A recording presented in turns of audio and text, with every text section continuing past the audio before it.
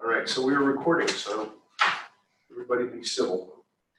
All right, well, I want to welcome everybody to the 4th annual Translational and Transformative Informatics Symposium. We started this in 2017, the brainchild of Chen, and we were in a location called the Edge of Chaos, which is the 4th floor of the Lister Hill Library here at UAB. And now we are at the other edge, the other side of the Edge of Chaos, I think. Switching to our virtual mode today. 2018, we had a keynote by Ying Zhu, searching for roots of cancer formation and development in the chemistry of cellular acid-base homeostasis. And the meeting had a strong cancer focus, but really spanned bioinformatics to clinical informatics. Last year, we were a pre-conference symposium for the annual conference of the Mid-South Computational Biology and Bioinformatics Society, or MC-BIOS. So that was a much bigger conference that we hosted here. The theme of our meeting was bioinformatics applications, and we focused on scientific findings and how they're enabled with bioinformatics and functional genomics techniques, and including genomics, proteomics, metabolomics, epigenomics, and various other applications of next-generation sequencing.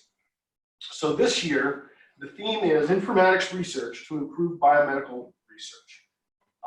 And the reason for that theme is that I think a lot of people think that informatics is not about research, it's just about writing computer programs to analyze other people's data.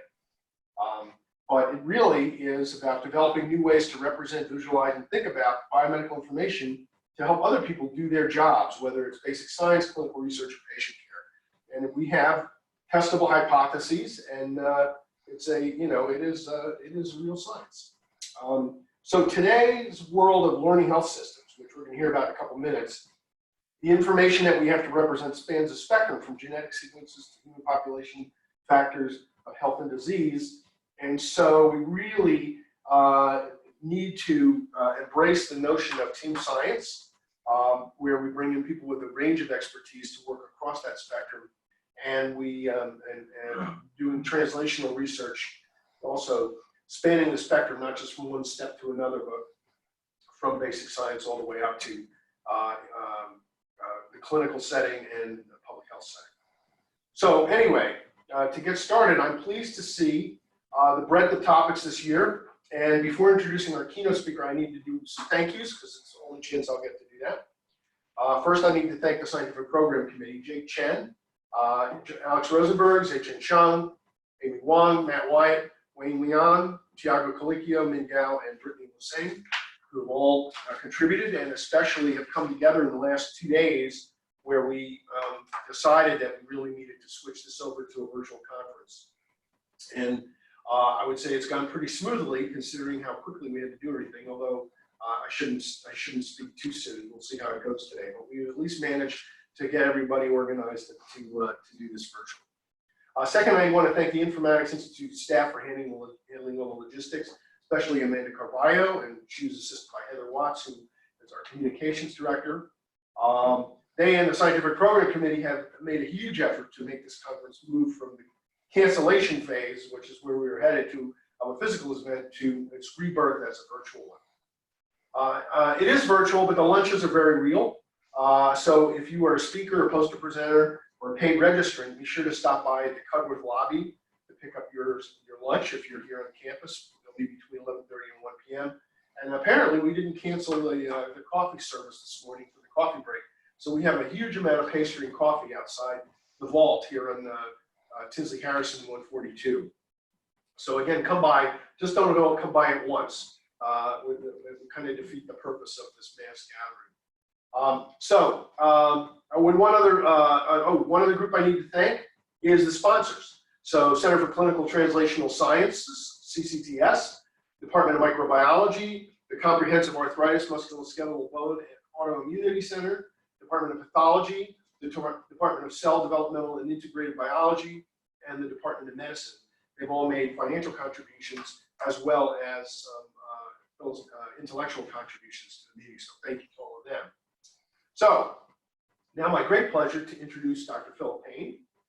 Philip got his Ph.D. from the Department of Biomedical Informatics at Columbia University when I was there, and his research there focused on the use of knowledge engineering and human-computer interaction design principles in order to improve the efficiency of multi-site clinical and translational research programs.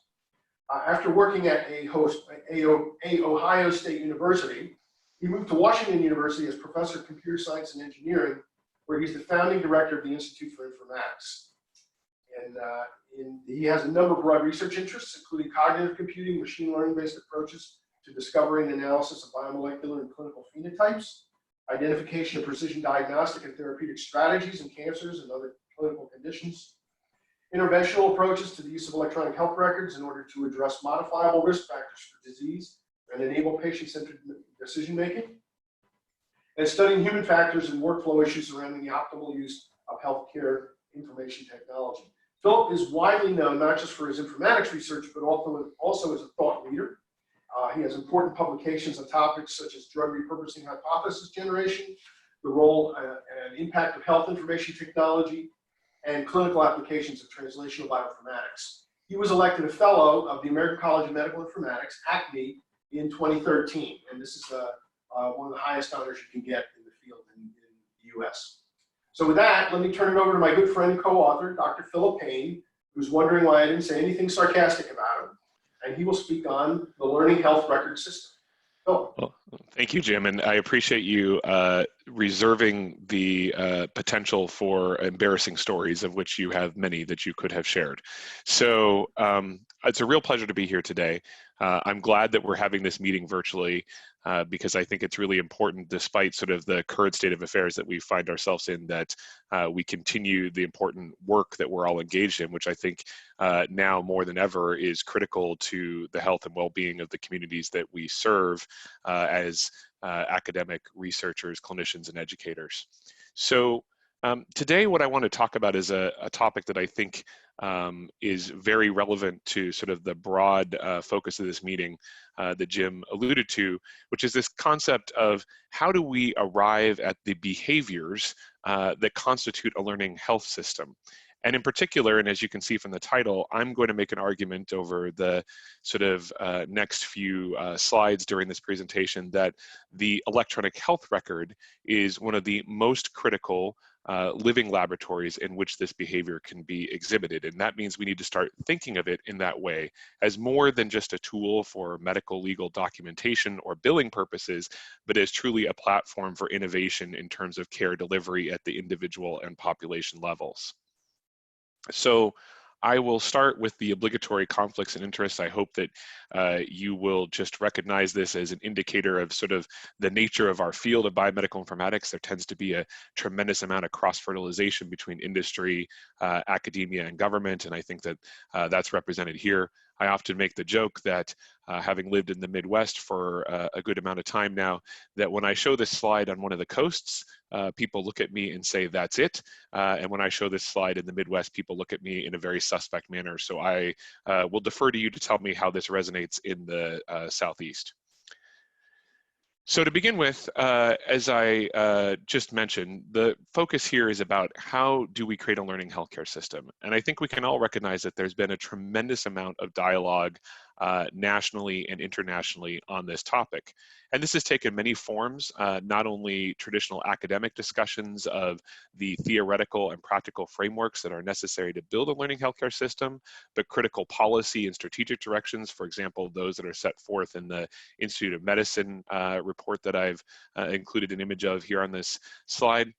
But I think the real takeaway here is that this is about a movement to start taking advantage of the myriad of data types that we generate in research, in care delivery, and at a population level, and start using that data to make smarter, more efficient, more impactful decisions for both patients and populations. And the simplest way that I often describe it to people is that we want to build a system where every time we interact with a patient, it's an opportunity to improve their care, their family's care, and their community's care, because we're going to capture all of the salient information, reason upon it, apply perhaps precision healthcare approaches at that individual level, but also create rapid feedback cycles so that the system is constantly improving. And I think this sort of stands in stark contrast to a more traditional sort of of research to practice paradigm that we've seen over the last several decades that's more unidirectional, right? Research is translated to practice, and then there's rarely feedback from practice into the research arena. And that's really what we're trying to achieve by building the learning healthcare system. Perhaps one of my favorite examples of that is sort of visually this diagram by Jyoti Pathak and a variety of other colleagues, Abel Ko, Josh Denny, that appeared in JAMIA a few years ago, sort of creating sort of this idea of a virtuous cycle that is the learning healthcare system. And importantly, if you take nothing else away from this diagram, is the concept that the learning healthcare system involves sort of this constant cycle of designing care delivery, implementing it, evaluating it, taking those data, optimizing and feeding that back into continuous design processes. But also that it's not just localized, it also involves dissemination of new knowledge and practices to the broader community, as well as the intake of knowledge produced outside of healthcare delivery systems, such that we can learn not only locally, but regionally, nationally, or internationally. But this is really this concept of a virtuous cycle. And at a surface level, this is very appealing, but I think putting this into practice is quite challenging. And the thing that I want to emphasize here is that the individual constituent components of what's required to build a learning healthcare system are not particularly complex or sort of remarkable in and of themselves. They include things like how do we actually instrument that care delivery or laboratory or other environments that are relevant so that we can capture high quality deep phenotypes across multiple scales. Biomolecular phenotypes that we might produce through sequencing at the DNA or RNA levels, image-derived phenotypes, clinical phenotypes that may be captured in the EHR, behavioral data concerning the decisions and activities of our patients, not to mention the broader exposome, the environments in which they live, work, and play beyond the clinic and hospital. And if we do that, the next natural step in building this learning healthcare system is to figure out how do we improve access to all of that data? The idea that there will only be a small number of individuals, data scientists, biomedical informaticians, health services researchers that have access to this full spectrum of data will likely preclude that virtuous cycle that I alluded to before. And then if we achieve that level of performance, how do we leverage technology to close the evidence cycle? How do we make sure that we're bringing back that optimized evidence that's produced by this learning healthcare system in the right time, place, and format, delivered to the right person so that they can act upon it? And then, perhaps most importantly, and this goes to the point that Jim made earlier, as a science, and I think there's a science of informatics, not to mention there's really a science of learning healthcare systems writ large. How do we continuously measure and evaluate and improve using system science principles so that we're not, again, engaging in that unidirectional evidence generation concept? And one of the things I want to emphasize here, and I said it already, is that this is more than anything a behavior. It's not a physical thing. It's not just the EHR. It's not just the physical environment. It's not the people we have. It's all of those things working in concert, creating this behavior. Now, so far, I've cast a pretty positive image of what is possible if we build a learning healthcare system and why we might want to do that. Unfortunately, building the learning healthcare system is a bit more complicated than sort of those aspirational goals.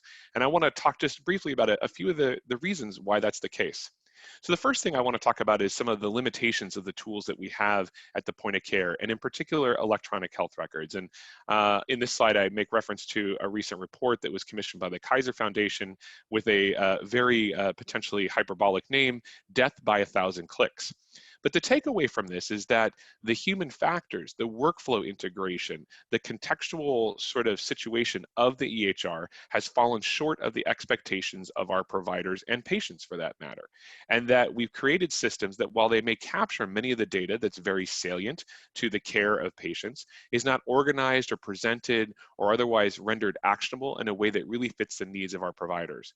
And one of the things we've observed here at Washington University in a lot of our workflow and human factor studies is that the resounding feedback that we get from both patients and providers about the EHR is that the EHR sort of as a physical manifestation in a computer or workstation in an exam or hospital room has become a barrier between providers and patients, both physically and literally, that it is something that prevents sort of the effective practice of medicine, let alone the type of deeper thinking and interaction that our patients and providers expect.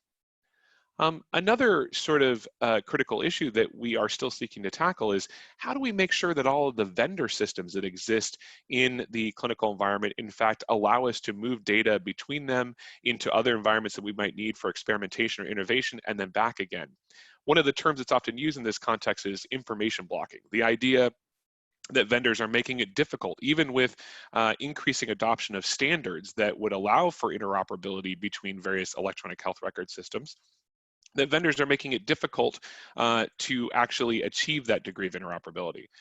If you've read some of the recent press around the newly sort of established interoperability rules from the Office of the National Coordinator, you would know that there's been a broad spectrum of responses from the vendor versus clinician versus research community about the need for these.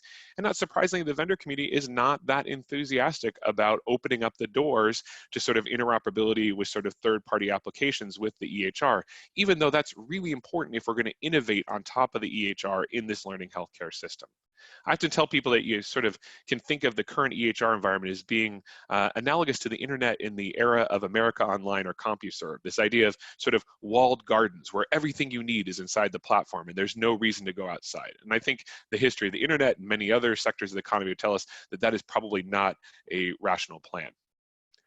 We also know that there's quite a bit of sort of hype cycle surrounding the use of artificial intelligence for better decision-making in these learning healthcare systems where we have more data. Probably one of the most prominent examples is some of the recent failures that have been experienced around the IBM Watson platform, particularly in the cancer domain, where transportability of the decision support tools built using really what is high throughput machine learning at some leading cancer centers was found to be suboptimal when going into community or other settings. And I think this speaks to the issue that, again, this is more than an engineering problem. This is a science problem. How do you build the evidence base to show impact, utility, and safety of these AI tools? But all is not lost because we also have excellent examples. For example, the work that Google has done interpreting chest CTs that have shown that in some contexts, these AI tools can actually outperform human clinicians in basic diagnostic tests, in this case, finding potential cancers in lung imaging. And so, you know, when properly studied and evaluated and deployed as an augmentation to human cognitive abilities, these tools become very powerful and lead to that continuous feedback cycle that I alluded to earlier. And then lastly, there are a lot of big unknowns around sort of how the vendor community is approaching this space. For example, you know, what happens when companies like Apple or Amazon or Google start going direct to consumers with apps and tools that are ubiquitous and based on sort of mobile and other technologies that will start capturing a lot of data that is highly relevant to this learning healthcare system. And I think the nature of this relationship between industry, academia, care providers, and other innovators remains somewhat ill-defined and something that we'll definitely have to tackle, because as we move to a healthcare system that's value-based, that truly is a learning healthcare system, that emphasizes health rather than sick care, we're going to care a lot about these data that are captured where people live, work, and play, and not when they're in the clinic or hospital. And we're going to have to figure out how to, again, interoperate across these various platforms, much like I was alluding to earlier around the EHR. So how do we move forward given sort of the promise of the learning healthcare system and some of those challenges that I just talked about? Well, I'm going to take a brief moment and take a little bit of a philosophical soapbox. I think this will be familiar to Jim, but I actually think there's a third path that we need to consider. And, you know, traditionally when we think about research and innovation, especially in the health and life sciences, we tend to create this dichotomous division between basic science, where we come up with new methods and theories, and applied science, where we find out if they work in the real world. And we talk about translational science as a mechanism to move that knowledge from sort of that basic quadrant into the applied quadrant. But again, it's somewhat unidirectional, even in that modern sort of interpretation. But if you've ever had a chance to read this book by Donald Stokes, Pasteur's Quadrant, which tells the story of Louis Pasteur and his groundbreaking work, he describes a third path: use-inspired basic research, which is really rapid iteration between basic and applied science that's happening simultaneously, that you're innovating in terms of theories and methods, but you're actually applying and studying at the same time, and then providing those feedback cycles. I think this is emblematic of the learning healthcare system, but it's also emblematic of the critical role of informatics and data science in this context. And the idea here is there's not this unidirectional handoff, but rather the two are happening in parallel. And so that third formulation, as I just alluded to, really does stand in stark contrast to some of the sort of foundational principles that our modern healthcare research and practice enterprise are built on. If you're familiar with Vannevar Bush's report, Science, the Endless Frontier, he really argued for this dichotomy between basic and applied science, and it's made up much of how we approach this, whether it be in the academy, NIH, how we fund science, or how we train people. And again, I would argue that while that might have been rational at the time in which the report was written, with the computational and data capabilities that we have today, the ability to create, at least in the health and life sciences, these learning healthcare systems, if we are effective in doing so, that we can pursue that third quadrant that I talked about earlier from Pasteur's quadrant, which is use-inspired basic research, where we eliminate that dichotomy between basic and applied science. And I think that this is the critical issue when we think about how we position research, innovation, care, and education in the health and life sciences moving forward to achieve that learning healthcare system behavior, to really embrace this idea of use-inspired basic research rather than the artificial dichotomy that is more historic in nature between basic and applied science. So, if that is the case, what is the laboratory in which this use-inspired basic research is going to happen? How are we going to achieve this behavior of a learning healthcare system? Well, I'm going to argue now in the modern era that the electronic health record is truly the living laboratory for use-inspired basic research that will move the needle in achieving the vision of a learning healthcare system. EHRs have a true benefit of being real-time and patient-centered and ubiquitous in the clinical environment, in which much of the clinical and other types of phenotyping data that I talked about before are being collected and managed. And they are also built purposely to share information with other providers and organizations. Despite some of those concerns about information blocking as compared to a paper record, the EHR is the ideal tool when using standards that are available to us today to move data between all the different stakeholders that need to integrate, analyze, and act upon that data.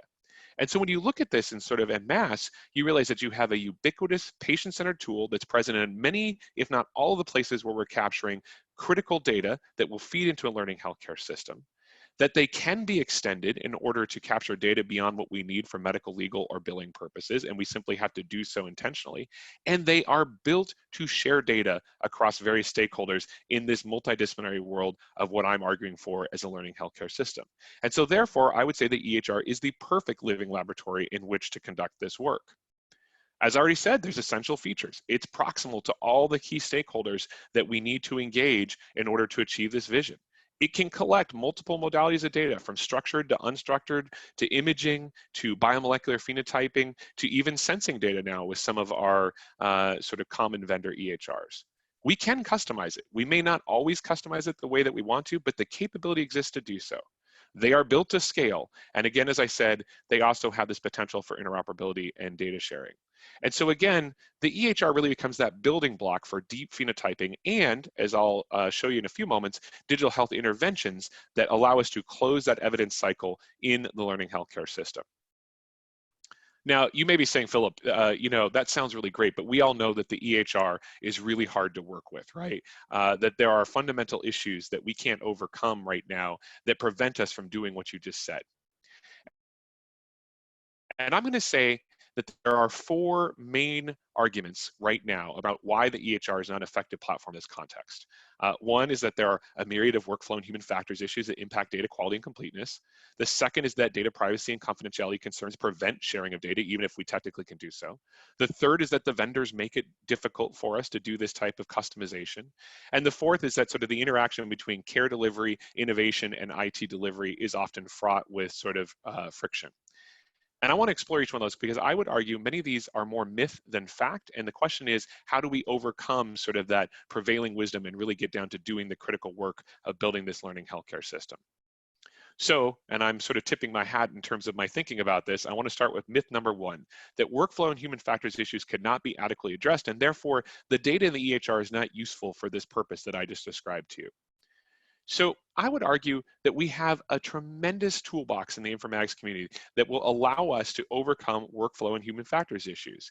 And here you see sort of a listing of the various types of methods that have been developed and verified and validated by informatics researchers over the last several decades that allow us to study the use of healthcare information technology in context, identify opportunities for optimization, and then implement them to improve workflow integration and human factors.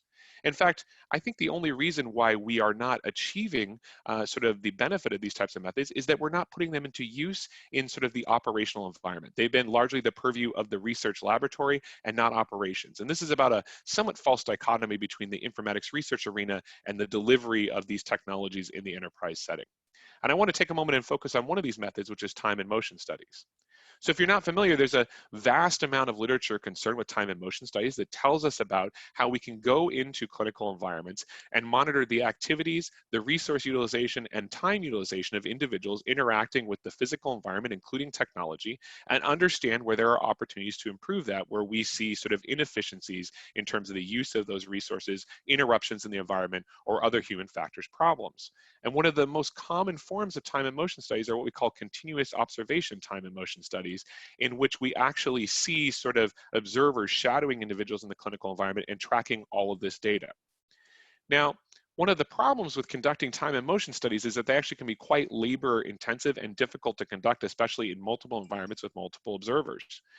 One of the projects that underway in my laboratory for the last almost decade now, working with colleagues the globe, has development of a scalable internet mobile-based application called TimeCat, which is a motion study platform. Now, observers to allow the performance of the observer and analyze them en masse. And we actually have a global user community of people from throughout the world that are using this tool today.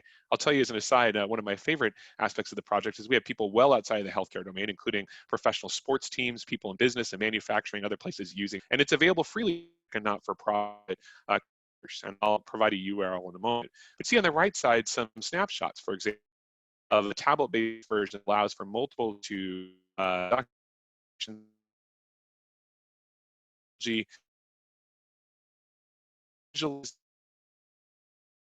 observer analytics, including reliability assessments, as well as sort of quality assessment of the overall model.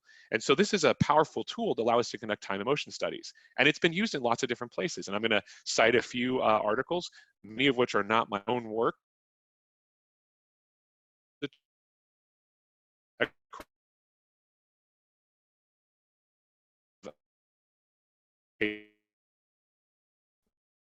The impact of task switching on nursing workflow in critical care environments. And this is actually with my colleague Po-Yin Yen, who's one of the other key inventors of the TimeCat platform, looking at the sort of operational impact of digital health technologies in clinical environments. Again, looking at sort of audit trails in the EHR in conjunction with workflow studies to understand whether or not the audit trails in the EHR tell us something useful about how people are interacting with these technologies. Looking at the role of workflow in capturing data at the point of care for disease registries, in this case in the rheumatology domain. And then also looking at the impact of digital health interventions on sort of healthcare quality, safety, and cost. And these are just all examples of studies over the last several years that have used the TimeCat tool to identify opportunities to optimize the use of healthcare information technology from everything from nursing workflow to purely research applications with lots of stops in between. So what I would argue, this is an example of a tool ready today that can be taken off the shelf, that can be used to optimize clinical workflow and the use of health information technology so we can trust and know that we're getting high quality data from the point of care. Second myth, data privacy and confidentiality concerns make it too difficult to extract data from the EHR. Basically, the rules and regulations that we live under preclude the use of this data, even if we can ensure that it's high quality and appropriate to the task. So again, I would argue that there are many different tools that exist in our informatics and data science toolbox that allow us to responsibly analyze clinical data while respecting privacy and confidentiality. And again, I've listed a variety of those methods here, but I'm going to dig into one of them, which is this concept of producing synthetic clinical data as a way of sort of protecting the privacy and confidentiality of patients while simultaneously ensuring that the data is high fidelity and useful for the various analytical tasks at hand. So at our institution, we have a unique partnership with an Israeli startup company called MD Clone that's actually built a very interesting synthetic data engine. And I'll show you in a moment using an information graphic how this works. But the idea here is this is a self-service engine that produces synthetic clinical data on demand based upon the contents of our electronic health record system, in our case, the EHR platform that we use for all 15 of our hospitals, as well as our 2 physician practice groups for about 6.5 million patients, or 12 million historically. All of that data is available in this MD Clone environment.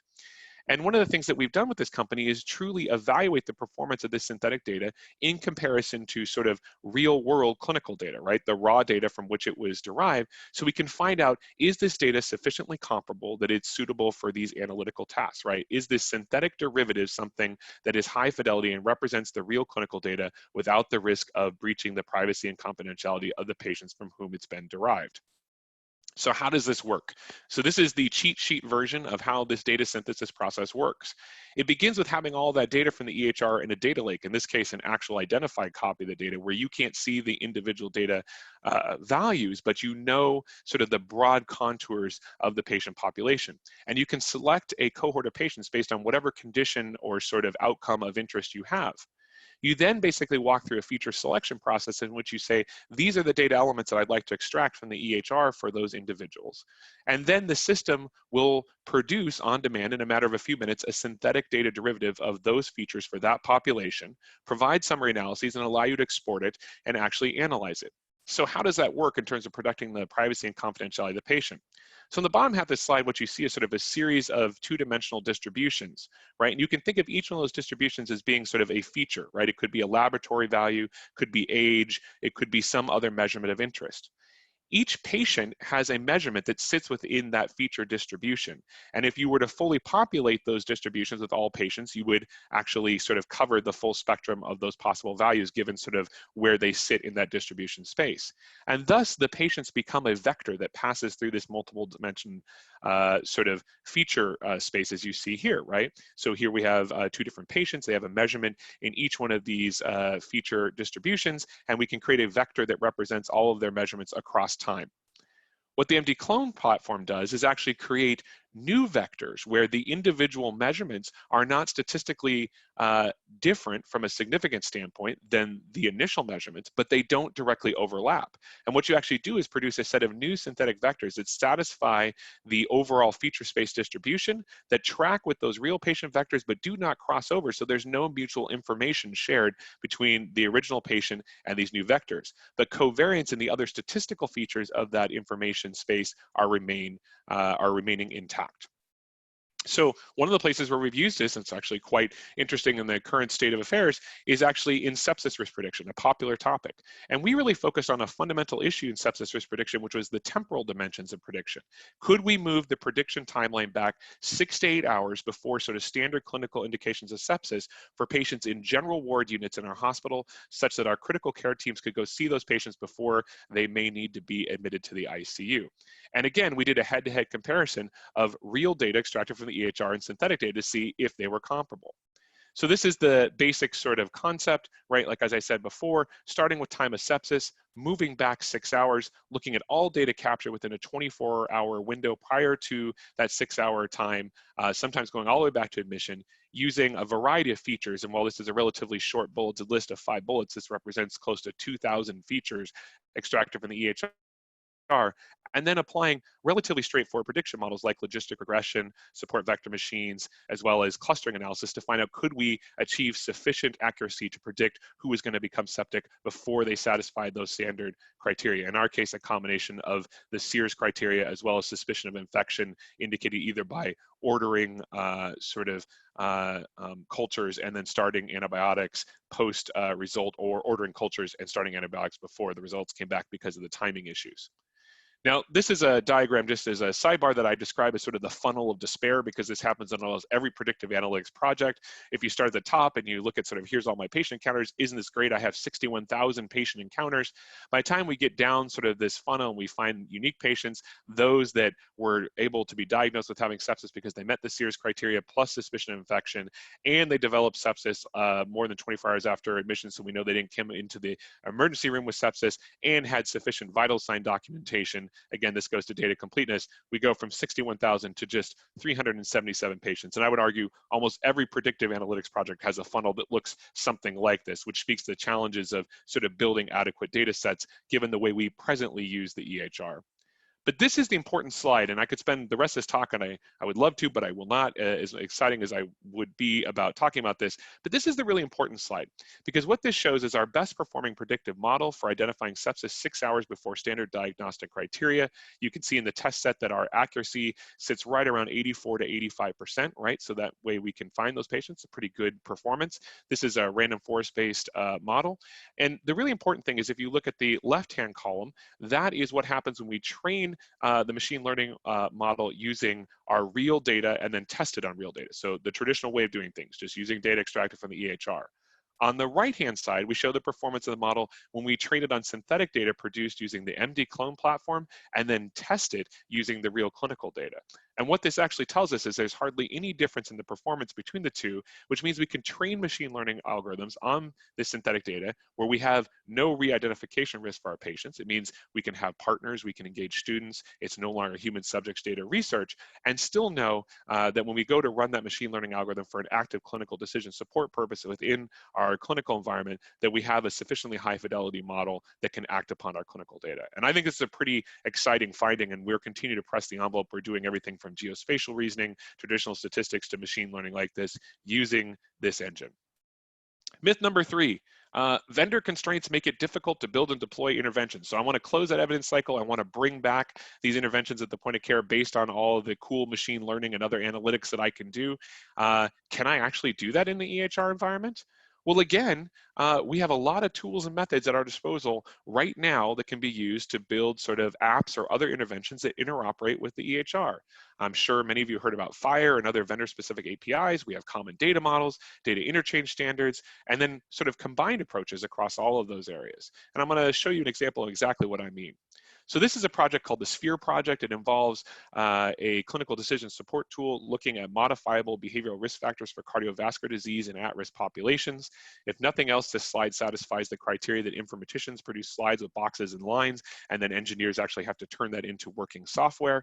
But the idea here is that we're taking historical data extracted from a data warehouse, combined with transactional data from the EHR during a clinical encounter, putting that together with a reasoner, in this case, that applies the American Heart Association Simple 7 criteria for modifiable behavioral risk factors for that data, and returning it at the point of care in a workflow-aware manner that enables patient-centered and shared decision-making around those modifiable behavioral risk factors.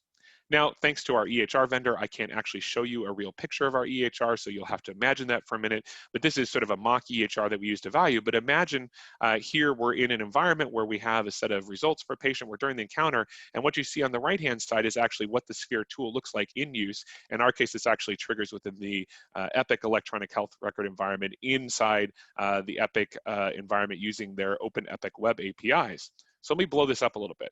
The idea is basically we pull all the data historically and transactionally from the encounter. We show how that data aligns with those American Heart Association Simple 7 criteria. We calculate a aggregate cardiovascular health score, but we also show the individual components color-coded. And I want to draw your attention to the fact that for each one of those components, we actually have slider bars or other interactive components, because the important dimension here is that once this is displayed, the provider can show it to the patient and say, let's see what your score looks like if you get your hemoglobin A1C down, or your blood pressure, or you stop smoking. So it allows for sort of the if-then experimentation of what are the best modifiable measures that you could take, which is different than I'm sure what many of us have experienced when you go to your primary care physician. They say, you should lose some weight and get your blood pressure down. It's like a generic comment and then nobody does anything. This is much more concrete. We also have the opportunity to collect over mobile from the patient's additional sort of dietary and activity data that can be used to augment this. And one of the things that we've learned in this study, we used a user-centered design process, is that engagement of the clinicians and workflow integration. And this is my illicit picture of the Epic EHR, so I'll deny that this was included. But here you actually see it displayed in line with Epic during an encounter for a patient, and it's triggered via BPA. It tells you that this report is available and then triggers the tool. One of the things we've learned is it's just powerful because it actually allows us to sort of organize and deliver the information in an actionable format. And the important takeaway is that we found in a practice randomized study using a step wedge design across multiple safety net clinics, this was actually done in Ohio at the time, that we can show statistically significant improvements in both body mass index as well as hemoglobin A1C for those patients that received this digital intervention versus those that did not. And actually an effect that is not dissimilar to what would have happened if we would have prescribed new medications for glucose control or sort of medically supervised weight loss to these patients. And so the takeaway is that the digital health intervention actually changed clinical outcomes for these patients, and it was built inside of the EHR. And I think that's an important lesson, and we're doing this now in cancer survivorship, we're doing this in stroke, we're doing this now in behavioral medicine, a variety of other areas, and we see similar results in many of our studies. An interesting sidebar, this initial project was funded by Pfizer Corporation through an unrestricted grant. They were not as thrilled with our results because they believed that what would happen is we would demonstrate the use of the decision support tool would increase prescriptions for drugs for cholesterol and blood glucose and blood pressure control, which in fact it did not. It actually reduced new prescriptions by impacting modifiable behavioral risks in an effective way. But nonetheless, I think this is an important lesson. We can use these standards, we can build interventions, and those interventions can have impact on patients in terms of clinical outcomes, in this case, modifiable behavioral risk factors. And I think that's a powerful argument for the art of the possible and closing the evidence generation cycle. And if you want to learn more about it, and I'll make sure that a copy of these slides are available to you, we have a number of publications that sort of outline these clinical study results, in this case, in the SPHERE project, and we have a couple of follow-on projects, but you can take a look and learn more about the results of that study. And then lastly, and just briefly, I want to talk about myth number 4. IT organizations create too many roadblocks to doing this work, right? The division between innovation and informatics, sort of research, clinical care, and IT precludes all of the things that I was just talking about. Well, I would argue that there actually are good models that many of us understand from high-performing organizations that allow for us to do all the things I talked about. And there's not really sort of any magic bullet here, but it involves things like being very clear on the roles, responsibilities, and capabilities, and achieving sort of shared leadership across applied clinical informatics and operational IT. And making sure that we actually have formal processes for evaluating and deploying these interventions at scale that span our informatics and data science researchers and the IT organization, so we can build these rapid learning systems.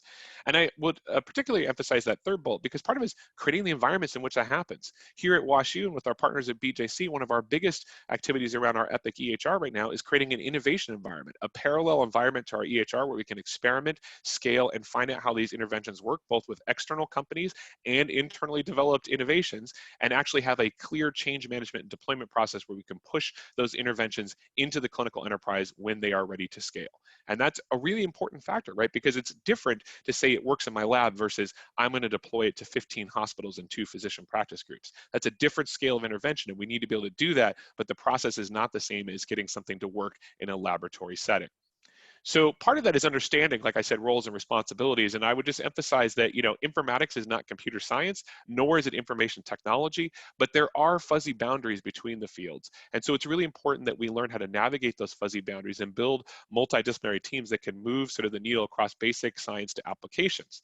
Now, I would point out back to my argument about sort of that third way, that use-inspired basic research, that informatics in sort of the middle point of this spectrum most definitely fits in that quadrant because of the nature of its ability to conduct both basic and applied science and make that sort of multidisciplinary and translational activity happen. And I think one of the things we have to talk about in the informatics community more frequently is informatics translation, which is what I'm alluding to.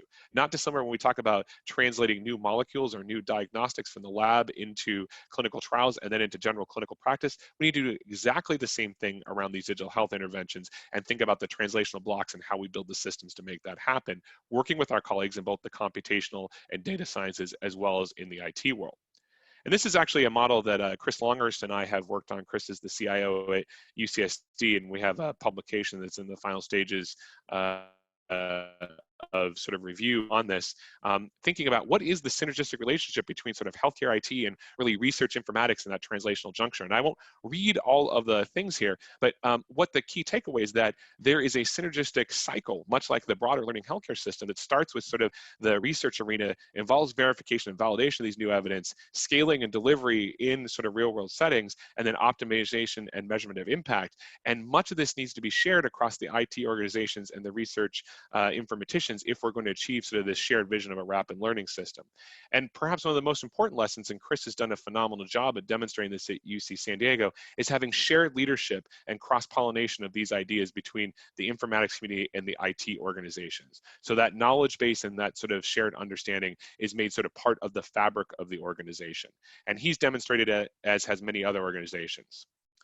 I'd also point out in this translational cycle that we need to recognize it's not just about the people that build software or analyze data, that perhaps one of the most important roles is what I like to point out as being the data translator. And this is actually from a really excellent article in Harvard Business Review, if you've not already read it. I think the data translator may be the most important person in the learning healthcare system, because they're the people that understand the problems in the real world, can help prioritize them, help us understand the data that needs to be analyzed, and how we will evaluate whether or not these interventions are in fact successful. And oftentimes in these projects, especially in the learning healthcare system, these are physicians or other clinicians that partner with informaticians, IT professionals, and computational scientists to achieve this shared goal. So to wrap up, just a few final thoughts. All of the things that I've talked about have been made possible because of this incredibly rapid evolution in the health and life sciences toward the adoption of computation and digital health technologies. And it's easy to forget that this has happened in a matter of a few short decades compared to many other fields, right? If you go back only 10, maybe 20 years, the state of the art in data management in many of the settings that I'm talking about would have been paper. Right? And therefore, we are still learning how to use these technologies in effective ways at the point of care in research or at a population level. We should not lose sight of the fact that this is a critical dimension of all the work I described, that we're still learning how to thrive and be successful in this new world order. And it has been made possible in large part because of the incredible advances in computation that are available to us today. This is something that sort of, if I was going to be a little bit more geeky, I would spend more time on. But it is amazing if you think that in the 1900s, we were talking about the state of the art being mechanical computers that were used to prove basic statistical hypotheses, like Bayes' theorem in the case of Babbage's analytical engine.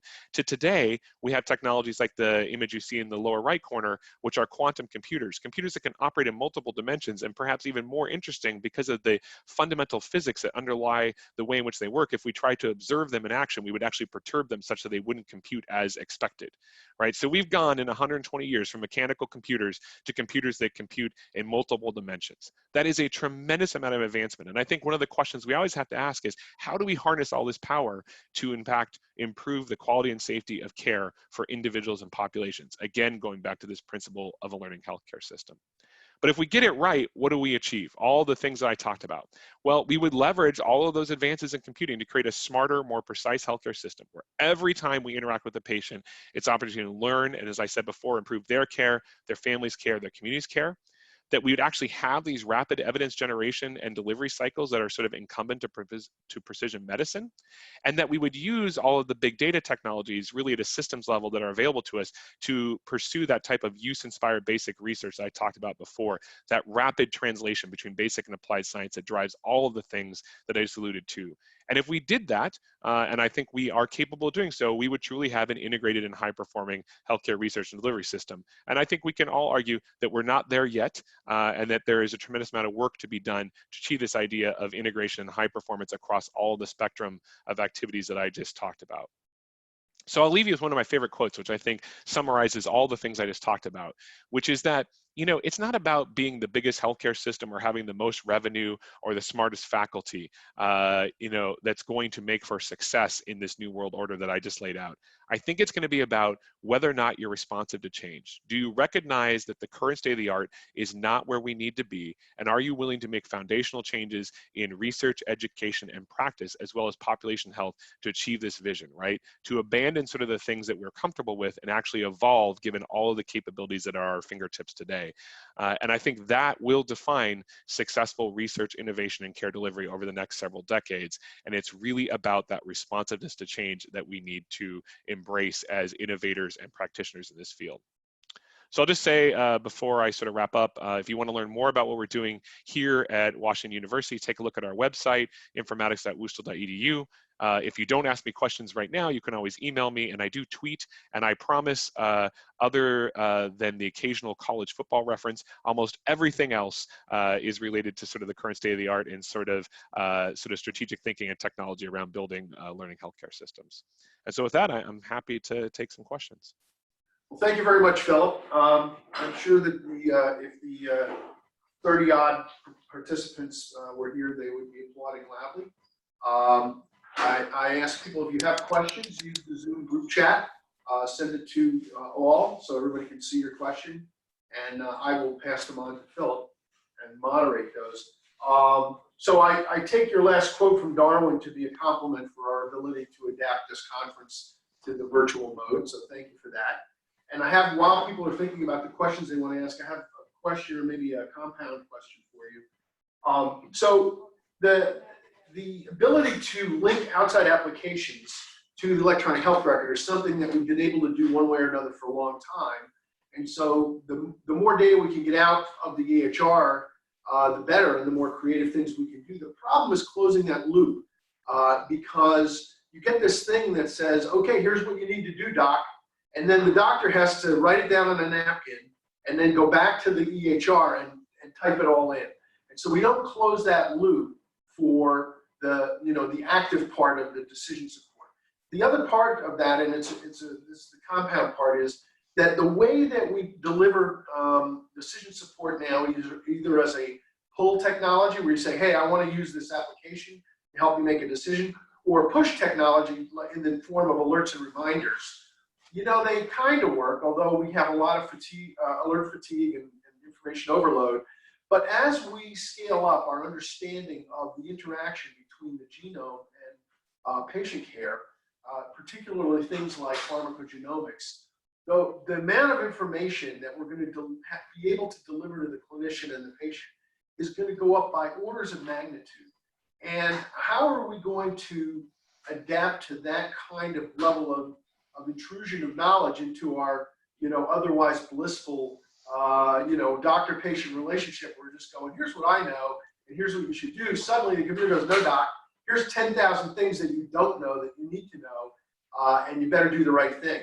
So how are we going to scale? How are we going to close that loop, change the model so that we can scale up to this and be able to, at the same time, incorporate new knowledge without having to write a new alert or a new application every time we come up with new knowledge, but rather build some kind of an actionable knowledge base that this learning health system can actually make use of. So thanks for the really easy question, Jim. I like that.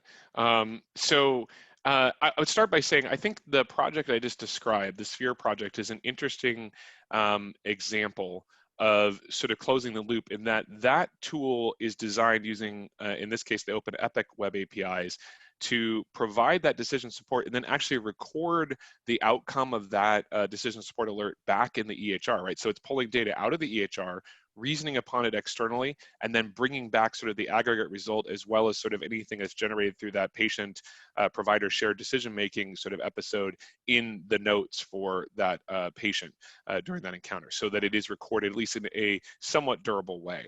And I think that's just a glimpse. It's not a perfect solution, but I think that is about closing the cycle, not just getting data out, but injecting data back in. And I think we have to get more comfortable doing that in terms of injecting data back into the EHR.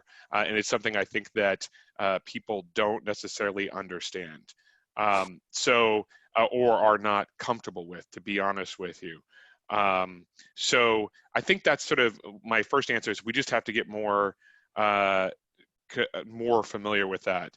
I think with regards to things like, bringing more sort of critical information like genomic data or other types of data, and I see a question about that. as it relates to sort of it's too much data for us to currently process when we're already overloaded with alerts. I think this speaks to the fundamental human factors and sort of knowledge engineering issues around how we build clinical decision support. You know, right now in most organizations, we have a situation where, you know, it's almost like first come, first serve. People say, I want an alert for thing X. Everybody needs colonoscopy, and we're like, okay, clinically, okay, we'll go ahead and build it, and now it's going to trigger for everybody. And so, you know, someone comes in to see, you know, say they're, you know, a rheumatologist. That rheumatologist really only wants to see alerts that are relevant to that current encounter, like a drug-drug interaction. And while, you know, the fact that the patient needs a diabetic foot exam or has other gaps in care may be relevant, you know, that's not the most relevant thing given what's happening in that encounter.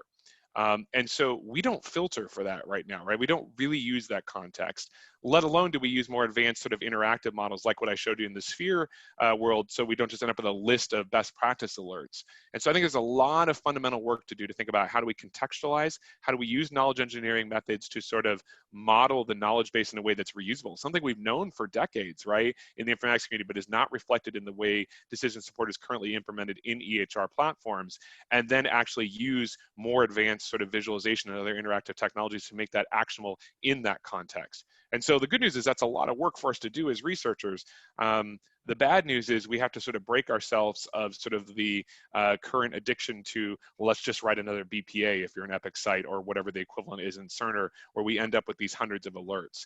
And I think in the genomic space, it'll become even more complicated because we're going to have a lot of information where the providers receiving it may not be fully familiar with sort of the context of those results, especially when we move beyond sort of known variants and we get into sort of that fuzzy area of variants of potential significance, right?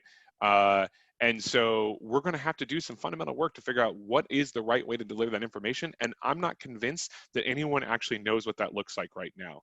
I will share here, we're actually experimenting with a model sort of stolen from the sort of social media world, which is to use an activity feed paradigm, not dissimilar to something like Twitter or Facebook, to allow for sort of all of the potential alerts for a patient to be displayed in some sort of panel within the EHR, but then allow for sort of context-specific filtering and prioritization, hopefully better than the way Facebook works. But the idea is that that would allow for an individual provider to set their preferences based on that encounter, or for us to enforce a preference based on the nature of the encounter, so that we can prioritize but still have some visibility to the full spectrum of alerts available to a patient. Okay, good, thank you.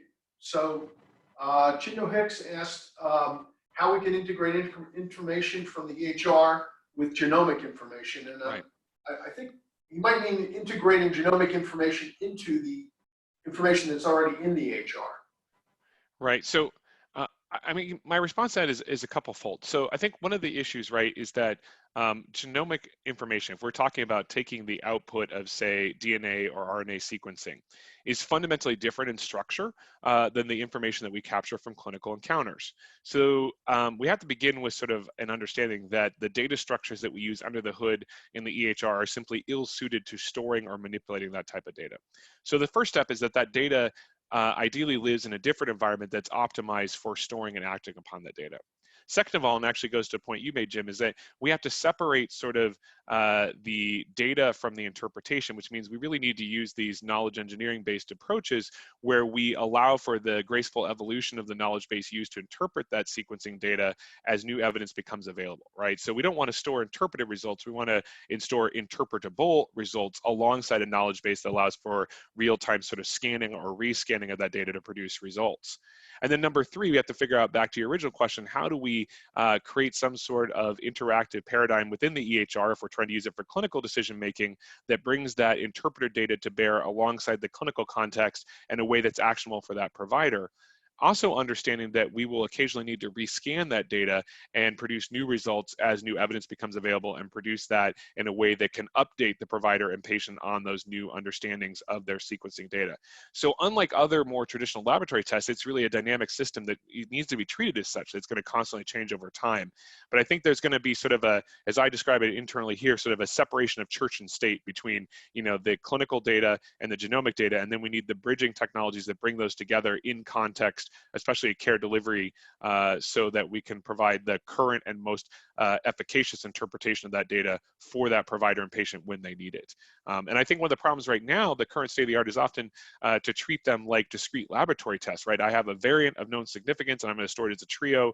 You know, basically here's the patient, here's the variant, and here's what it means. And it gets stored in the static form. It's not dissimilar to a white blood cell count or any other laboratory test. And I don't believe that's an adequate representation of what really is dynamic data. And so we're sort of flattening the dynamic data into a way that fits into the current way that laboratory data is stored in the EHR. Okay, great. Let me ask if there are any other questions. Get them in now, folks. Use the chat. That's that little speech bubble thing at the bottom of your screen if you bring your mouse down to the bottom of the screen. Or maybe it's on the side, depending on how you've got your screen arranged, or at the top or somewhere else. Okay. Well, you can have Philip's contact information. Philip, I can send out the link to your slides if you like. Yeah, that's fine. Yeah, feel free to. You want to remove the? Yeah, I'll create a PDF version of it and send you a link. And take out the illicit epic screenshot. Exactly. Okay. Yes. So I will. I'll wait for that, and then I will send it out to the distribution list of people who registered for the this. And if anybody has signed on and you have not registered for this, then I don't have your email. Just send me an email, seminoj@uab.edu, and I will add you to the list. Philip, thank you very much. Sorry you couldn't be here in person. Likewise. The WBHM event was canceled, so you didn't miss that, but you did miss some really good meals in Birmingham. Well, you'll just have to, once this all calms down, you'll just have to invite me to come down and visit again. I will do that. All right. Well, thanks, everyone. I really appreciate the time and attention. All right, thanks. And of course, you're welcome to hang out and maybe that. Give us the, let's see, maybe I can take it back. Great. All right, thank you. I'm going to mute Philip, and now I'm going to unmute Chen, who's we're going to go right into the next session.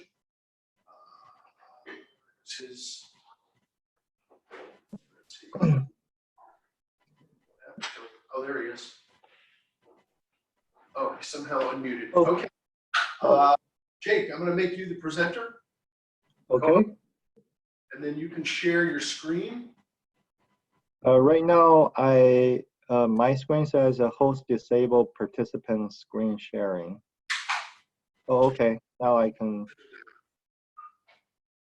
me just make sure if you were unmuted, maybe somebody else is unmuted.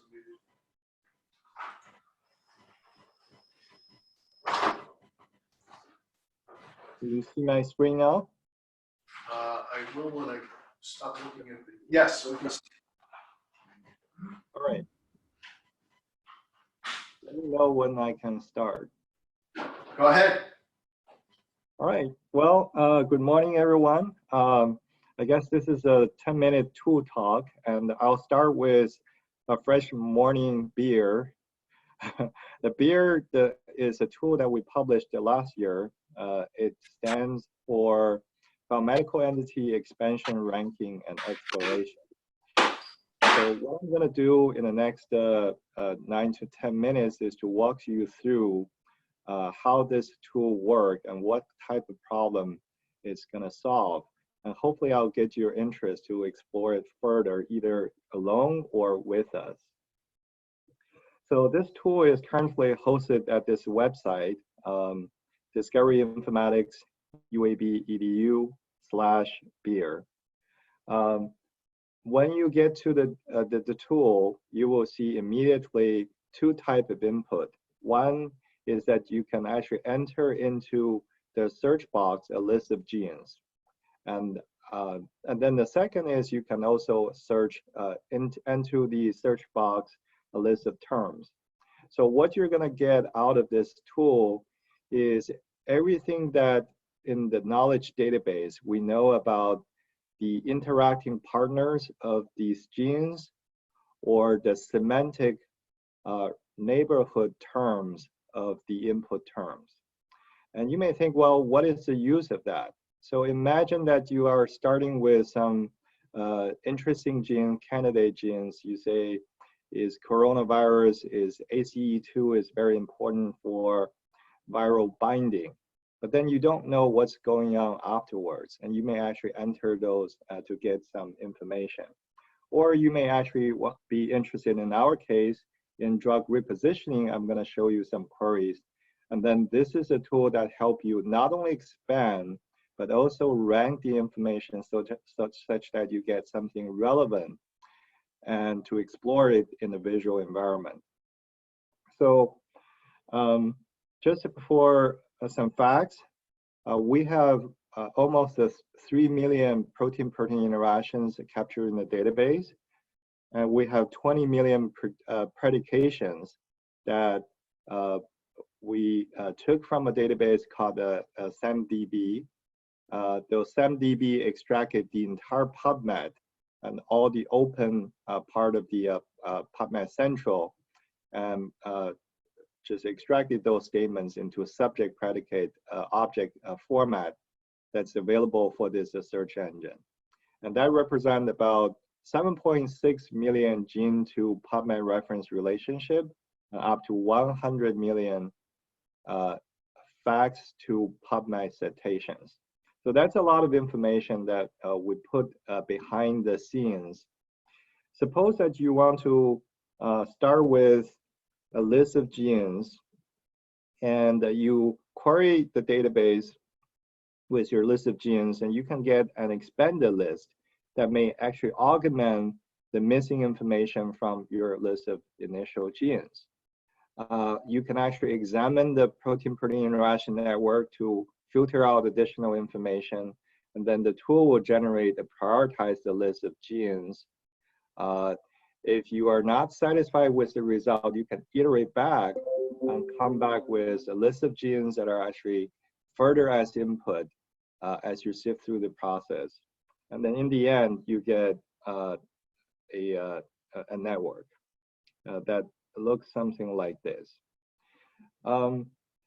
Especially interesting is that this is a platform that we've been using more commonly for drug repositioning now. For drug repositioning, what's important is you not only have the information about genes, you also have phenotype information, you also have candidate drug information that's already been published in the literature. So we have very comprehensive list of terms and categories terms that we use to expand those the drug terms.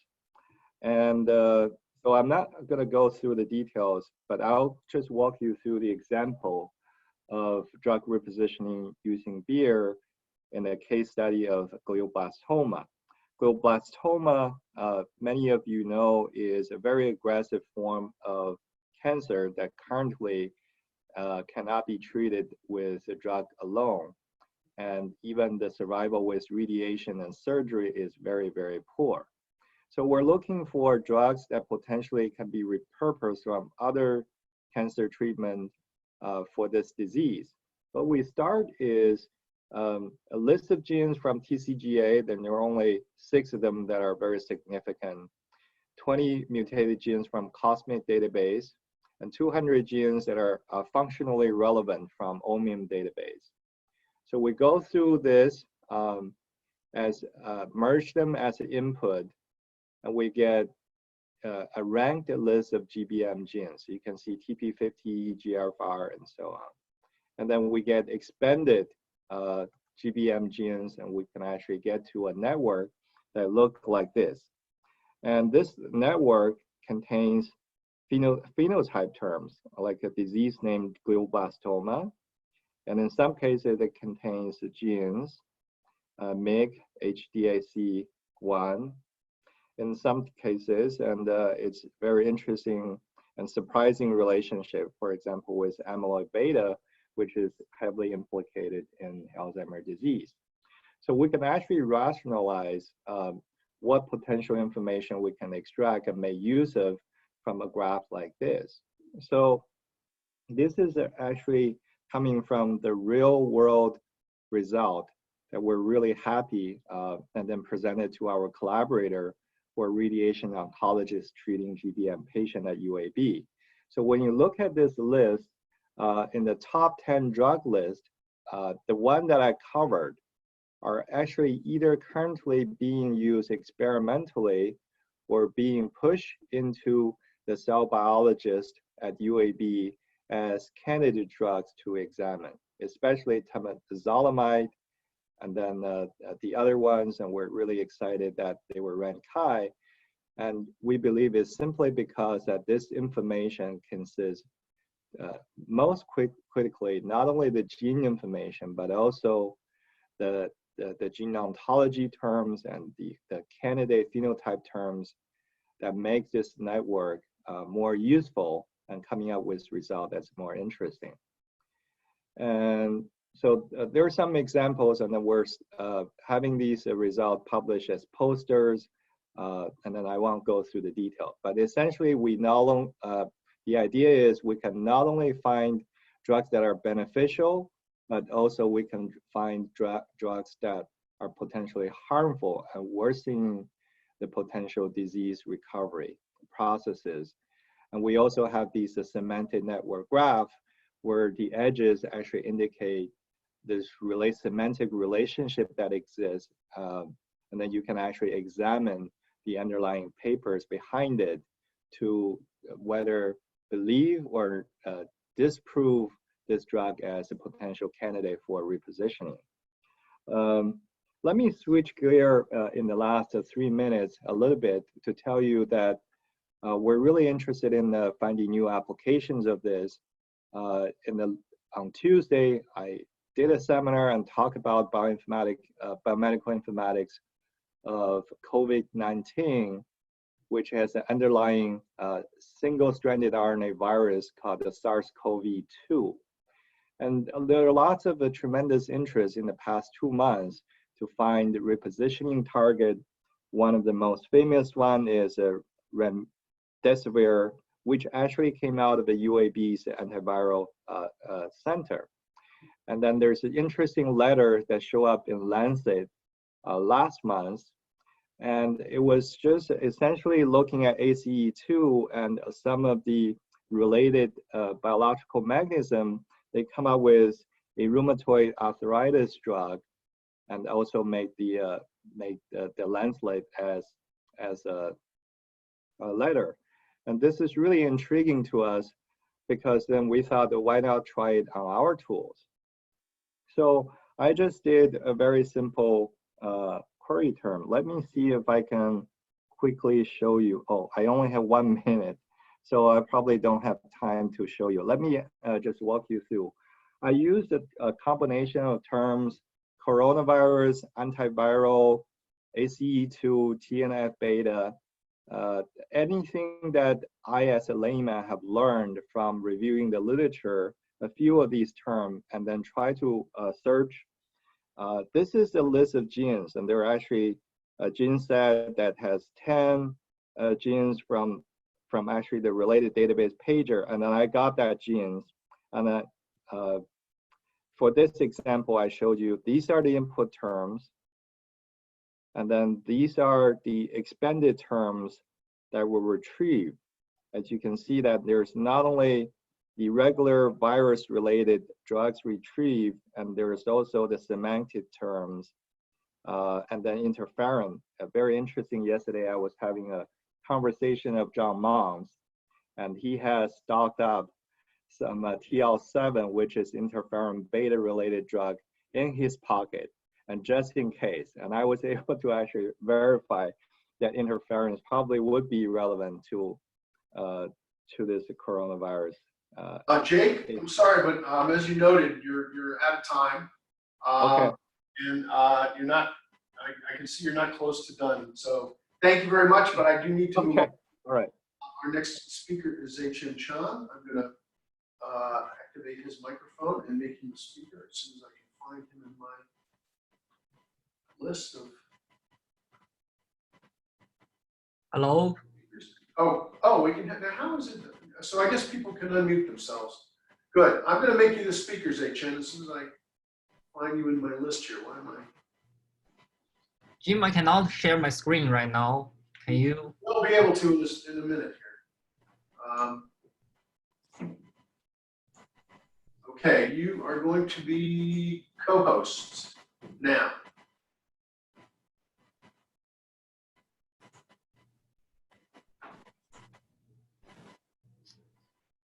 Good, we can see your screen. Can you see the screen now? Yes, yes. Okay, perfect. This is Zechen Chong. I'm an assistant professor of genetics and the Informatics Institute. Today, I would like to share our recent work on a suite of software packages designed to solve specific biological questions using the third generation sequencing platforms.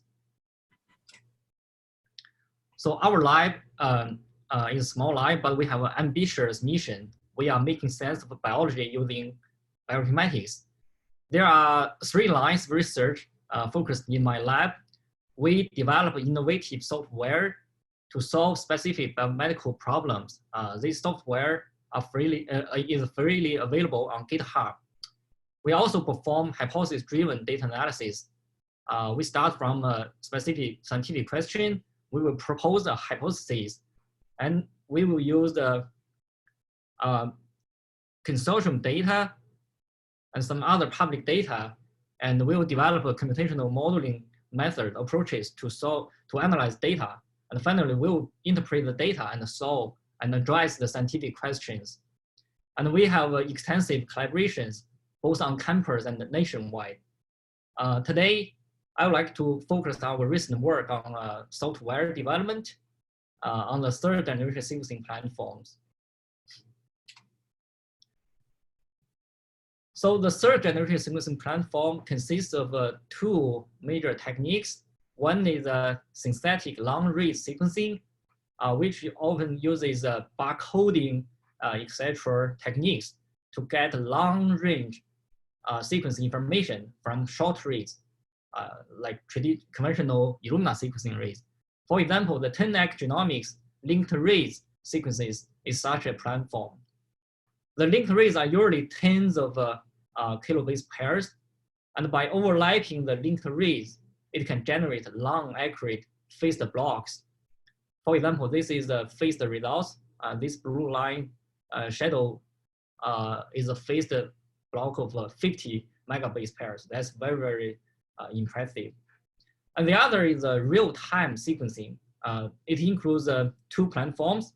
One is PacBio, a smart sequencing. The other is nanopore sequencing. PacBio platform uses a polymerase in a small vial. As the polymerase repeatedly traverses and replicates the circular molecules, the DNA template is sequenced multiple times to generate a continuous long read. It's called the CLR read. The CLR reads can be split into multiple reads called subreads by removing the adapter sequences. And by sequence multiple times, the subreads can generate a consensus sequence. It's called CCS reads, which has much higher accuracy. And the other platform is the Oxford nanopore sequencing, ONT. It can directly sequence a single-stranded DNA sequences by measuring the current changes at the base go through nanopore. So the read lengths of both platforms are very long and can range from 1 to 100 kilobase pairs. And the nanopore, they have a kit which can generate ultra long reads. It's up to 1 megabase pairs and even longer. So that's very impressive. So why we use long reads? Because the short reads cannot access many of the human genome or other genomes high GC regions. The long reads can overcome that drawback. And long reads can potentially resolve some of the complex genomic regions, for example, the MHC region. And we know genome have lots of repetitive sequences. For example, human has over 50% of our genome are repetitive sequences. It contains, for example, short tandem repeats, large tandem, and segmental duplications. And there's lots of structural variations in the human genome and other genomes. And phasing the genome into 2 haplotypes, paternal maternal haplotype, is historically very challenging.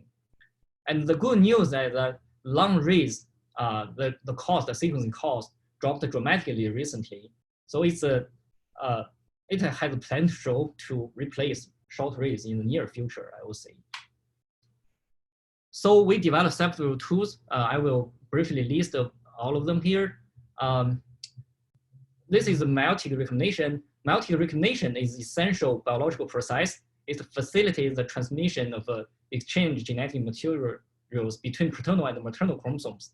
And it plays an important role in increasing genetic variations. Fitting paternal and maternal haplotypes is critical for accurate meiotic recognition discovery. However, previous short reads-based methods cannot get an accurate phasing result. The meiotic recognition results are not reliable, and the breakpoint resolution is usually low. So we developed a tool named MRLR, which uses the linked reads, the 10x genomics linked reads, long-range information, is phased information to accurately and comprehensively identify the meiotic recognition. This work was accomplished by my former postdoc, Peng Xu. And the stratification are important genetic variations in both healthy and diseased genomes. They are large genomic rearrangements, including deletions, insertions, duplications, inversions, translocations, and complex forms, which can involve and combine multiple simple SV types.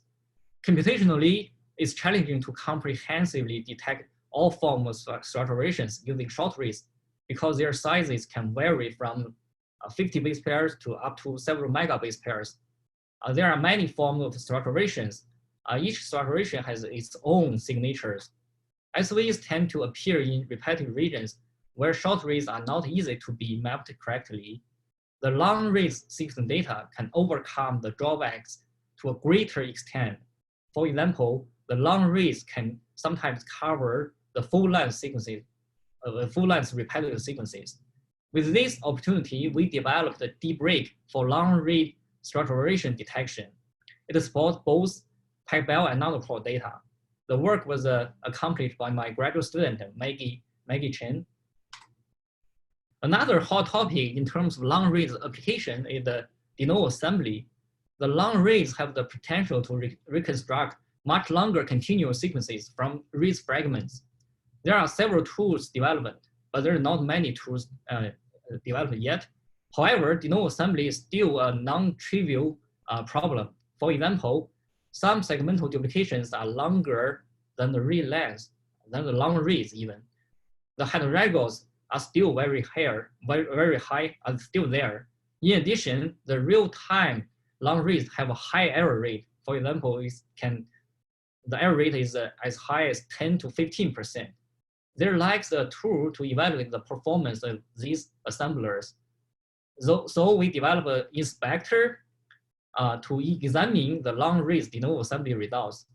This work was accomplished by Maggie too. She will have a poster presentation today. You're welcome to attend and get to know the work in more details. As introduced, the long reads de novo assembly is a very hot topic in the community. So we also touched a little bit. Instead of solving large genomes, we focused on bacterial genomes, which seem more amenable. Here I use C. We found that bacterial genome assembly is not that intuitive. It's not an easy problem too. There still exist long segmental duplications and tandem repetitive sequences. The circular structure of bacterial genome. You have 1 minute. Okay, always make the conventional assembler fail at the boundaries, and the assembler reference is not accurate enough for downstream analysis. So we developed BEERE assembler. This work was accomplished by my student, Feng Yuan. She will also have a poster soon. Feel free to ask her at her presentation. And we can use the short read, long reads to also characterize gene fusions. Gene fusions are important variations in cancer genomes. They are important for tumorigenesis, development, and progression. They are also potential drug targets. For example, the famous medicine Gleevec can specifically target BCR-ABL fusion genes. So the long reads has the potential to solve that. We developed two Floyd to characterize gene fusions from long read transcriptome sequencing data. This work was completed by a research assistant in my lab, Yiqing Wang. He will also have a poster presentation. You can join that session soon. Okay, Zechen, I need to stop you. Thank you very much. Okay. Okay, next is Alex Rosenberg. Alex, you are co-host. Is this visible? I'm going to shut down the audio. Okay. Good morning. Today I'm going to talk about bioinformatics and tools to study B-cell repertoires. So why do we study B-cells and their repertoires? There's a lot of applications because B-cells are so critical in the immune system. There's applications for human disease in autoimmunity and allergy, and more timely for vaccinology, vaccine design, and infectious disease. And it's also important to study repertoires of B-cells to understand questions of basic B-cell biology. Before I go into a lot of details, I just want to highlight some of how we've applied these tools to problems in the past. So we've used repertoire sequencing of B cells to understand better the pathophysiology of lupus. We've used it to help understand differences in vaccine strategies in an HIV trial. And we're also currently using repertoire studies to combine with microbiome data to understand the development of allergic disease in infants by comparing urban and rural communities. B cells are lymphocytes, and they're part of the adaptive immune system. And they come in many different varieties. There are naive B cells that have not experienced antigens, and memory B cells that have experienced antigens. And B cells, these cells can also differentiate into plasma cells, which can secrete antibodies. B cell or membrane-bound antibodies, which are part of the B cell receptor and secreted antibodies, are very diverse. And these are proteins that are specific to particular antigens. And this diversity comes about by two main categories. First, it's the result of recombination of different gene segments during B cell development in the bone marrow, and the V, D, and J segments shown here. And there's different, it's a combinatorial process. And this joining is very sloppy. So there's non-templated insertions and deletions. And so the immunoglobulin gene here is specific per B cell. And so as a result, this can allow for a very diverse antibody potential repertoire. And then furthermore, during an immune response, there's proliferation, mutation, accumulation of mutations and selection to fine tune the antigen receptors for antigens during a response. And the particular gene that we sequenced to actually measure B cell receptors in the repertoire, the ensemble of these B cell immunoglobulin genes, is we sequence this, the combination of the V, D, and J segment. And this corresponds to different regions, the CDR regions, which are especially susceptible to hypermutation and can result in the antigenic specificity. And repertoires can generally be characterized as a diverse or polyclonal on the left, and this might be what you would expect for a naive repertoire, and oligoclonal on the right, which you might get from a clonal expansion. The way we take the sequences when we sequence these genes and then reconstruct the clonotypes or lineages they come from is we put them into bins based on which gene recombinations led to those sequences, so the V and J and the CDR3 nucleotide length, because those three parameters, if those are the same, then they could have come from the same progenitor B cell. Furthermore, we divide these into more granular bins by clustering. And so in this example here, the orange highlighted lineage has 5 sequences from plasmablasts and 2 sequences from memory cells. I'm not going to talk about the pipeline we use to process all of this data, but all of this sequence information gets deposited into databases, and we have a variety of ways of accessing this. We've got direct SQL queries, or we have another system we're developing with Darrell Hill in my group is a Python, Plotly, and Streamlit platform to have a web interface for analyzing these data. But what I'm going to show in the last few minutes is the MATLAB toolbox that we've developed, the IgRep Toolbox, myself and Chris Fucilli. And So MATLAB is very similar to R. It's an interactive scientific computing platform. And essentially what you do is you instantiate an IgRep object, and this object can have many properties. This essentially opens a connection to one of these databases. And you can access the different properties the way you would for most objects in most languages. There are different methods that can act on the databases or the objects, and there are different functions that take the object as an input to do various visualizations. And so I'm going to go through a couple of visualizations really quickly. This is one way to visualize clonality. So if you take these lineages or the clonotypes and rank them from smallest to largest, we can see that there are differences based on the different cell types that in clonality. So for example, the naive B cell has lots of very small clones and that are very diverse. So that there are a lot of lineages here. Whereas in the memory and plasma cells, as you might expect, and this is a flu vaccinated subject, we would see expanded clones that might have specificity to whatever is causing the immune response. We can also quantify this using the Hill Diversity Index, which I won't go into, but I just wanted to bring this up to show that we have various ways of looking at this data. We can look at mutation frequencies, and we can filter this down even further by dividing into isotypes. So these are distributions of mutations. So as you would expect, naive cells are not mutated. Memory and plasma cells can be highly mutated. We can take clonality plots and brush them with some other attribute of the data, in this case, isotype composition. So the top and bottom is the same data set. We're just, in the case of the top, we're brushing it with IgM percentage, and on the bottom, IgG percentage. And this, again, is what you would expect, that naive B cells are mostly IgM, and memory and plasma cells are IgG and IgA typically. We can look at the distribution of recombinations of V and J genes as a heat map. So we have V genes as the columns, J genes as the rows, and this is a fairly typical uneven bias of the distribution of recombinations that you might see. So the color corresponds to the percentage of the total. We could also look at clonal relatedness, and in this case we have three populations. We could do this between cell populations, time points, different tissues, and the ribbons connect lineages in multiple populations or time points that are clonally related. And so in this case, we can see that the center population is related to which is day 28, is related to day 14 Tibet positive cell on the left, more so than on the right. So the orange and yellow are things going from the center to both left and right. Blue and green shades of ribbons are things that only go from center to left or center to right. And so this kind of visualization immediately gives you a lot of information about things like clonal persistence in some populations, but not others.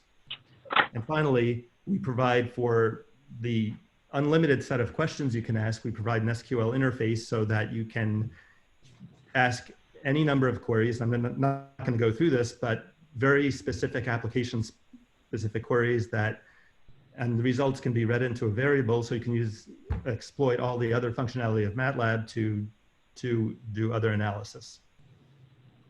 And with that, I'd like to thank all my collaborators. And I want to point out, by having a lot of different collaborations on many different projects, this is a great example of not only helping to advance the science, but also the collaborators can help to generate requirements and help decide what kind of questions become the standard analyses that we want to use to expand this toolbox. And if anybody's interested in contacting me, my information's right here, afr@uab.edu. Thank you.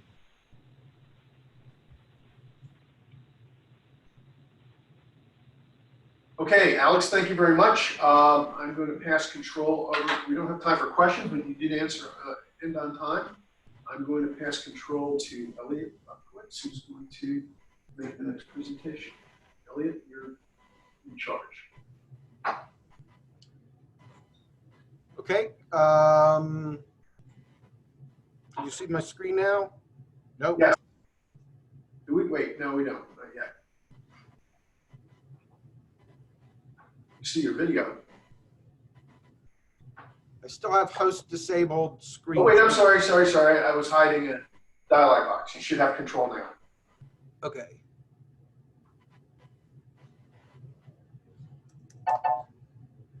Come on.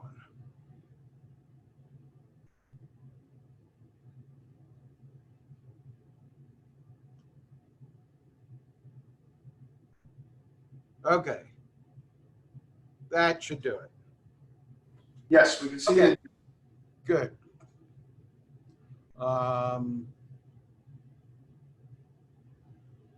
right, so what I want to talk about today is some of the recent changes that we've made to our microbiome analysis pipeline to really incorporate some of the current tools that are being used by a lot of different groups these days.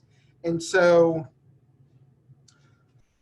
what we're doing is we're trying to assess the association of the microbiota, the microorganisms that inhabit an environment, including the environment that makes up our bodies. And we're trying to measure that microbiota by measuring the genomic composition of the microorganisms in whatever habitat, environment, body location that we happen to be interested in. And so in order to measure the genomic content of the microbiome, we're doing that in two ways, or you have two ways that are possible. One is through using 16S ribosomal RNA sequencing. The other is using metagenomic sequencing of the total microbiome DNA present. I'm not going to talk about that today. What I'm going to talk about today is our 16S microbiome ribosomal sequencing pipeline. And so that pipeline first starts with the sequence reads that the Heflin Center provides after the PCR is done by the UAB Microbiome Center, and then Heflin Center provides us with the sequences, and then we put the sequences through our pipeline.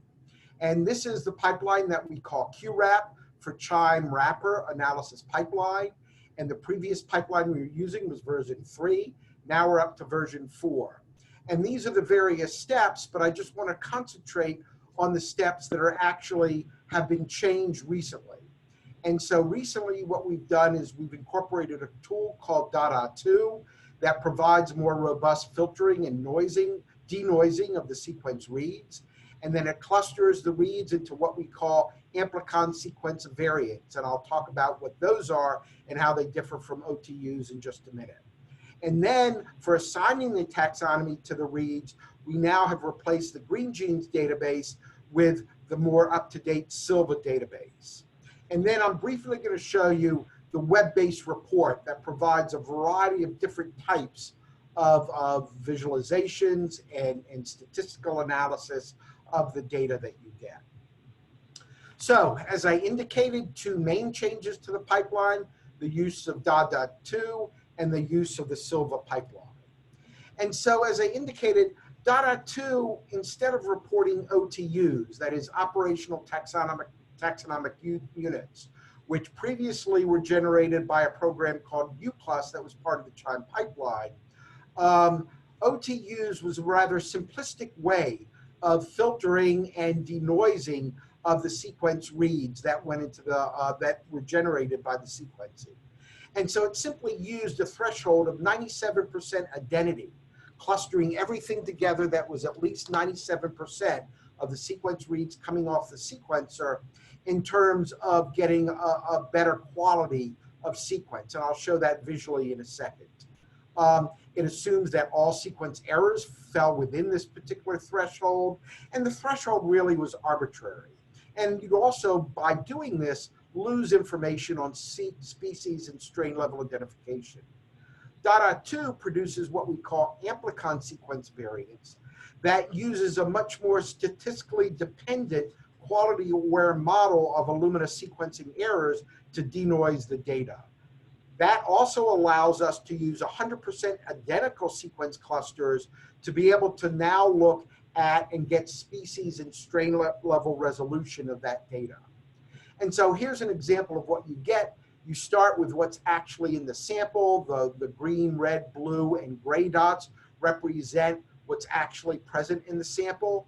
Once you sequence that, you have some errors, as you see here, by the additional dots that surround the basic sequence that you get in the larger red, green, blue, and gray dots. Now, if you use traditional OTUs and the clustering we used to use, you would just take the 97% distance around the initial dot. And you see here that masks out everything that would have been unique in the gray species or the green species, and all you're left upon, left with, is the sequence reads that are part of the red or the blue species. Instead, DADA2, with its special statistically based denoising algorithm, leads you with each of the authentic reads and the exact sequence that those reads represent. And these are the reads that we then identify using taxonomic identification in the Silva sequence database. This is just a representation of the particular algorithm that DADA2 uses, and you can see it's based upon knowledge of the types of sequencing errors that Illumina sequencing tends to make. And with knowledge of those types of errors, it's able to denoise the noisy spectrum that you get after the PCR amplification. So as I said, the next step that you take when you have these sequences is to identify what those sequences are using a database. We used to use the Green Genes database. It was last updated in 2013. It has not been updated since. We found that using some of the research that we've been collaborating on with the vaginal microbiome, that we had to extend the Green Genes database in order to add sequences that were not present. Now the community worldwide on the microbiome analysis and us as well are switching to mostly the Silva database. There's some other databases that people use, but the Silva database, which is being kept much more up to date and has many more sequences, and pretty much had all the sequences that we had to add to Green Genes, so we didn't have to update the Silva database. The most recent release of Silva is 138. We're actually using 132 because Silva hasn't yet released the Chong compatible database format that we could use, but we'll update as soon as that's available. So in order now to make the taxonomy assignments, what we do is we take the sequence reads. Chong filters out sequence reads that don't pass its quality score. We then cluster the reads using DADA2, and those clustered reads are then identified according to their species using Mother and the Silva database. And that gives us the ASV table that gives you the particular sequences and then lists the read depth according to each one of the samples. And then all of that's provided in our microbiome report, which gives you access to bar charts of the particular sequences that are present in each one of the samples, and the read depth that is for each of the samples. You get information on alpha diversity, the diversity within each sample that's provided through rarefaction plots.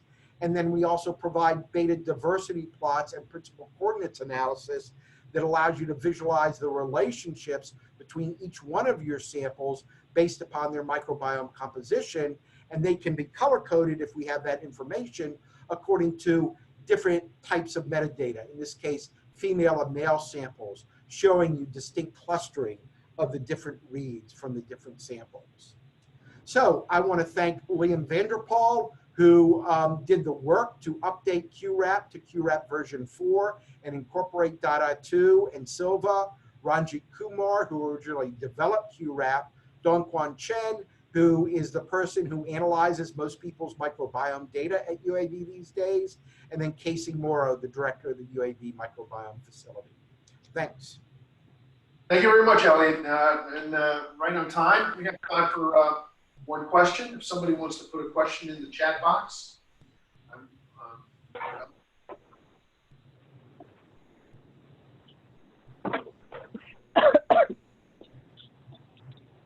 Right. Well, I'm not seeing one. We can certainly reach out to Elliot separately. So with that, we are going to pause for about 15-minute break.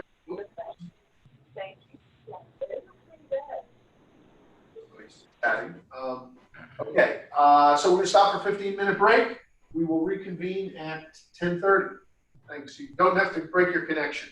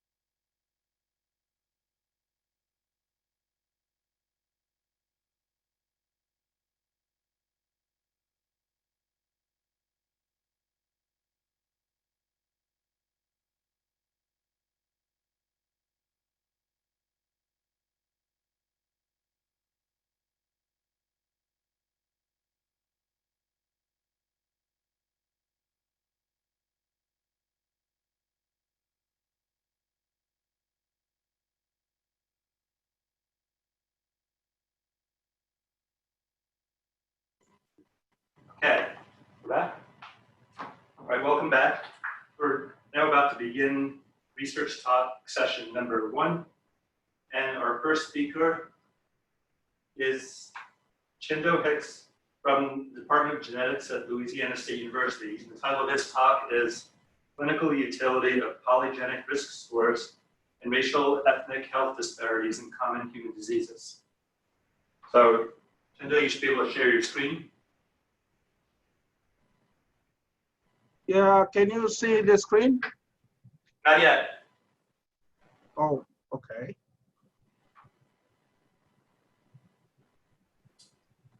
And I should also make a note that these talks are 20 minutes long, so please leave a couple minutes for questions. We want to turn on the recording. Okay, where's that? Click on that thing up there. See, right there. Yeah, I know. Where the heck is the recording? Oh, there it is. Oh, I guess we went past. Okay, I thought we were paused. But we're still not seeing Shindo's screen. Yeah, I can see the screen is still saying that. Okay. Go ahead. Go ahead. You should be able to share now.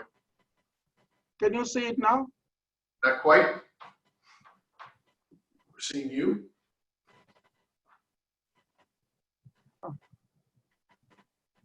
So share. Let's see.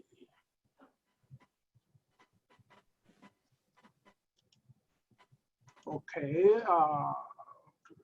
Share. Oh, now we're seeing something. Yeah, I was. Oh, Yes, we got it. Good. you can see it now.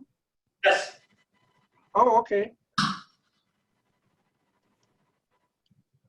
Okay, so I'd like to share with you some of the work that is going on in my lab and some of the interests that we have and a few things that we are trying to get started working with Jake and Dr. Kov. So I'm going to talk about the clinical utility of polygenic risk scores and racial ethnic disparities in common diseases. So basically, I'm looking at polygenic risk scores and how that can exacerbate health disparities if the minority or underserved populations are not included in polygenic risk scores. So I'll give some examples to that effect.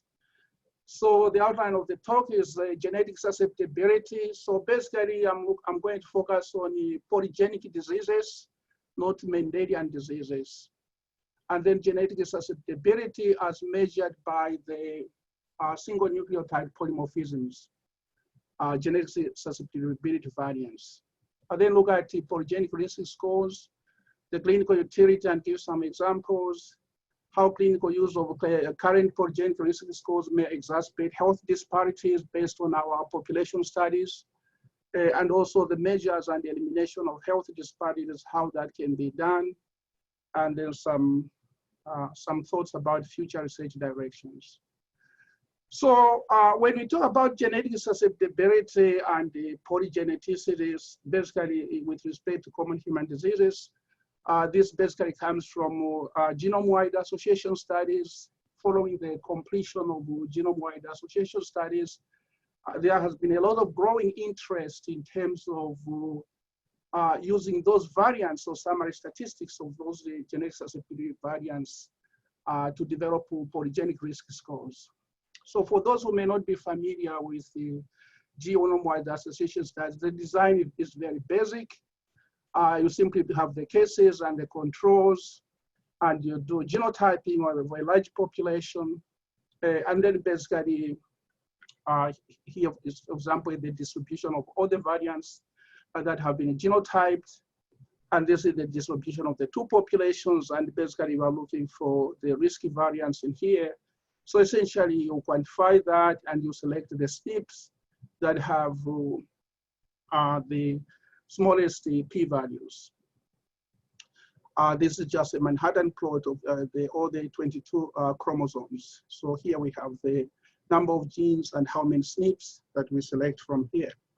So basically, once you have done that, you end up with this data here.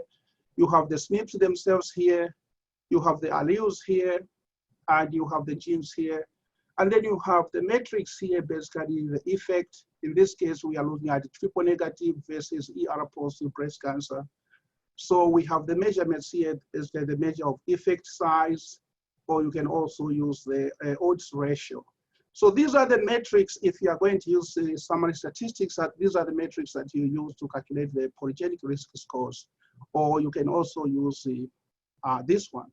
So essentially, what we are talking about is simply aggregating these values, essentially calculating the total effect size. So where do you get those resources?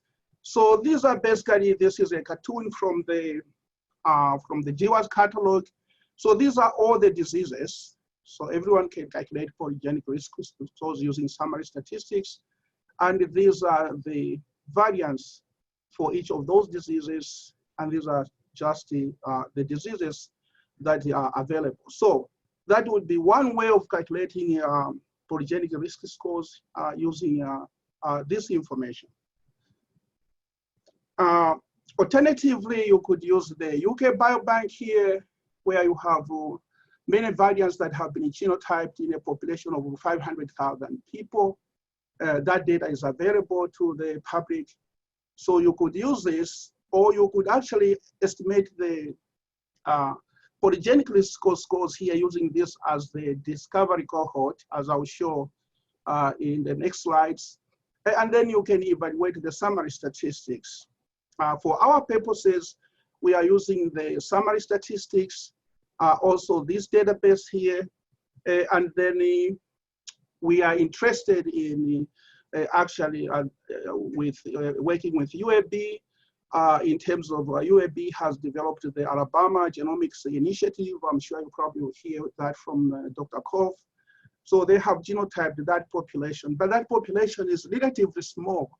So basically, we would like to use that population as a validation cohort using either summary statistics from the Genome-Wide Association catalog, or using the UK Biobank, or if we can access, there's also another bank called the Japan Biobank, which is also available for use. So that's basically the background. So now we come to estimating of polygenic risk scores, as I said. So you have the variants. This is a polygenic disease. It could be any disease, cardiovascular, cancer, or anyone that you are interested in. So you have the variants here, and you have the effect sizes here, or you can use odds ratio. If you basically have two diseases, like in this case, we have two types of breast cancer, you can also just estimate the combined effect just by looking at cancer, breast cancer in totality, if you didn't want to look at the subtypes of breast cancer. So how do we estimate the polygenic risk scores, and what are the assumptions behind this whole idea of polygenic risk scores? First, we know that the sum of R, basically, which means the total effect size for all the genetic variants associated for the associated SNPs that are associated with the disease, is typically small. It only explains about 30% or less of the phenotypic variant. One possibility for that is that we have very large numbers with small effect sizes, and that's one of the reasons why we are combining the variants. But there's a general consensus that for most of the common diseases, there are many variants that are involved in that. Hence the calculation of the polygenic risk scores using the SNPs, or using the effect size, which is a p-value, or the odds ratio in this case. So computation basically, in our case, we can use this as summary statistics, as I showed from the GWAS catalog, and estimate the polygenic risk score. Or we can also obtain the independent target sample. Essentially, in this case, it would be the UK Biobank, and then we can find another data set that is the validation data set. In this case, for example, AGHI, or the summary statistics. And then we basically select those variance with small p-values. We construct the polygenic risk scores, which is essentially the sum of the alleles weighted by B, which is basically an effect size factor in a regression model. So basically it's a mixed effects model where basically you combine the sum of the p-values for those SNPs. Okay, so how to calculate that? This is basically the model. So you have the SNPs here. You estimate their effect sizes. Basically, you calculate the polygenic risk score. It's simply some of the SNPs that are in there plus the W here, where W is the weighted sum of the weighted SNP. And then, of course, XI is the genotype, which you can rank according to 0, 1, 2, or 3, depending on which model you are looking at. Effect size basically will be simply the p-value or the odds ratio. And the model basically assumes the additive effects. If you expand the model, it will look like this. Basically, it will look like this. Essentially, you have Y regressed on this, and then the error of estimate of the polygenic risk score. And basically, you assume that Y is going to be standard distribution of the mean of 0 before performing the regression. Number of SNPs you are using in the score, essentially, where that is the N. The B here, the effect size, and then here you have the fixed factor. So we estimate the polygenic risk scores. You have your polygenic risk scores. You look at the distribution, low effect size, a high risk, low risk, intermediate risk, and you can project that over time, because the whole idea of polygenic risk scores is actually to estimate the life list over time, over a long period of time. For example, if you are going to estimate that someone's going to develop Alzheimer's disease, definitely they're going to develop that maybe when they are 65 or in their 60s. So you can project that over time. So this is basically the distribution here projected over time. High risk is here, intermediate risk is here, and the low risk is here. So what about the clinical utility of polygenic risk score? So once you have estimated your polygenic risk scores, how can you use those in the clinic? So one way is to improve health outcomes via precision medicine or precision prevention. In other words, you are using polygenic risk scores to identify those people who are at very high risk of developing the disease. So, or you could use that for future risk identification of individuals at high risk to be prioritized for treatment. For example, I work on a lot on prostate cancer. You could basically identify people who are likely to develop aggressive cancer and then prioritize those for treatment and leave those who are developing indolent cancer for disease monitoring. You could also use that for improving the sensitivity. So let's look at some examples here. So here's an example of how to use the clinical utility of polygenic risk. So this is a cardiovascular disease risk model, where in the model here you have the polygenic risk estimated from the variance that you find there. And then here you have basically clinical risk factors, which leads me to the question I asked Dr. Payne earlier on, is how to integrate medical records with polygenic risk scores. So you have the clinical risks here, polygenic risk scores, you combine that and you end up with an estimated risk factor, and then you can prioritize those people. Here basically you simply have the distribution based on percentile polygenic risk scores. You can see who is at very high risk, who is at intermediate risk, who's at low risk, and then calibrate that. Here's another example here, also a clinical use. So for example, here we have populations here, and we have two models. We have model A and B. So we have the distribution here, and we want to look at risk prediction here. So we have model B, model A, and this is the central distribution here. These people here at the very high risk. These ones in black here at this very high risk here. This is high risk, and this average risk, and these ones probably at the very low risk. So basically, you can identify the people or individuals based on those polygenic risk scores and then rank them according to their risk rate. Here is another example here. For example, again, we have cardiovascular disease here. We have breast cancer, prostate cancer.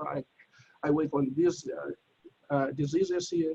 So you want to identify which individuals are at high risk, which ones are at average risk here, and which ones are at low risk by aggregating that.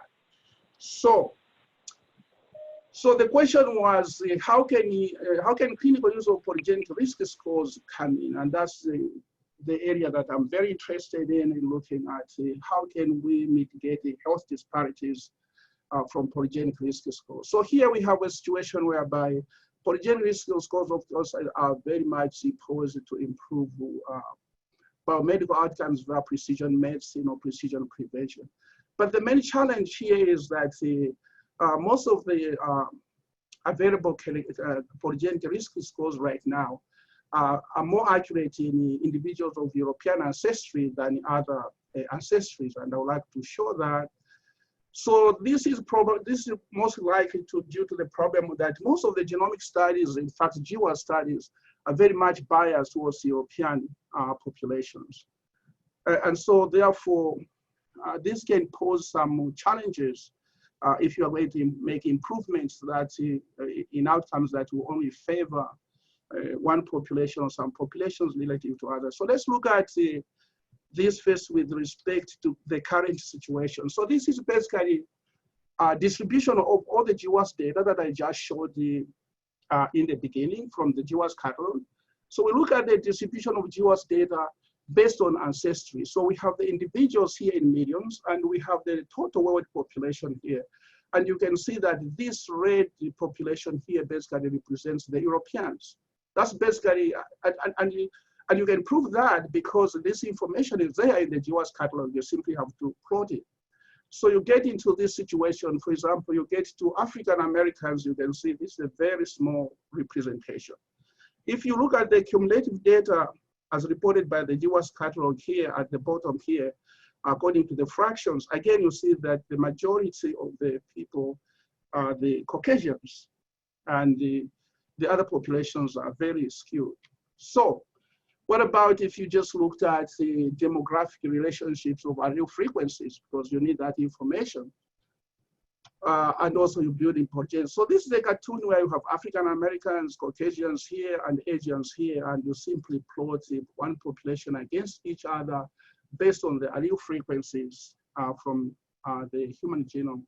Again, you can see that the majority of the populations in the GWAS catalog are mostly the Europeans, and you have very small population.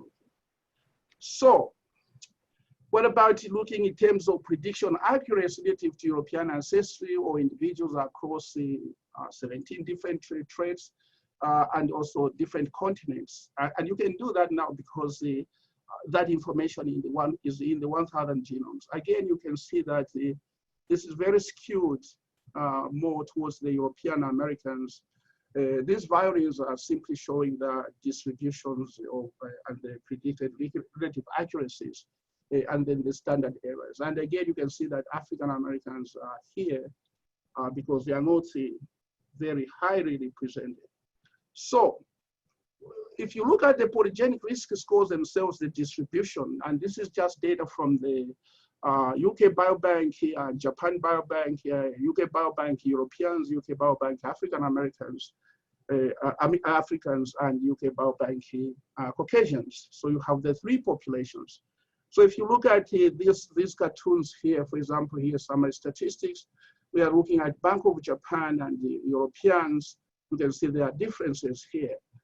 Also here, if you look at this one here, based on different diseases, type 2 diabetes and colorectal cancer, you see that there are differences. If you also look at that within the populations, across the populations, for example, African Americans versus Caucasians, for example, this is African Americans here, this is Japanese here, and this is Europeans. Again, you can see that the distribution of the actual polygenic risk scores are very skewed. Another way to look at that is simply plot the allele frequencies from the data set, from the GWAS catalog, or from the UK Biobank, look at the risk alleles for African Americans, and the derived alleles. Basically, derived alleles will be alleles that are already computed in the GWAS catalog. And again, there you can see that once you build in the ancestry risk alleles, then you find that there's quite a substantial difference when you look at non-Africans versus the Africans. So what about just looking at all the polygenic risk scores that have been calculated over the last couple of years, or probably over the last decade, and you look at the frequency distribution of any diverse populations. So here I have a number of studies that have looked at polygenic risk scores and the years, number of studies in terms of genome-wide association studies in this case. And then we are looking at the proportion in years. Again, you can see in blue that the Europeans are mostly represented. There has been an increase in the Asians. You've got about a minute left, Chindo. Yeah, sure, yes, thank you very much. Yeah, so basically, if you look at the distribution here, world population estimates versus polygenic risk studies, again, you can see that the Europeans are still very much overrepresented than the other populations. So with that, so basically the conclusions and the future research direction that polygenic risk scores are posed to improve biomedical outcomes through precision medicine and precision prevention.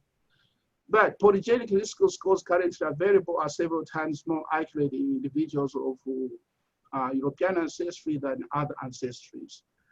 Genetic disease risk can be misestimated across global populations under the current models because of underrepresentation of some populations.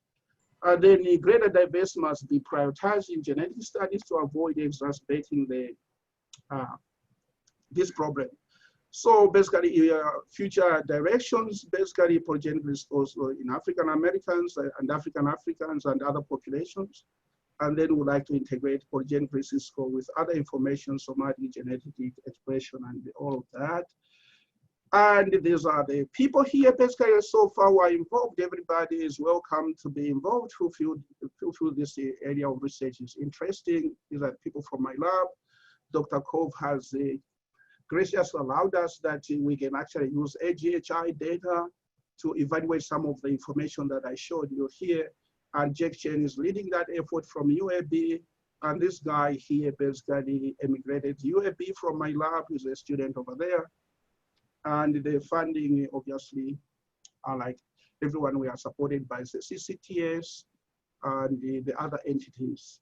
So that's what I have. Thank you very much.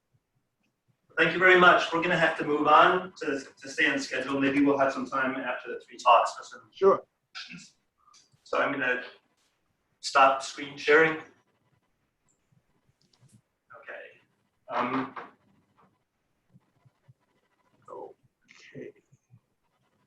Which one is it? Well, you should not be sharing anything. Okay. Oh, okay. So you should. So if you give it Richard. Where's that? Go to participants. Manage participants. There. Here. He's unmuted, but go to more. No, not on him. Oh, you could withdraw it from check out, sure. More on Richard. Cost. You say yes. Okay, Richard, you should be in charge. No, he does not. He should share. We're still viewing the screen, it says. Yes, I don't see anything yet. You got to stop sharing, Chindo? Stop sharing? Okay. Yes. I stopped that, yes. Okay, now Richard. All right, and now I will start sharing. Okay. So that's going. The next speaker will be Richard Kennedy, Associate Professor in Department of Medicine. And his talk will be entitled Geriatrics as an Informatics Laboratory. Great, we see your screen, Richard. All right, you see my slides now? Yes. All right. Well, thank you for the opportunity to talk today. And this will be a little bit different presentation from what we've seen earlier, more focused on the electronic health record and clinical informatics. So a bit of a different direction. First thing to talk about is why should we look at geriatrics? Well, one of the key things for informatics analysis is we need to have a large amount of data. And we certainly have that in the geriatrics, both nationally and here at UAB. With aging of the population, there's going to be 10,000 people turning 65 for the next 20 years. So the geriatricians have a lot of job security. And even though older adults only account right now for about 12% of the population, they're one of the significant drivers of the healthcare system, accounting for about a quarter of the outpatient clinic visits and about a third of the hospitalizations and the prescriptions that are given out.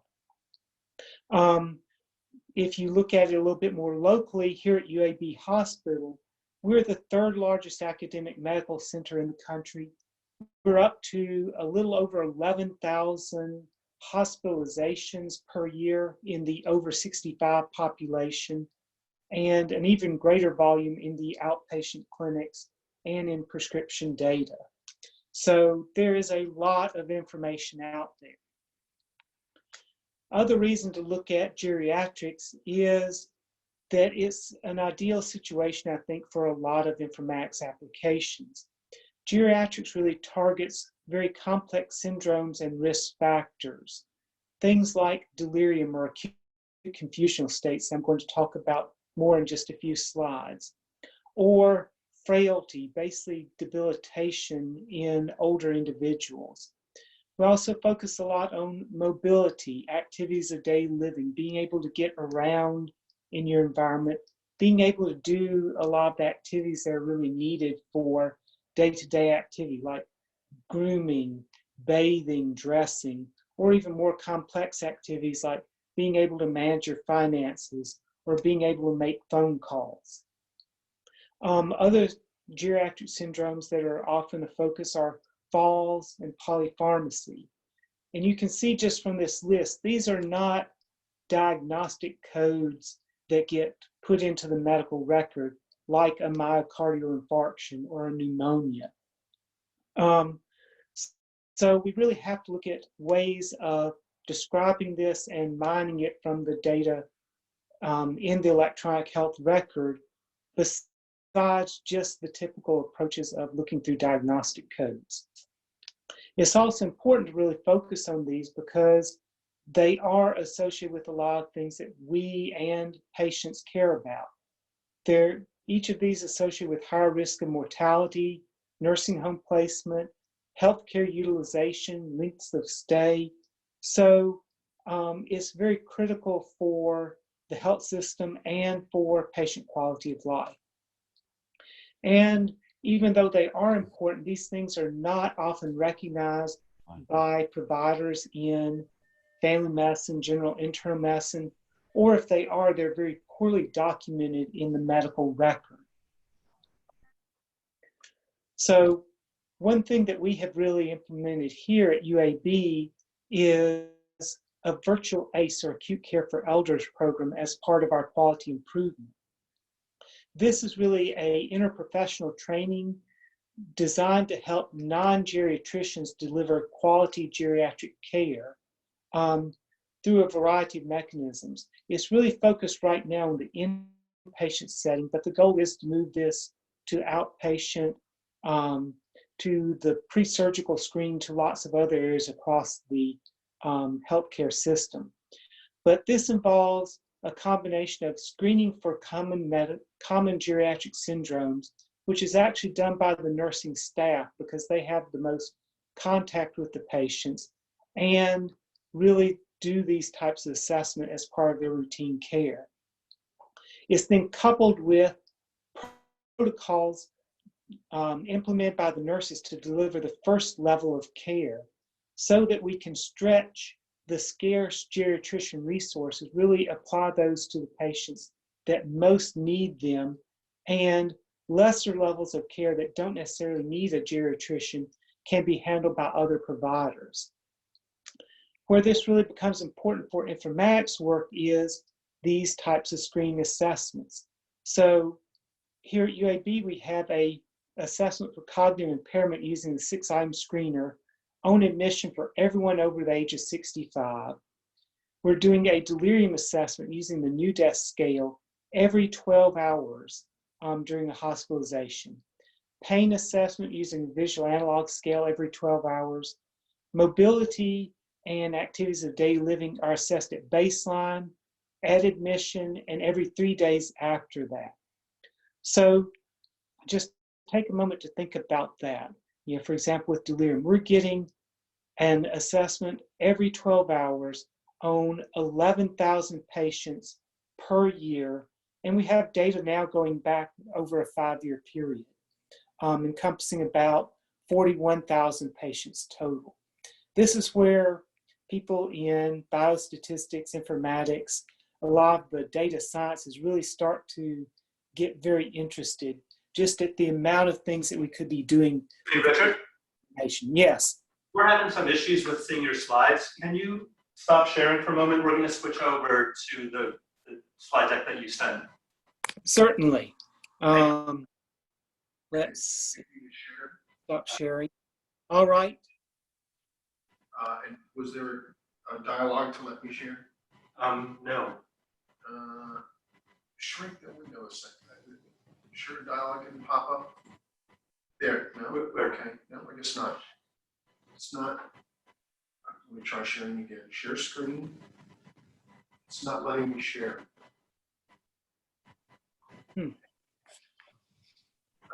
So you made me a co-host.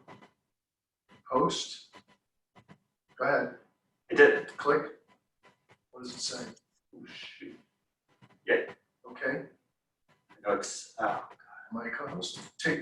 You can take Richard off being co-host. okay. We'll leave his microphone on. Oops.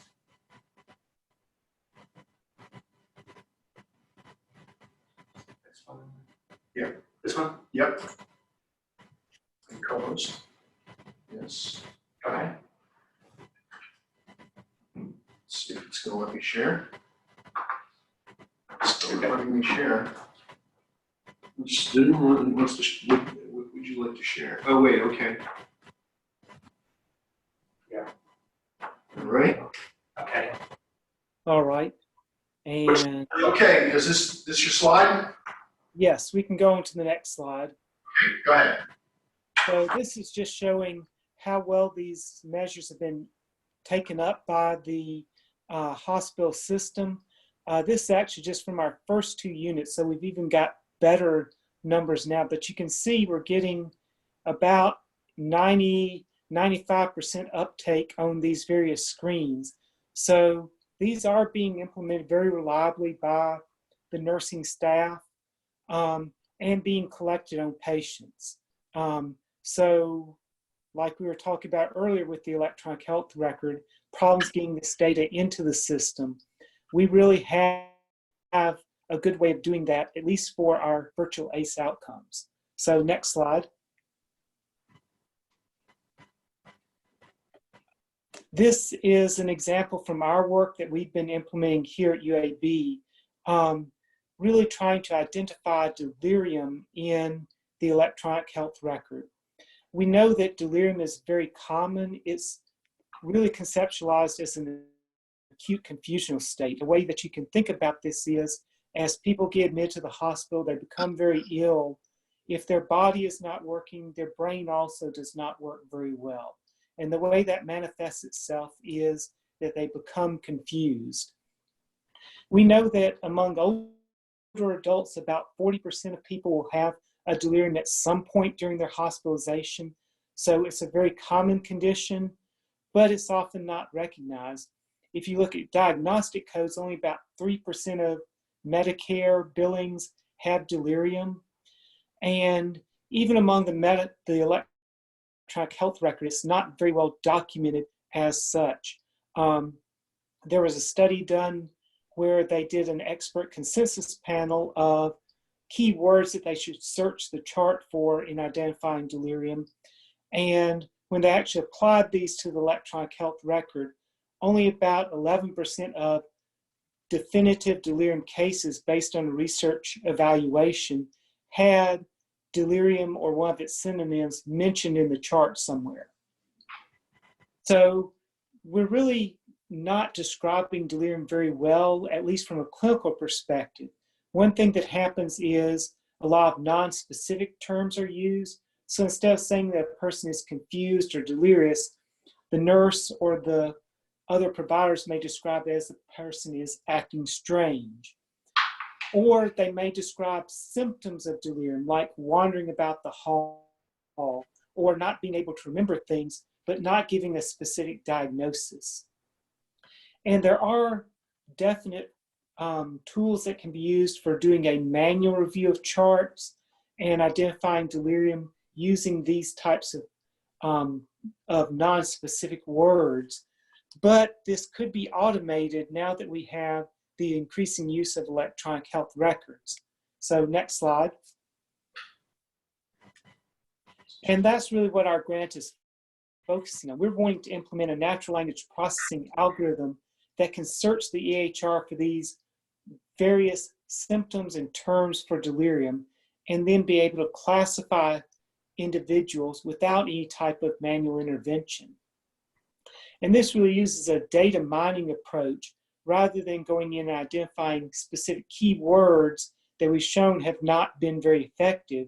We're going to look for patterns in the data rather than testing a priori hypotheses.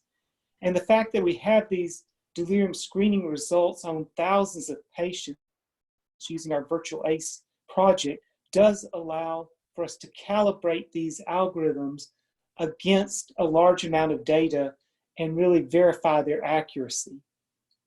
Our goal with this project is really that we can export these NLP algorithms and be able to implement them in hospitals that don't have the resources to do an in-person screening the way that we do here at UAB, but they do have an adequate electronic medical record that can be used for implementing these types of algorithms. And then be able to implement more community-based delirium studies rather than focusing on academic medical centers that have really been the base of delirium studies up to this point. This can also be used retrospectively, going back and mining all of the EHR data that has been collected over the years and do more epidemiological studies of delirium. Next slide.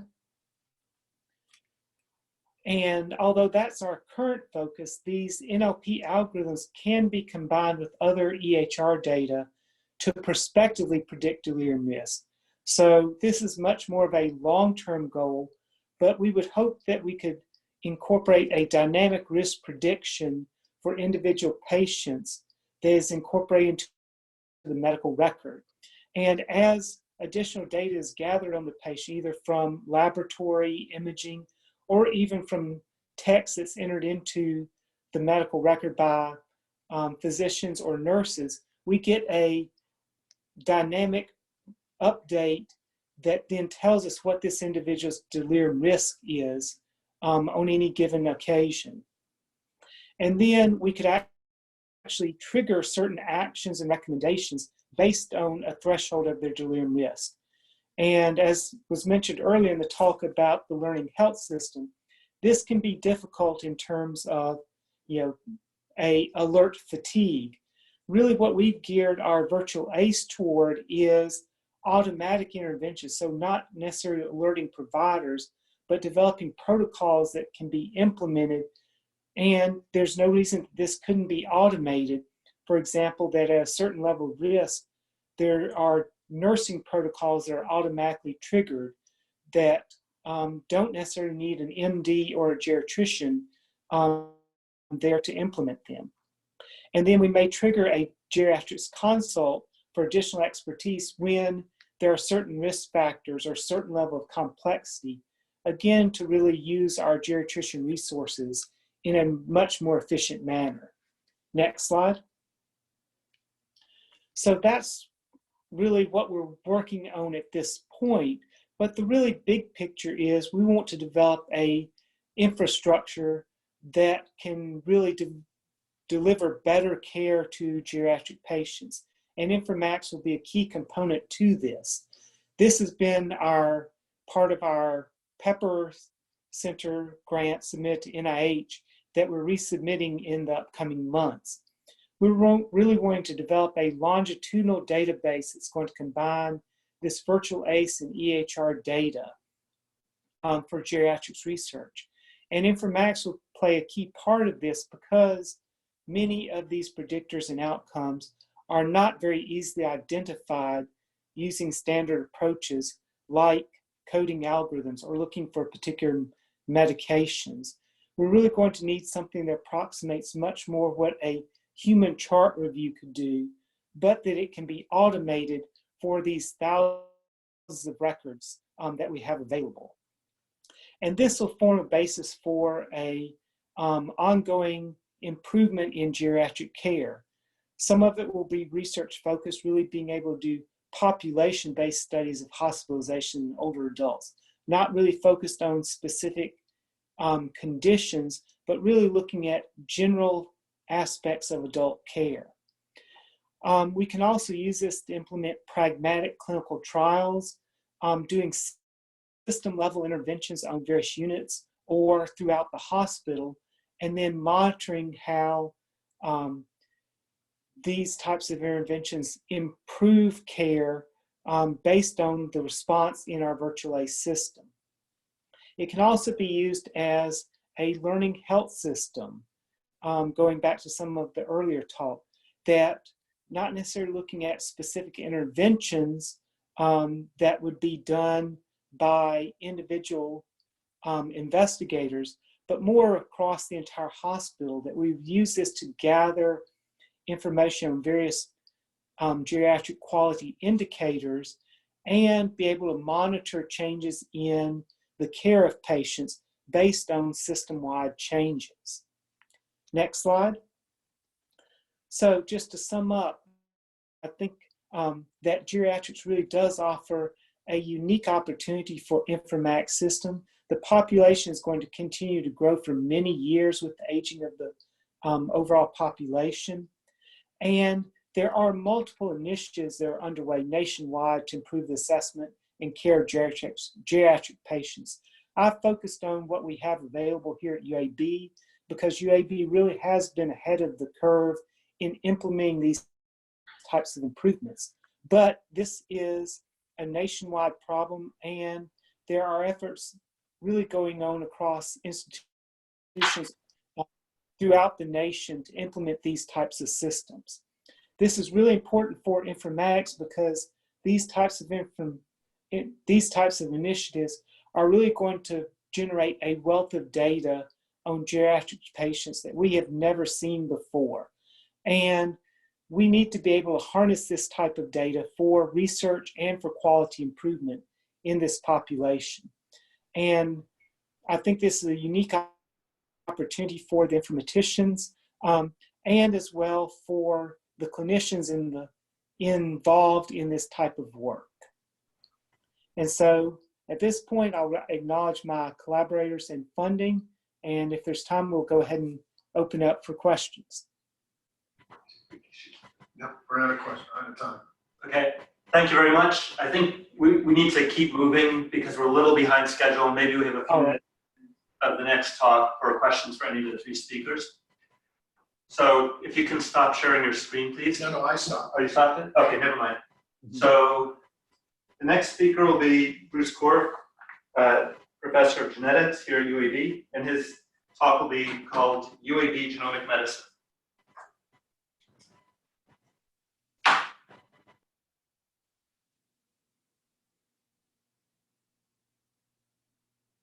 Are you muted? I can't hear you. Yeah, I was muted.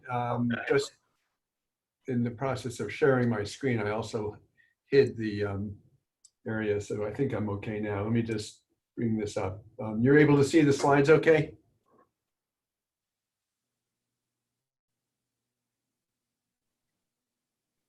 Are you able to hear me and see the slides okay? Yes, we can, Bruce. Okay, great. All right, well, I was asked to make some comments about informatics research in the context of genomic medicine here at UAB. I'll start with a maybe somewhat obvious but philosophical point, which is I kind of see genomics and information science as, in a certain sense of the word, synonymous. Genomics is the information science of the organism, and so the two obviously go hand in hand, but from a technological point of view, they are not as tightly linked as they could be. You've probably seen some version of this slide over the course of time where we look at the cost of sequencing of DNA since 2001, and it's obviously plummeted because of next generation technologies to the, pretty much at the $1,000 mark, give or take, depending a little bit on what you mean by sequencing and how complete it is. Moore's law, as you all know, I'm sure, covers the increase in the density of material you can put on a computer chip and how much more powerful computers become. And it, for a while, tracked with genome sequencing, but genome sequencing has outdone Moore's law quite a bit.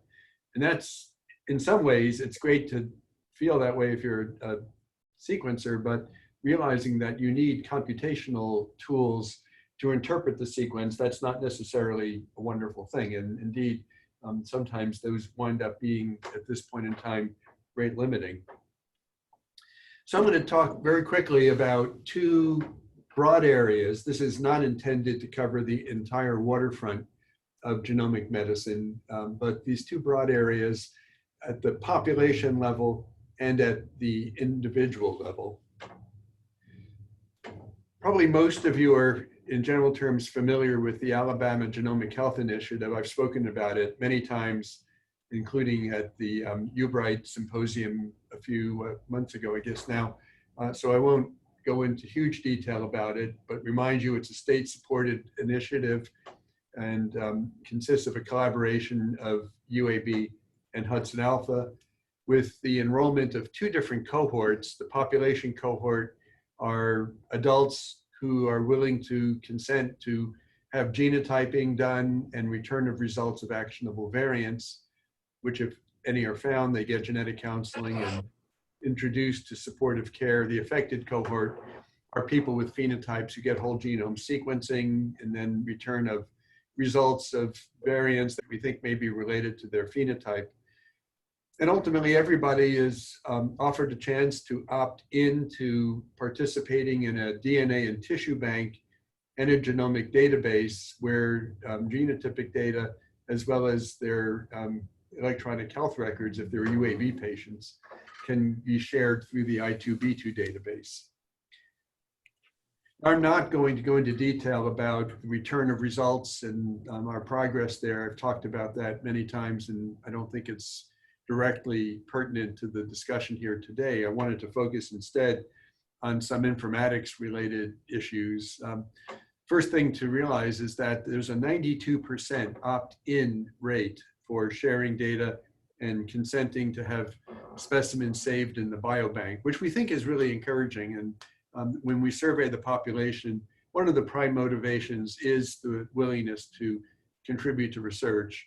The CCTS lab under Jeff Edberg is where the biobank is. It includes a large number, as you can see, of plasma, aliquots, DNA specimens, buffy coats, and stored whole blood.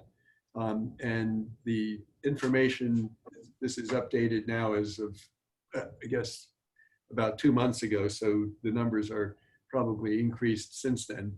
But almost 6,000 then, and now over 6,000, I think it's fair to say, chips from the population cohort. This is, by the way, using the Illumina Global Screening Array.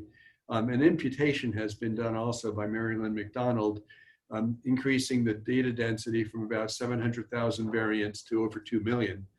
And then 444 at that point in time, annotations of genomic data from the whole genome sequencing cohort. So the resources that are there, which people can begin to use, are clinical data on I2B2, genotype data, Whole genome sequencing, I think some of this is straining the storage capabilities, and that may be in process. The imputed genomic data I just mentioned, the biomaterials that I've talked about, and participants are consented for recontact for future research, which is a resource that the community also can take advantage of.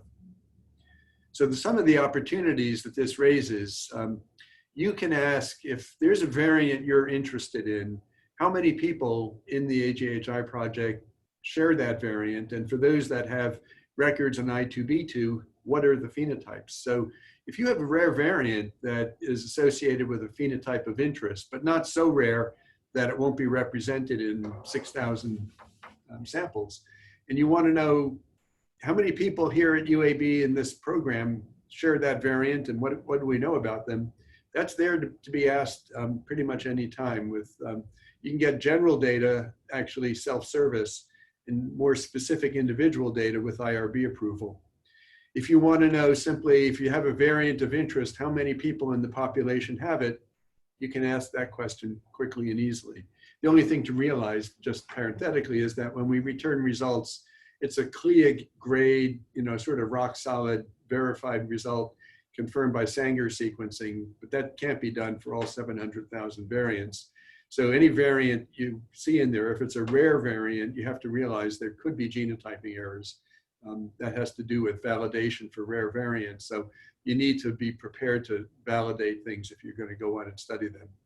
You can do GWAS and PheWAS studies, pharmacogenetic studies. Chindo talked about polygenic risk scores, but the data is in there to permit that to occur. We are launching this spring a pilot where we'll integrate into family practice a return of not only actionable variants, but polygenic risk scores and pharmacogenetic data. And we're also doing an outcomes analysis. If a person gets a result, what do they do with it? And how often do they actually have phenotype associated with the variant that's been returned? We're also very involved in the All of Us research program, which is the national program aiming to enroll 1 million people across the country to collect biospecimens as well as clinical and biometric data, as well as things like wearable fitness trackers. Our particular group, the All of Us Southern Network, is shown here, mostly Alabama, but also Mississippi and New Orleans. Next, please. Oh, I realize I'm doing it. Sorry. The data are actually now stored, data from not just us, but from the national feed in the Vanderbilt sort of data site, and you can access it through researchallofus.org. You're looking at a screenshot, which I created last night, which just gives you an idea of some of the kinds of data sets that are in there. There's over 300,000 people enrolled in All of Us at this point, and about 250,000 the last time I looked who had completed all of their relevant kind of enrollment procedures. So there's a lot of data in there.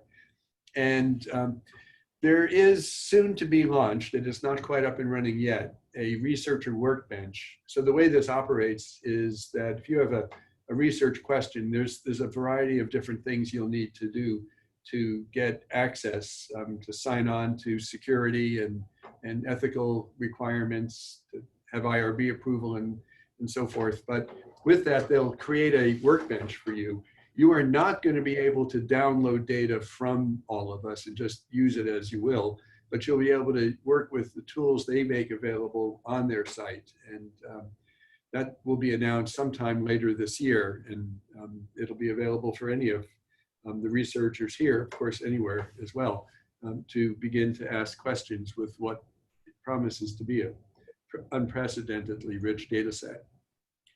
All right, I'm going to just now quickly segue to another kind of extreme. So those are really at the population level. Let me say something about what we've been doing at the individual level, and I'm going to focus on the Undiagnosed Diseases program, which I see as a kind of marriage, if you will, of old-fashioned medicine, depicted on the left, where the doctor is obviously raptly attentive to his patient, but with very kind of new fashion medicine, including genome sequencing.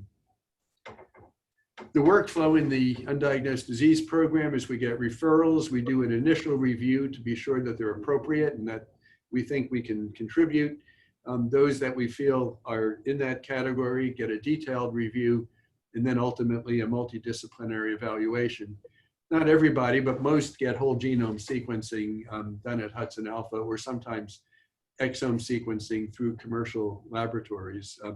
The ones that don't get sequencing is because we didn't think that sequencing was likely to be helpful in answering the question. And many of our diagnoses are not genetic diagnoses. So fairly up-to-date statistics since this program began, which was in 2013, over 500 referrals, of whom about half, a little bit less than half, were accepted into the program.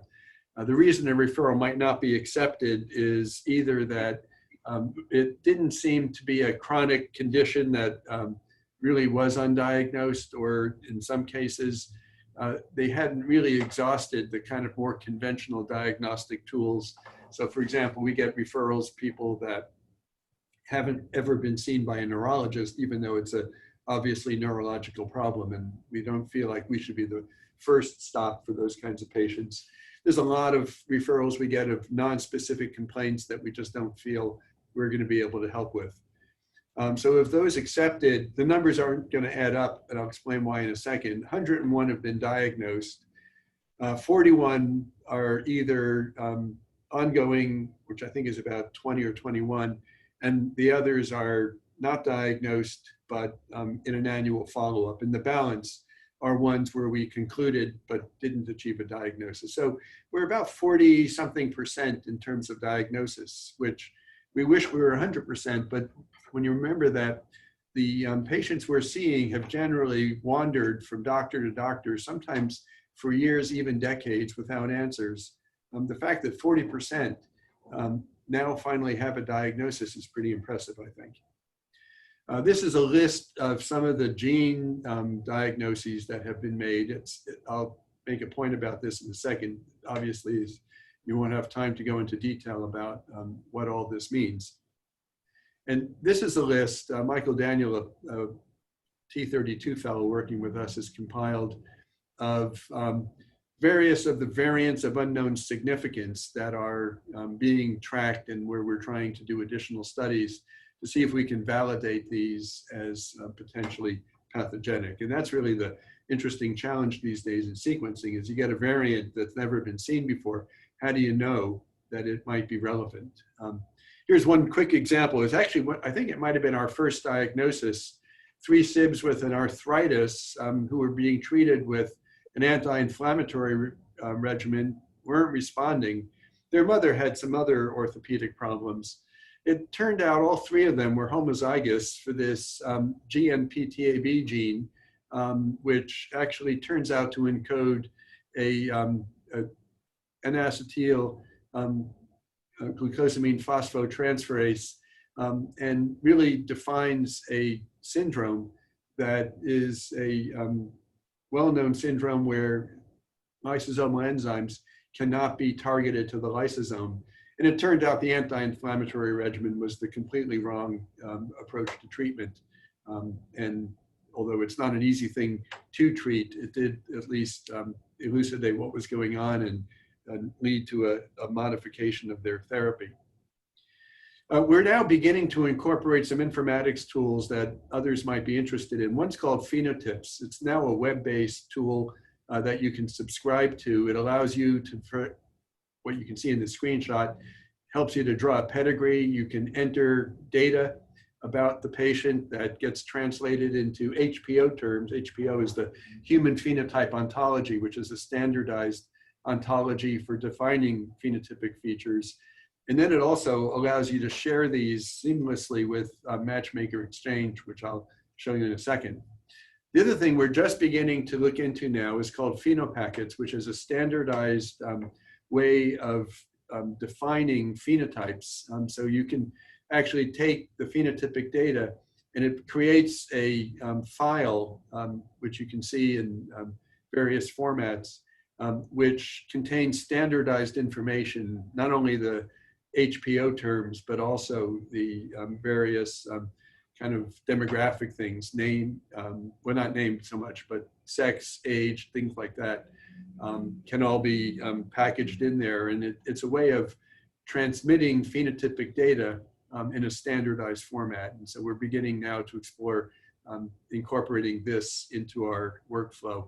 And we're also looking at ways of linking the phenotypes with the phenopackets to make this a kind of way of standardized data exchange. We also do enter data into Matchmaker Exchange, most commonly either Phenome Central or Gene Matcher. Phenotypes essentially allows you to just click a box and it gets entered. And what that does is puts the HPO terms together with the variants that you have found into an international database. And anybody who's entered anything similar gets linked to you by email. Here's an example of one success with that. So the picture on the right is a patient we saw, and these are shown with permission of the family. In fact, these are screenshots from the publication that resulted. Patient on the right we saw many months ago, or actually a few years ago now, with heart failure. And as a matter of fact, he actually passed away subsequently of cardiomyopathy, weakness, joint contractures, cataracts, hearing loss, and some probably also dystonic posturing. And he was found to have this TOR1 AIP1 variant, which when we looked at it at first, it had never been seen before. Put it into Gene Matcher, and turned out the person on the left is in Germany. And I think you'll agree that there's a pretty decent resemblance just physically between the two. That's a bigger picture of that patient shown on the right. Our patient looked strikingly similar, although the one in Germany is still alive as far as I'm aware, but has almost exactly the same phenotype. And this resulted in a publication that was came out just a couple of months ago.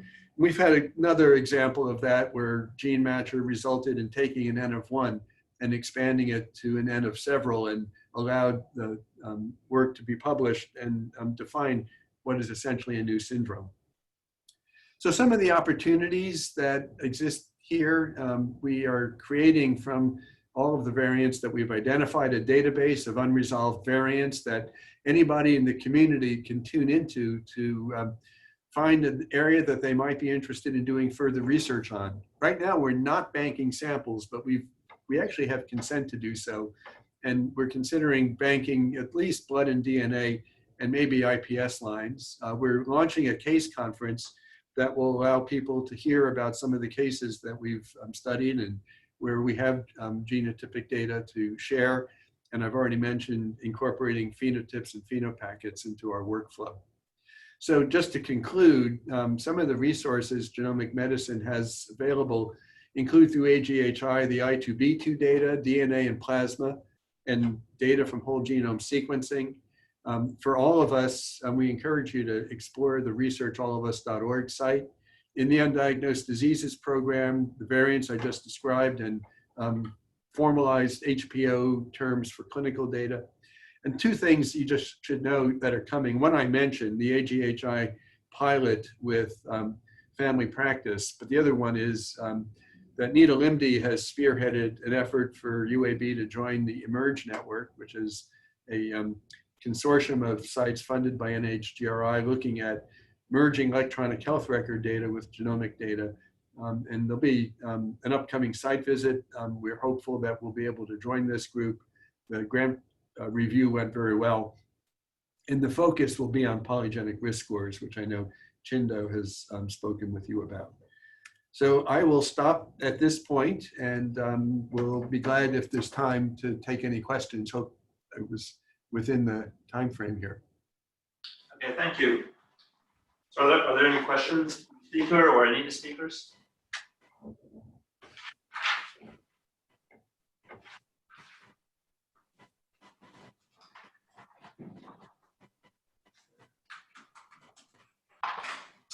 All right, well, thanks very much. Looks like the session is ending right on time. The poster session will begin at noon. And if anybody's on campus, you can pick up a box lunch at Cudworth. And also just, good. Let's pull my computer down real quick. We at 1 o'clock we have, or 1:30 rather, we have two simultaneous sessions. One has been down, the other, as Brittany was saying, and Brittany will be on this session, and I will be posting a link for the Zoom session for Min Gao's session workshop on single cell RNA-seq.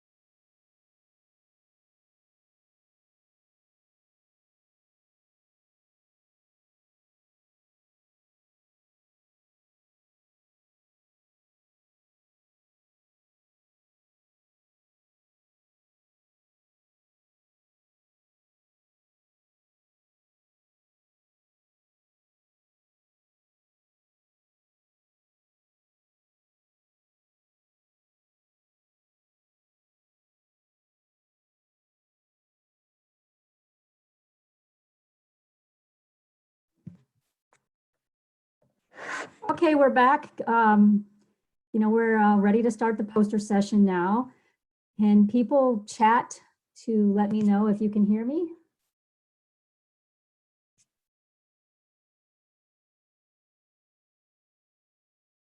Okay, great. People can hear me. So I'm going to start with the poster presentation. And thanks for accommodating all the different formats and everything. I know that we had a lot of changes. People had to make presentations at the last minute. So I really appreciate that. Our first speaker will be Christopher Taylor. So let me open his presentation and get going with that. All right.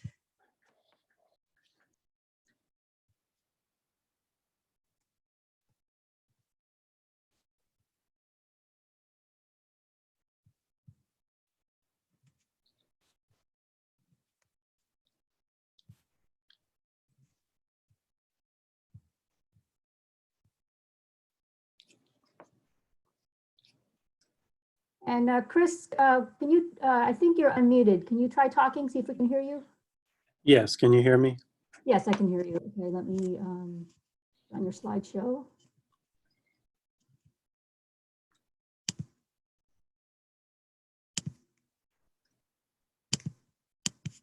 All right, go ahead. Okay. Do I have control to change the slides, or are you going to change them? Yeah, you just let me know and I can change it. Okay.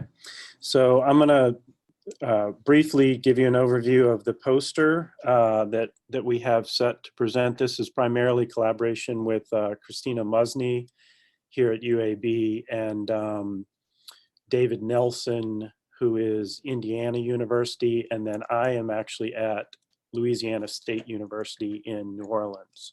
Can you go forward?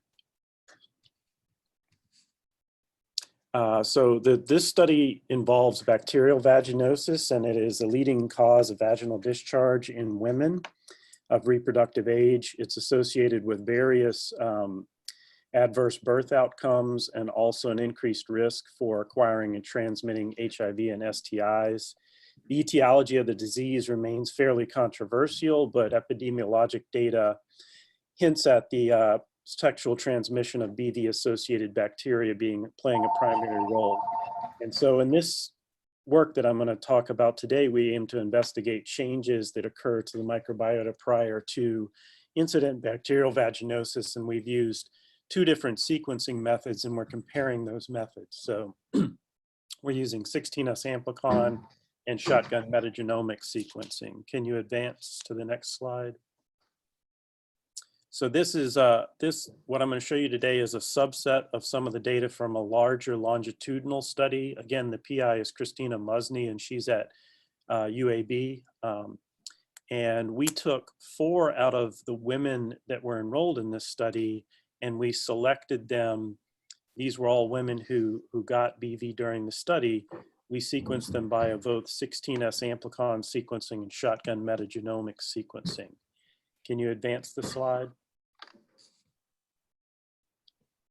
So one of the major things that we saw out of our sequencing, again, we took 4 women and we did 6 samples on each woman, where the last sampling day, which is highlighted in the red box under each of these, when we looked at the percentage of reads via the shotgun sequencing that classified as bacterial, we saw a sharp jump at the very end in the amount of reads that were coming out as bacterial, as much as going up to 30% for one patient, going up for 60%, or even up to almost 80% for another patient. And this was seen across the 4 different patients that we sequenced. The only one that was a less dramatic increase was the last patient, K20. Can you advance? One of the interesting things to come out of this is that the reads that we found to be classified as Lactobacillus genus tended to decline leading up to incident BV. But when we looked at things via a shotgun reads that were classified as Lactobacillus, what we saw somewhat differed in some patients from what we saw via the 16S relative abundance. So the 16S relative abundance is given in the orange curve. And what you see on patient K12 is the drop in relative abundance really doesn't seem to come until the day of incident BV, which is the last time point. Whereas if you were looking at the shotgun read counts, what you see is the amount of shotgun reads that classified as Lactobacillus actually dropped precipitously in the second time point of sampling and stayed low. And the reason for the difference is really what happens is on the day of incident BV, a lot of obligate anaerobic organisms come in and they pump up the total number of organisms. And so from a relative standpoint, that's when you see the drop in Lactobacillus, but with the shotgun read counts, we see the drop much earlier. And if you look at some of the other women in the study, they track a little bit more closely when you compare the 16S relative abundance and the shotgun reads to one another. Can you advance the slide? So there are 3 obligate anaerobes that we are primarily interested in for an upcoming grant that just got funded, one of which is Gardnerella vaginalis, and we saw that across all 4 women on the day of incident BV, again the last day, we saw a precipitous jump in the amount of both shotgun reads classifying as Gardnerella and 16S relative abundance. Please advance to the next slide.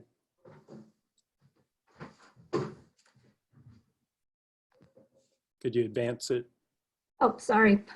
And so Prevotella vivia is another organism we're highly interested in, and we also saw in 3 out of the 4 patients a sharp increase on the last day, the day of incident BV, whereas there was not much of it via 16S or shotgun the whole time leading up to that.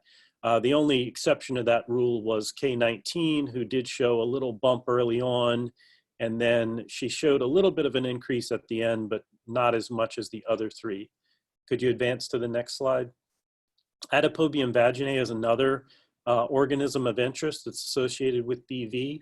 And we see, again, just like we saw with Gardnerella vaginalis, that it's fairly low all the way leading up to incident BV, but the day of incident BV, it jumps up sharply in both shotgun and 16S. Could you advance one more? And then in terms of lactobacillus, there are different types of lactobacillus. If we look at lactobacillus inners, what we see is that it generally declines leading up to incident BV, except if you look in the case of the woman K19, we see an increase when we look at the shotgun reads leading up to the day of incident BV, whereas the 16S relative abundance sort of tells the opposite story, that it looks like it's declining. So using this shotgun technique, we can actually look a little bit more closely at what individual species of lactobacillus are potentially doing without being handcuffed by the 16S methodology, which looks at everything out of 100% pi. Advance again, please. And the last organism I'm going to highlight is Lactobacillus crispatus, and that is generally regarded to be a protective lactobacillus, a good species of lactobacillus. And what we see in K18 and K20 is we see this progressive decrease. K18 loses it by the 2nd time point and then it stays flat, whereas K20, it sort of bumps up a little bit and then it drops off. And by the end, by the day of incident BV, none of our women have much of anything in terms of Lactobacillus crispatus left. Could you advance again to the next slide? In terms of conclusions, assessing the vaginal communities via the 16S amplicon sequencing provides us a nice broad overview of taxonomic composition. But in this study, we used shotgun metagenomic sequencing on a subset of those samples to get a more detailed view of the genetic material that's present in the community. We found similar compositions when we look at both methods, but one thing we did see was that shotgun metagenomics may be able to reveal differences in the timing of the increase and decrease of certain bacteria across a time course. And so with this pilot study, we've kind of laid the groundwork for an approach that we intend to use going forward, whereby we can use 16S amplicon sequencing on all of our samples to broadly profile the specimens, because it's a cheaper, less costly technique. Followed by using the data from the 16S, we could select subsets of specimens that we want to interrogate more fully with the shotgun metagenomic sequencing. Could you advance again to the next slide? In terms of acknowledgements, this work was all funded by Christina Musney's K23 award. And then I'm actually supported by a multi-PIR01 award for this work. And we also received funding from 2 NIH awards. One was the UAB CCTS award that supports me, and another is an Louisiana Biomedical Research Network award supporting me. And all of the sequencing and work was done through our microbial genomics resource group at LSU. Could you advance one more time? And then, ongoing funding for this work, we're actually going to be continuing this work, which is supported by several recently funded awards. So the first 2 are highly relevant to the vaginal microbiome going forward. And then we have several other awards that are supporting my effort on this work going forward. One more slide, thank you. And then this is just a highlight of some of the recent publications and the collaborators we work with. We're working with Elliot Lefkowitz here and Liam Vanderpool, who are at UAB, and then Christina Musny, also at UAB. And we've published a few papers about this work. Thank you.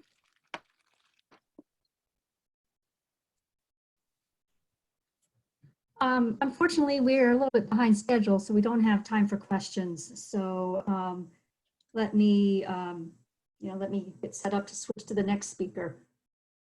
Actually, while I'm doing that, there might be time for one question.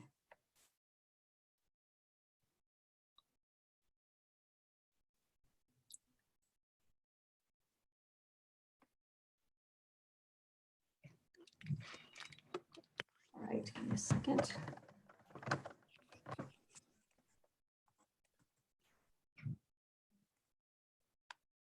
Okay, our next speaker will be Yiqing Wang.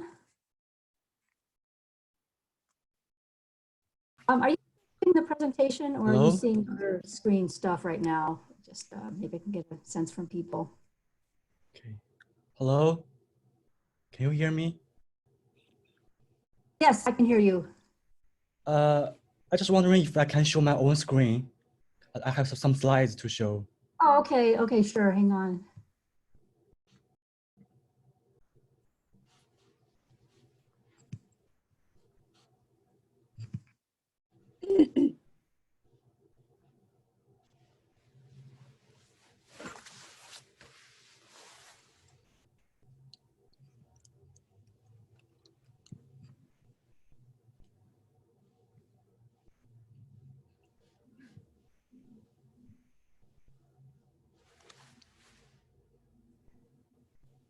You know, I think for some reason I have limitations as who I can make the presenter. And so I don't know if you can you send me your slides?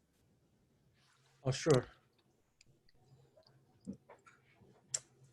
Appreciate everybody being patient and flexible. Also, let me just show the schedule so that I know that people are wondering what time they're going to present, and we had to make some switches. So let me do that.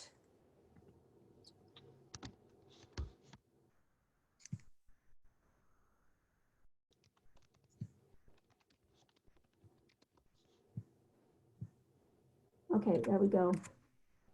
So while I'm waiting for the presentation, just take note of when you'll be presenting.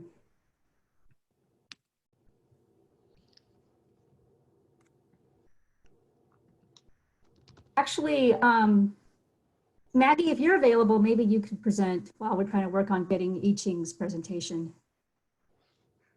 Amy, I just grant, this is Zechen, I just grant Yiqing the co-host. I think Oh, okay. yeah, he can share the screen. Okay, can you try, see if you can, I'll stop sharing and see if Yiqing can share.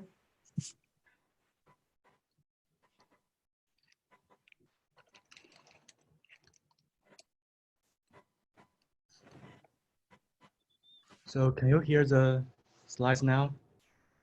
Can you see the slides? Yes. Yeah, just go to slideshow mode. Good. Can I start now? Yep, go ahead. Okay. Hello, everyone. My name is Yiqing Wang, coming from Dr. Chong's lab. Today, I'm going to share with you my currently building tool named Philip. It's an efficient tool for discovery of gene fusions from full-length transcripts. Okay. First, what is gene fusions? Gene fusions is a hybrid genes formed by two previously independent genes. It also plays an important role in tumor genesis, and it has been found prevalent in major human cell lines. It's also critical of being a diagnostic and prognostic biomarkers.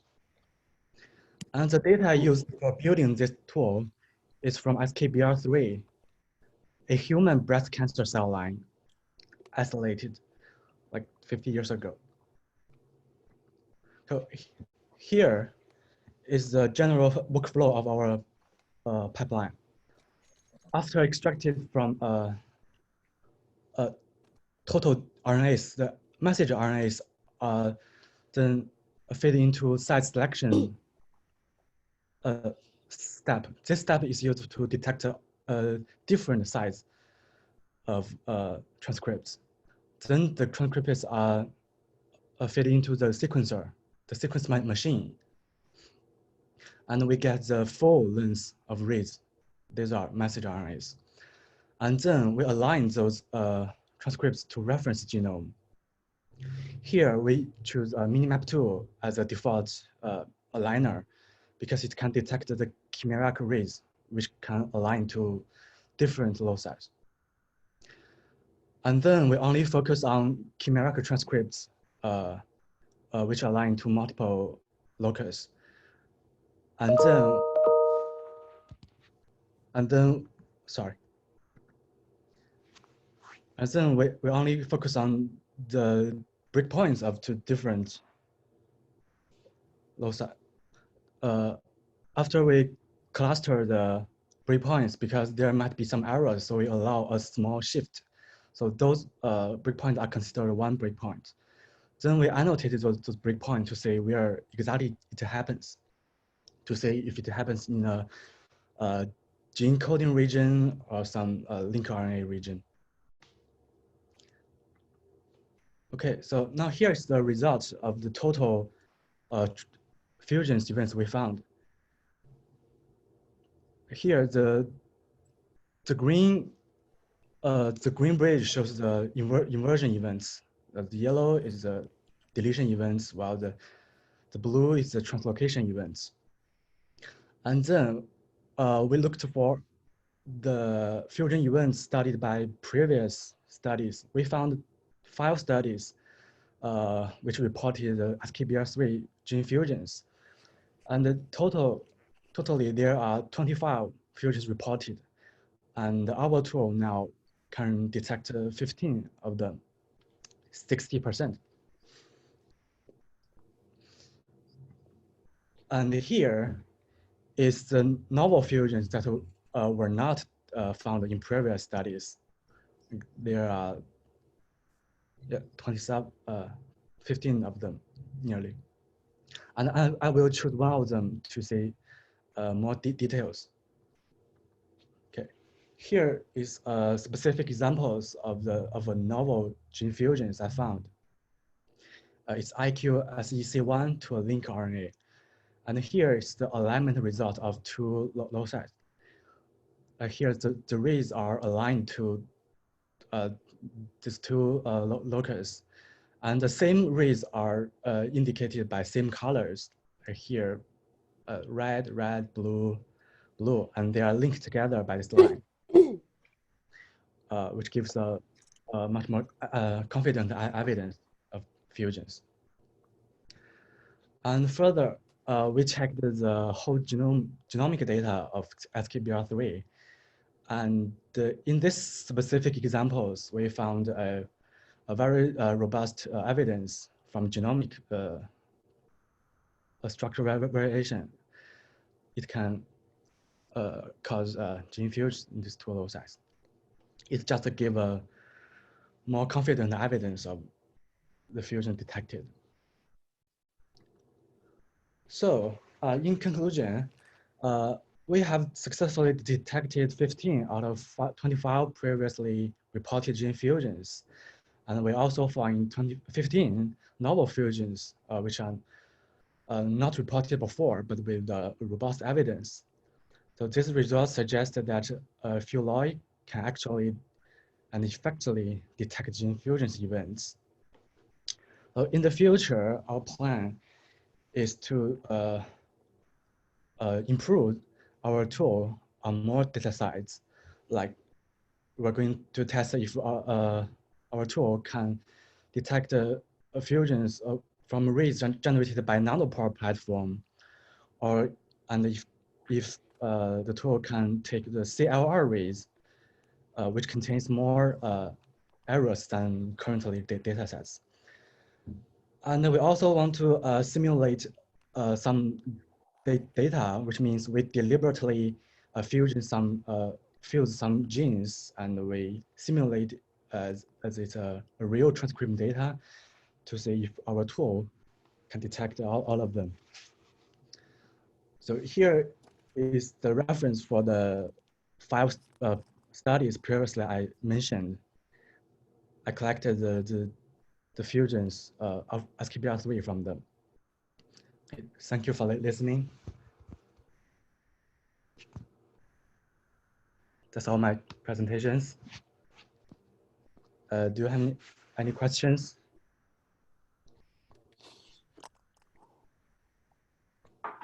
Thanks, Zechen. Okay.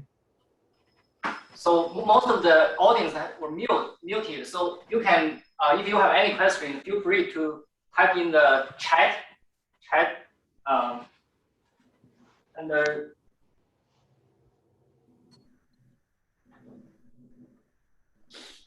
Hey, the next speaker is Maggie Chen, and you're on there twice actually on the list of participants. I don't know which one is real. Okay, now I just see one. Okay, so I'm going to unmute you.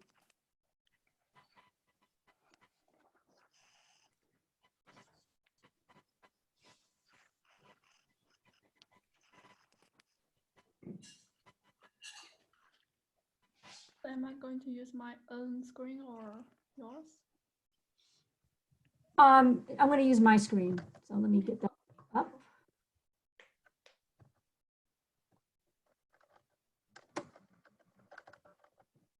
Amy, you have Maggie's slides? Yes. Okay.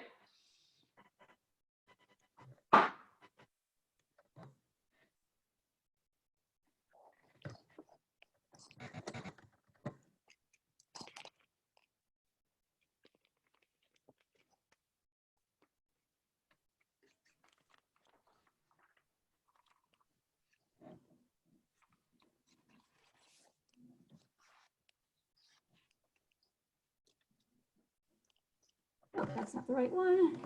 Okay, that one.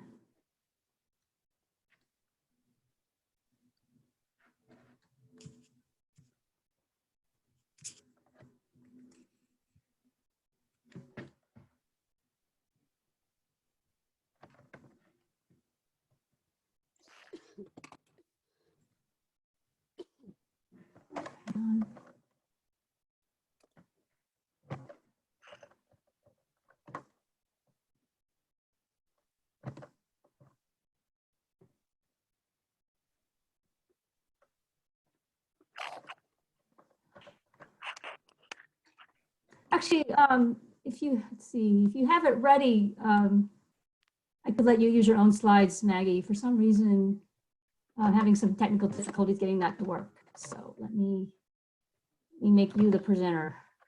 Okay. Or maybe Zechen, you can help me with that.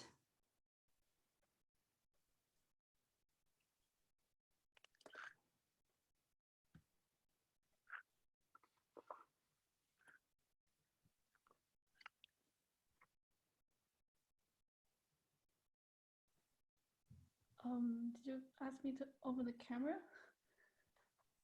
Oh, sorry, I'm trying to get you to share. Sorry about that.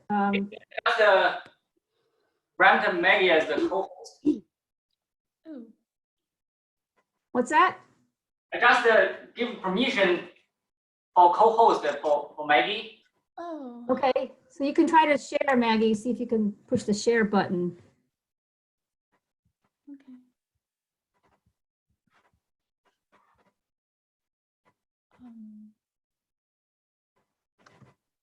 Is it working? Yeah, we can see it. Yes, we can see it. Oh, okay.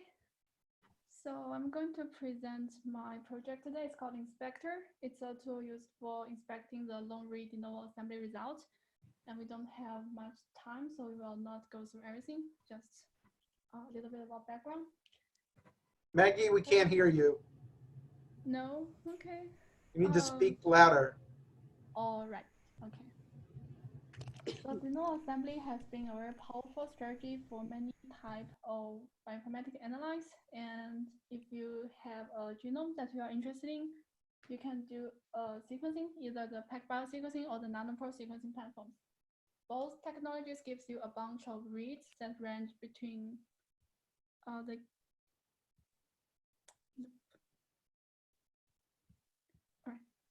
So these reads have an average size between 10 to 15,000 base pairs. And the dual assembly is the step where you can reconstruct the original genome from the sequencing reads. So they start with finding the overlapping between the two reads by doing a read pair comparison. And they will also generate an overlapping graph, look like this. You will have the read and overlapping information there. If you can do the correction for the sequencing arrows, and you can also connect two reads together if they have some overlapped region. And by doing that, you are able to connect all the reads together into one very long consensus sequence, which also have a very high base pair accuracy. And theoretically, we should have a same assembly contig with the original genome. So these two should be the same, but you also have a lot of sequencing errors in the read, and there are also complicated regions in the genome. So we always observe assembly errors from the assembly contig. And it makes very important for us to be able to evaluate whether assembly contig is like accurate or not. So what we do is we use the read as the base-4 representation of the original genome and use the read to compare with the assembly contig and identify the assembly errors. And therefore we can know where are the errors and whether they are like confident or not.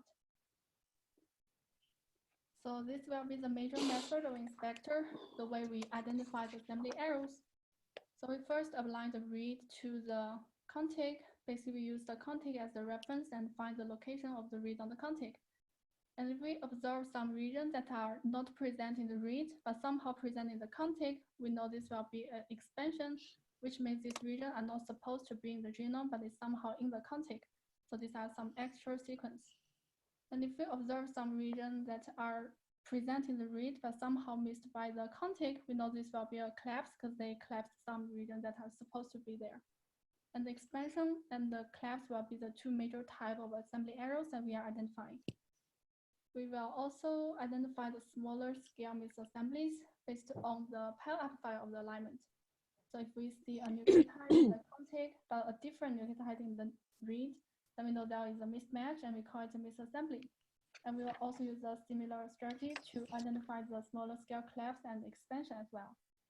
So these two will be the two major sources of the assembly errors identified by inspector. And we also have an optional input of assembly reference genome. So we'll also compare the contig to the reference and identify the collapse, misassembly, and expansion based on its own pattern. So this allows us to do some further analysis, like annotation. We are able to know whether the assembly errors occurred in the repetitive region or some gene coding region as well. So this will be the major method. And for the result part, we applied inspector on 3 popular assemblers, Canoe, Fly, and WTPG2. And here we show some plots to show the synteny of the assembly contigs. And the top, well, the left and the middle panels are from the simulation dataset, where we plot the position on the contig and the position on the reference. If we see a very straight line here, we have a perfect match between the contig and the reference. This is what we are trying to observe. And we see for the Canoe, for the Fly, and for the WTPG, we all have this straight line, which suggests they have very nice like mapping between the contig and the reference for the longest contig. And in the middle, we are showing all the contigs, both the larger ones and the smaller ones. And we observe these 2 longer lines in the Canoe and these 2 longer ones in the Fly, and the WTPG also has 2. So this will be the 2 longer, like perfect match with the reference. And we also observe some shorter fragments. These are the shorter ones, or those are not perfectly mapped. So this will be the bad part we see in the assembly. On the right panel, we also have the real data. This will be the sequencing reads from the H02. It's a healthy individual.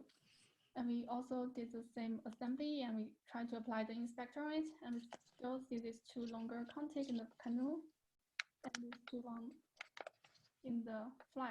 But in WTBG2, we did not observe any larger contigs that are mapped very well. Instead, we see a lot of small segments, which suggests the WTBG2 may not have the best synchrony among the three tools.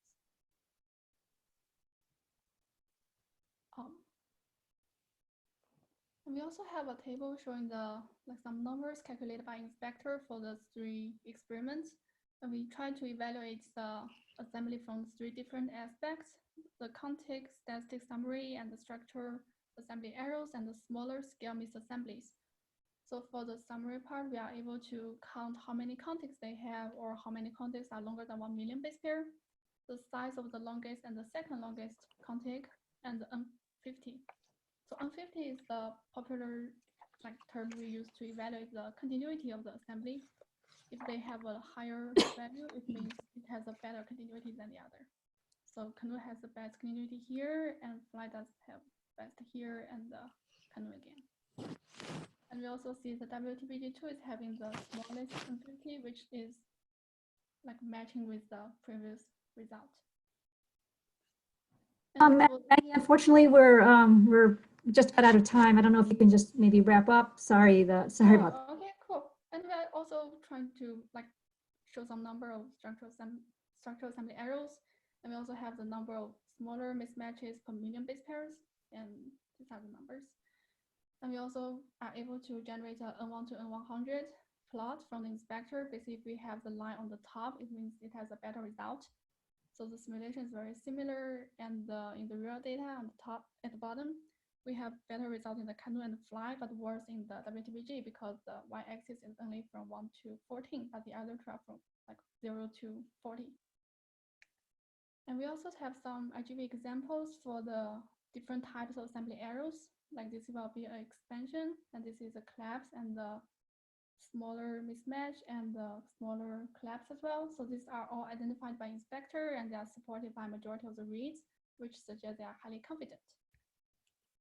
So about the conclusion, we are able to evaluate the assembly results from different tools, and we can do a comparison between those, and we can facilitate the genome assembly and other type of research. And in the future, we plan to really further improve the performance of inspector, and we also want to apply the inspector on more complicated genomes. All right, that's all. Thank you. Thanks. Our next speaker is Frank Skidmore. Let me change the presenter real quick. Amy, I will make my co-host to share the screen with us. Okay.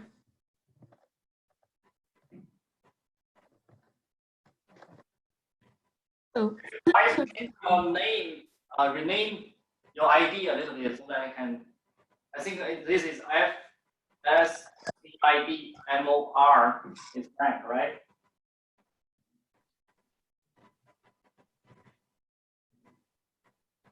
it's FSKIDM. OR, right? Yeah.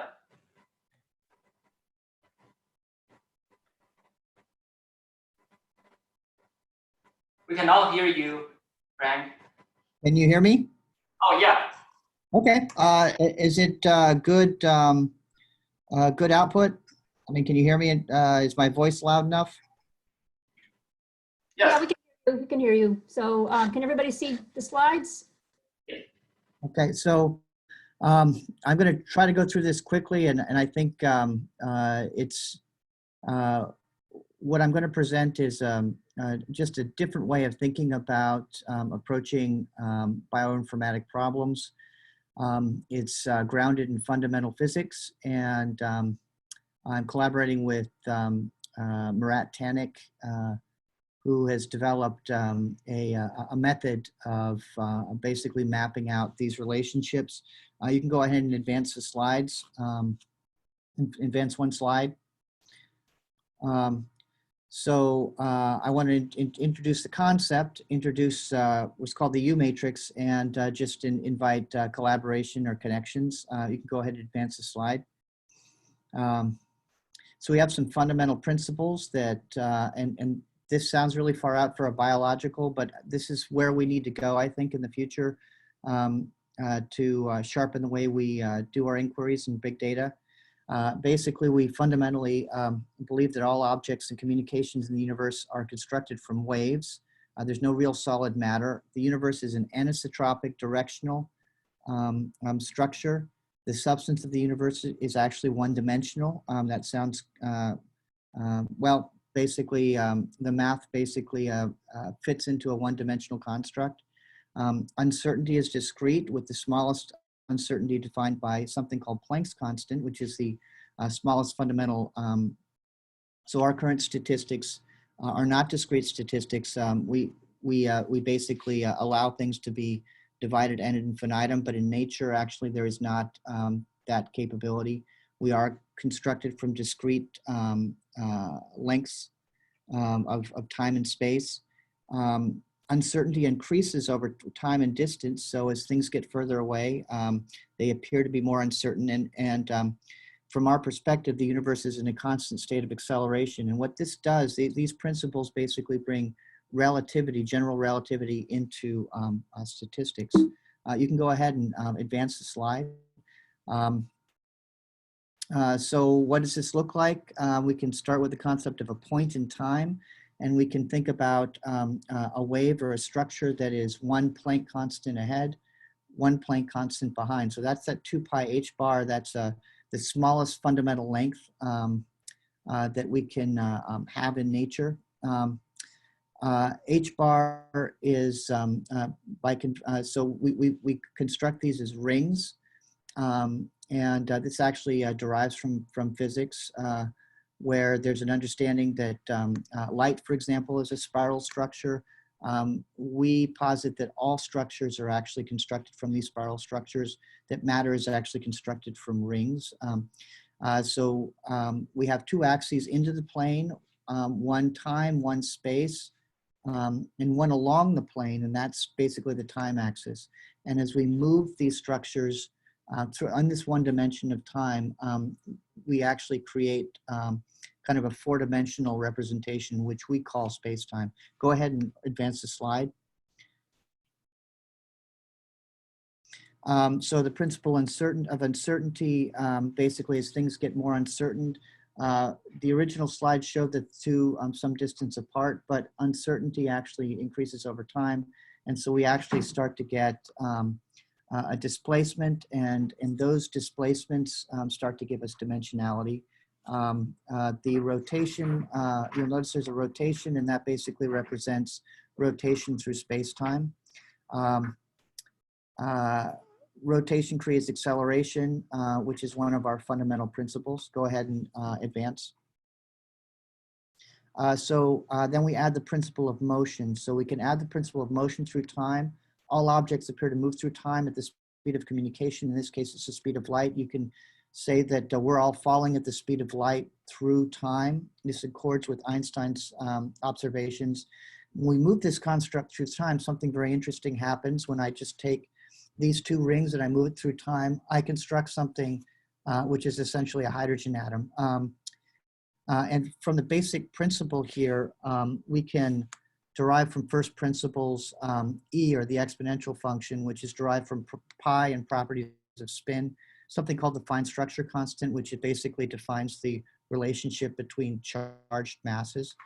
And space and time appear as a 4D representation as this object moves. Now, we're talking about hydrogen atoms, but the point is that this is like the fundamental construct here. The model is scalable, and so all objects moving through time will follow these fundamental rules. So our model suggests that statistics from our observer point of view will be best modeled not as we currently model it, which is basically as a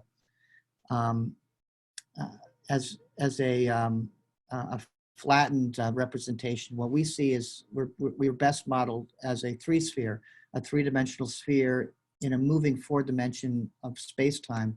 And that added dimensionality gives us additional statistical power. You can go ahead and advance. You can advance the slide. So I'm going to introduce the U matrix, which is a mathematical way to represent this. It's a mathematical structure designed to model multiple events occurring over time and space.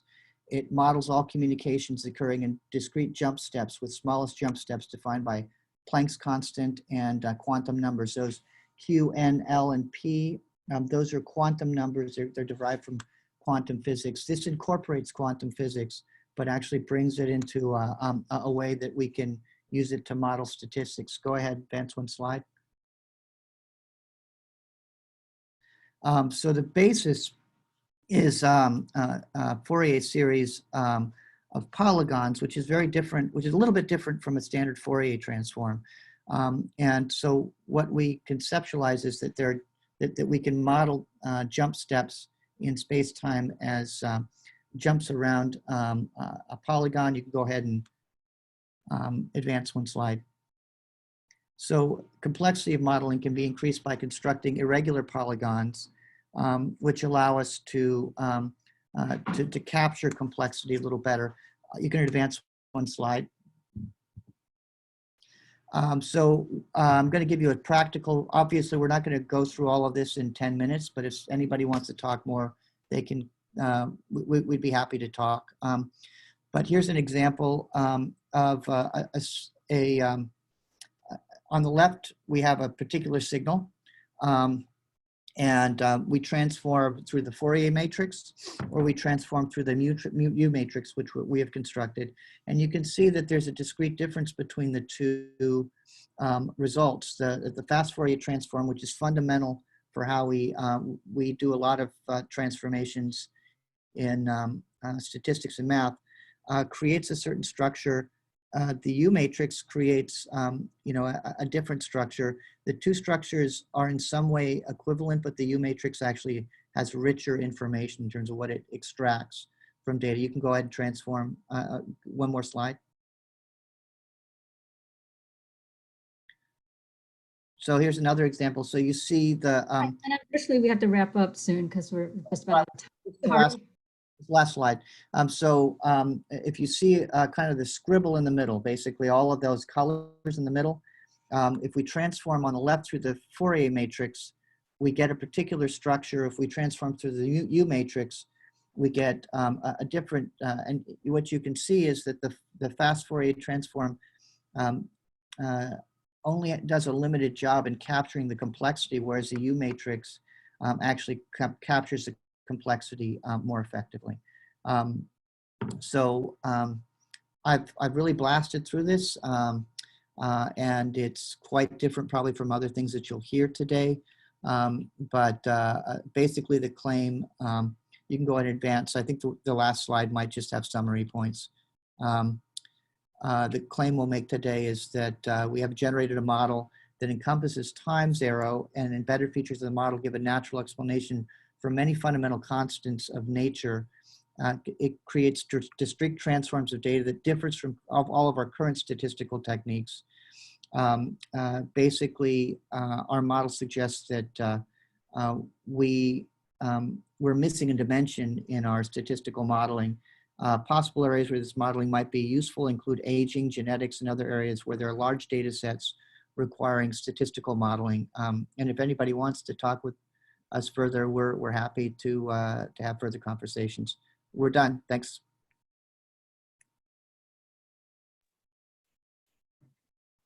Thanks. Our next speaker, thanks. Our next speaker is Samantha Carlisle. Let me get her over there.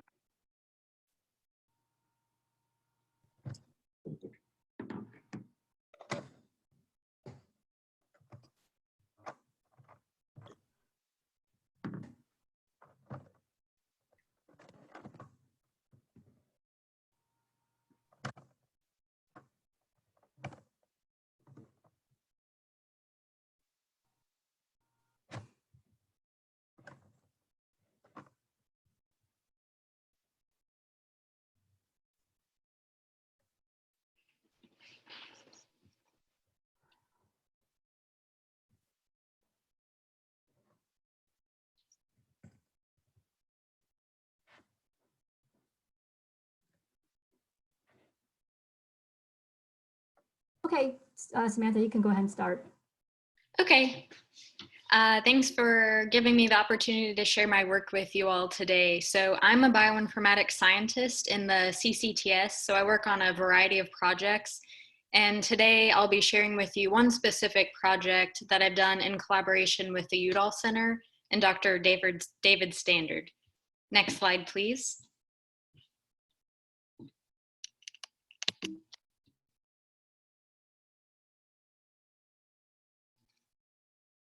So as I said, I did this work in collaboration with the Udall Center, and we had many people who were a part of this project. Next slide, please.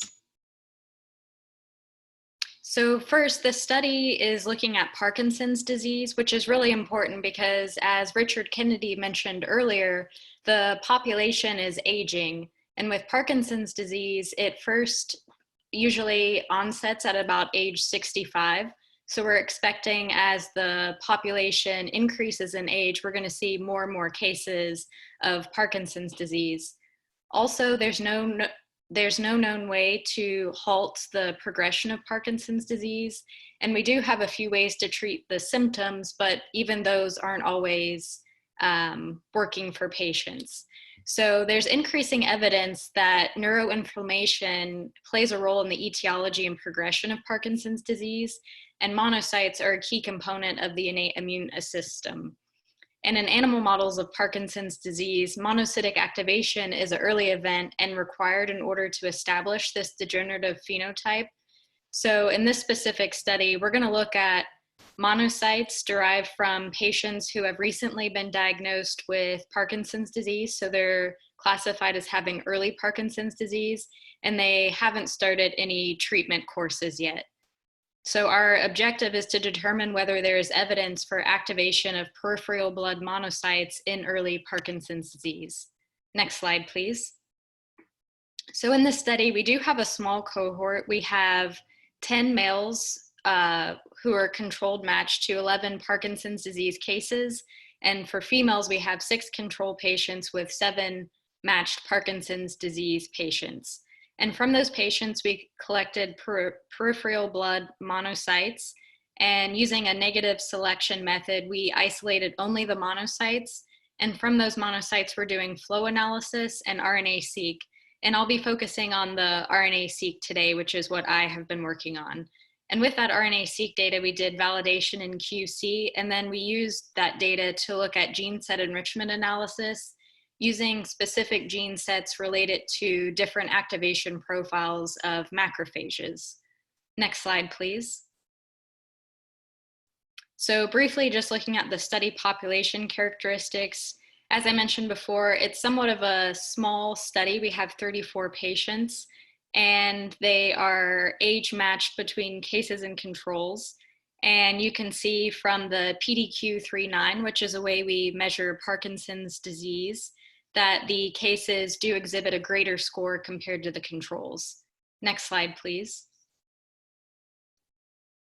So first, looking at the principal component analysis, we looked at the 100 most variably expressed genes in the RNA-seq data, and we saw a stark separation between males and females, actually.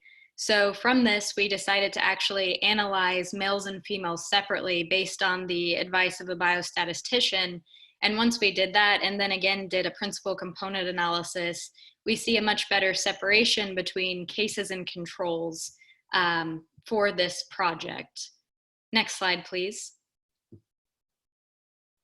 When we then used hierarchical clustering and heat maps, when we looked at just both males and females together, we again see that actually the samples are separating based by sex, not by case and control.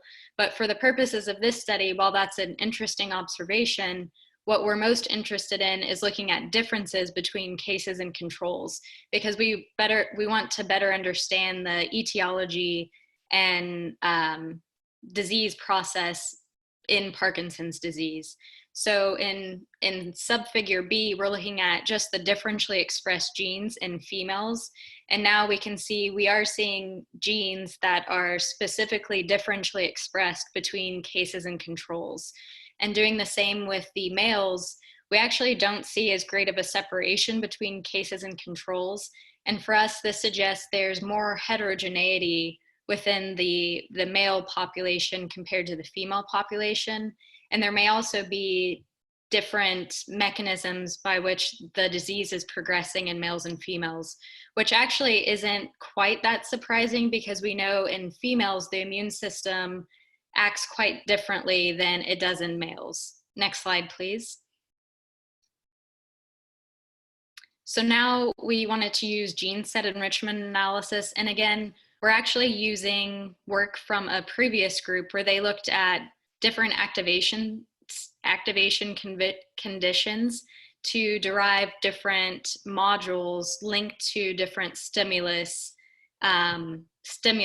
of macrophages. And this will allow us to map patterns of RNA expression back to gene expression modules and activation states. Next slide, please. So when we did this, looking at the results, we actually saw only significantly enriched modules in the female cohort. And of those, 2 were very highly significantly enriched. And those were what we're calling module 7 and 8. And interestingly, both of those are linked to an M1 classical activation state. And these are driven most strongly by interferon gamma. And again, we think we're not seeing any significant modules in the male because of this increased heterogeneity within the males. Next slide, please. So in conclusion, we observed clear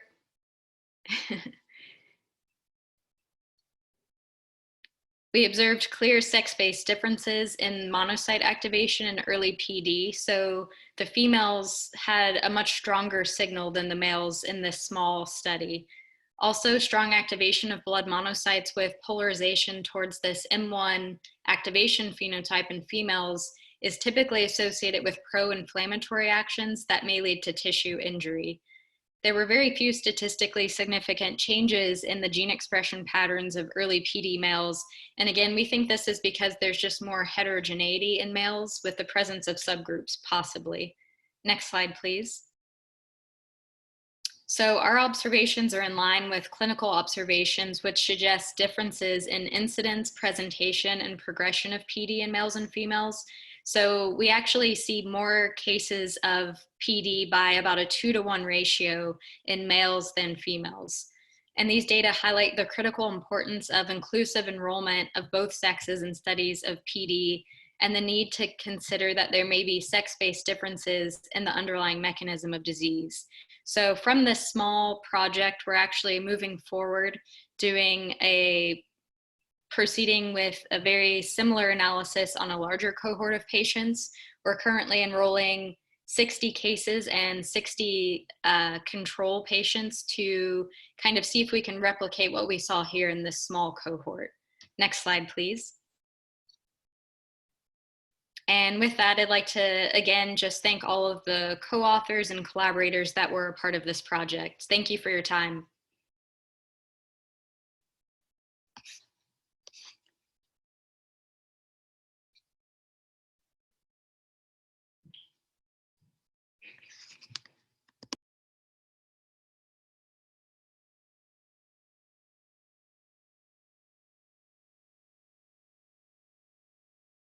Amy, are you there? Yeah, I think I have a delay that things are taking longer than I would like them to. I will start the, I don't know, Elliot, do you have Hope Gray's presentation ready? So I need to hand things off to. I'm sharing it now. Okay, Hope's sharing the screen. She can do it. All right, you ready for the rest of them? Because I have to step off for another call. Only other one I see that's in the list is John Scholes. And there's also Robert Tyndall and Feng Yuan Huang. So I'm looking at what's available in the ATTIS folder. okay, well, then you might have to let them share whatever they have. Then have them do it because. Okay, so how many more? And some of them are only showing the poster. All right, thanks. All right, can everyone hear me? Yes. Thanks, Amy. All right, hello everyone. This is I am Hope Gray. I'm a Ph.D. student in Health Services Administration at UAB. My advisor is Dr. Sue Feldman, and my mentor is Dr. Wayne Liang of the Informatics Institute. Today, I'm presenting on the applying diffusion of innovation to spiritual care documentation in the electronic health record. As you can see, the World Health Organization's definition of health does not include spiritual well-being. The Joint Commission requires that all hospitals provide access to spiritual care. Spiritual care or pastoral care is a holistic approach to patient care. And so chaplains document those visits in the electronic health record, just like any other member of the healthcare team, nurses, doctors, social workers, and others. The Association of Professional Chaplains has a standard of practice that board certified chaplains are to abide by. So this study assesses the adoption of chaplain documentation in the electronic health record since 2009's HITECH Act. So we're looking at the last decade, and the aim of this is the fact that evidence-based practice is something that many healthcare disciplines are trying to move toward. So chaplaincy is using evidence-based practice to show that what we do as chaplains is important work, as well as the fact that it can lend to quality improvement for patient care and patient outcomes. So for this, we did a comprehensive literature review of peer-reviewed articles about chaplain documentation. As you can see, the prisma on the right, I started with 123 articles from PubMed, CINAHL, Scopus, the religion database, ATLA, and Atlas Serial, as well as PsycInfo. 13 of those articles met our inclusion and exclusion criteria. We used an AXL coding method in vivo for qualitative data analysis. And then we also used the Rogers diffusion of innovation theory to assess those articles. Our findings show that chaplains have adopted documenting in the electronic health record. 4 major themes arose, included spiritual assessment, the types of interventions, outcomes, as well as evidence-based chaplaincy. However, in the electronic health record, chaplains are lacking documenting specific outcomes for their patients and their interventions that they perform. For example, a chaplain might write in the record, spiritual care provided. Well, that doesn't give any information to the social worker or to the doctor what has been done with the patient when the chaplain visited. So we're finding that chaplains lack consistency in their spiritual screenings as well as their assessments that are documented in the chart. So in conclusion, again, chaplains have adopted the electronic health record. In looking at how diffusion of innovation occurs, Rogers shows that it happens in an S pattern. The S pattern is low at the beginning and it rises over time. And over time, chaplains are entering data into the electronic health record. So now what we would like to do is pull that data that has been input into the electronic health record through data extraction, find out what are those spiritual care interventions that are made. Sometimes those interventions are check boxes. They're not something that's written in an unstructured note. Also, we want to find out what patient healthcare outcomes occurred, such as what was the length of stay? Was the length of stay impacted? Was it increased or decreased by the chaplain visiting and providing spiritual care, and it will provide information regarding evidence-based practice for chaplaincy. The information that chaplains provide can also be utilized for social determinants of health and other psychosocial data. And lastly, we think that based on our analysis and the work that we do going forward, we'll be able to develop and propose standardized templates for unstructured pastoral care notes, also standardized screening tools for spiritual assessment. And lastly, the World Health Organization provides pastoral intervention codes that are in the electronic health record through ICD codes. We would then be able to propose expansion of those codes. Currently, there are only 4 that exist, but there's a lot more that chaplains do that could be captured if we expand those. So thank you for your attention today. Are there any questions? I think we'll have to pass with questions for the sake of time, but thank you, Ho. Not a problem. Thanks so much. And thank you to Dr. Liang and Dr. Feldman. Thanks. Now, John Schultz, you should be able to share your screen and present. Great.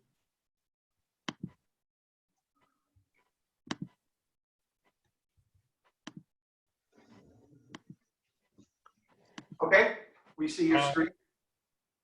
Awesome. All right, well, thank you all for giving me the opportunity to present today. I'm going to be really presenting my kind of more basic science research investigating roles for the Drosophila heterochromatin protein 1 family in transcriptional activation. So in order to ensure proper function in cells, DNA is packaged into a protein complex called chromatin. The protein composition of chromatin varies across the genome, and that exact composition is going to influence gene expression. In my research, I focus on a family of chromatin proteins known as the heterochromatin protein 1 family, or HP1 family. In Drosophila, there are 3 HP1 proteins that are expressed ubiquitously in somatic cells, and those are going to be HP1A in blue, HP1B in green, and HP1C in pink here. HP1 proteins are involved in diverse cellular processes, but I focus mostly exclusively on their function in gene regulation. HP1A has a critical function in the formation of heterochromatin, and so it's widely thought of as a transcriptional repressor, but it's also well documented that HP1A is required for the activation of a subset of genes. So in my research, I'm really trying to understand how HP1 proteins can be involved in repression at some loci and activation at others. And so here I'm investigating 2 models that can explain what determines whether HP1 proteins will act as transcriptional activators or silencers. Model 1 states that the effect of HP1 proteins on transcription depends on the surrounding chromatin context. So under this model, you would expect that HP1 proteins would be required for the proper transcription of genes located in heterochromatin, but if you have an HP1 protein binding a euchromatin, that it would silence that gene. And then alternatively, model 2 predicts that the effect of HP1 binding on transcription is going to be determined by the exact combination of HP1 proteins that you have at the transcription start site. So my goal here was to use available next generation sequencing data to test these 2 models and see which ones were, which of the 2 was really viable when you look at the data.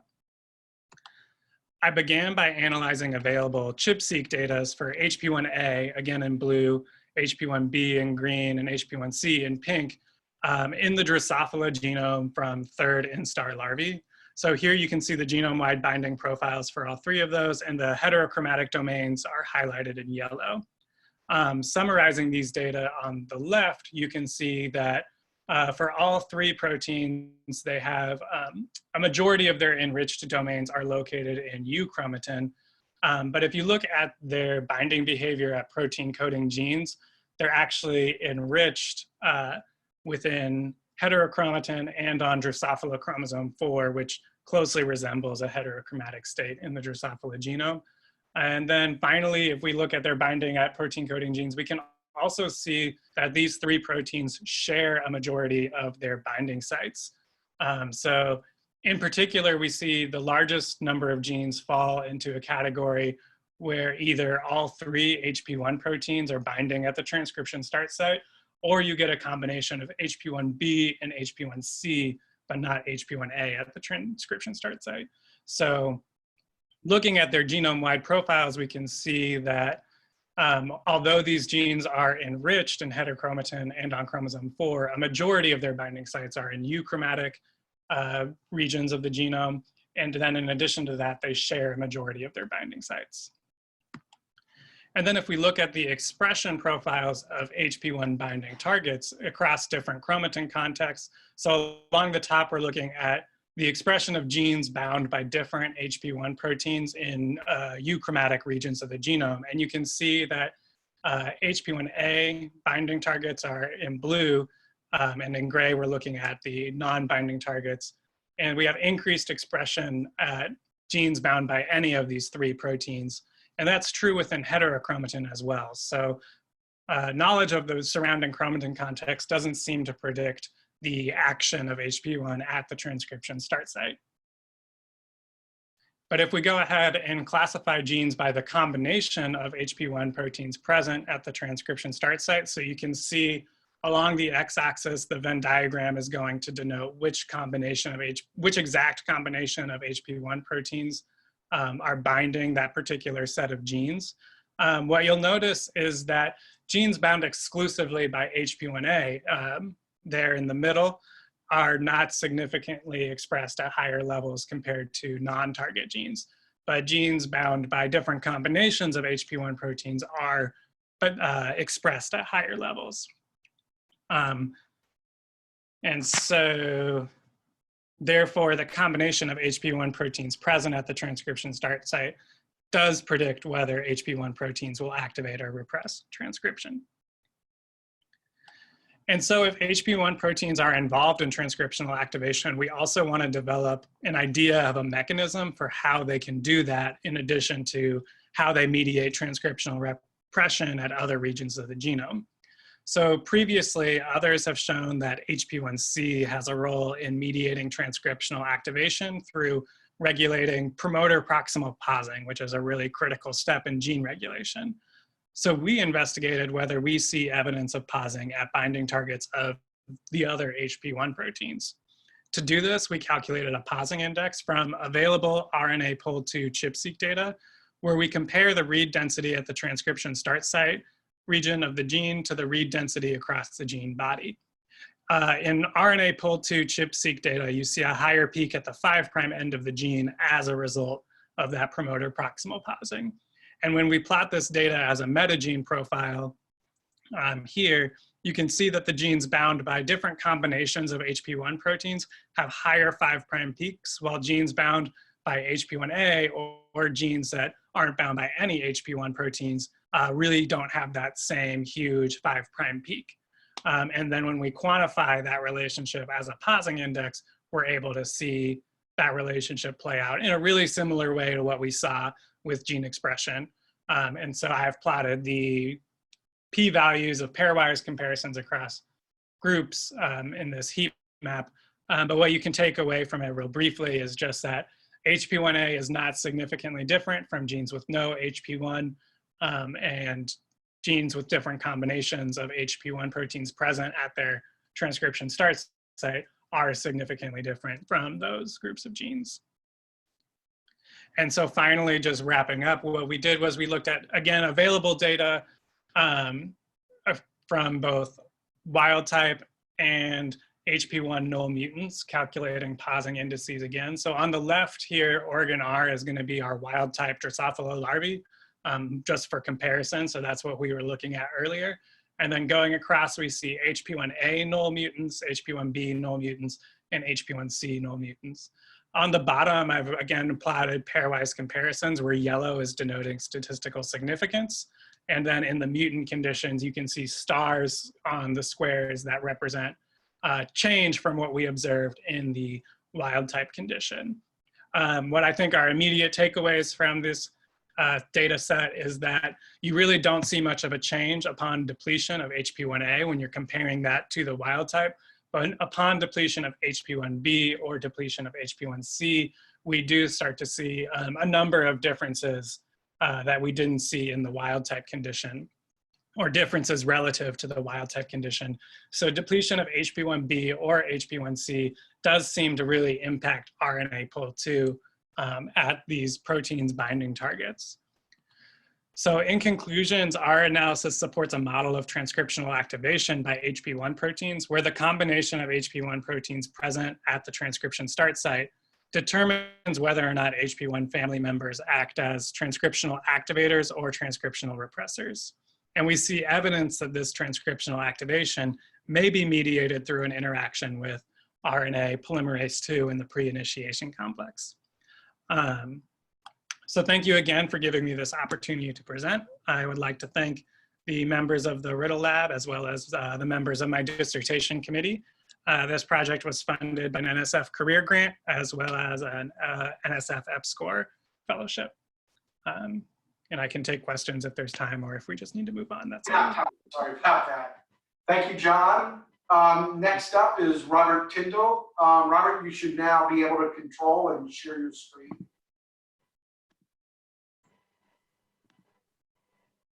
Yeah, I'm here. I don't have a button for sharing yet because the previous is up. They should be off. How do I stop sharing? Okay. There it is.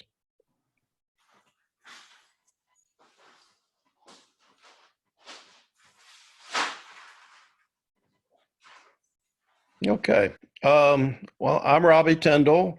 I work with the Central IT group at UAB.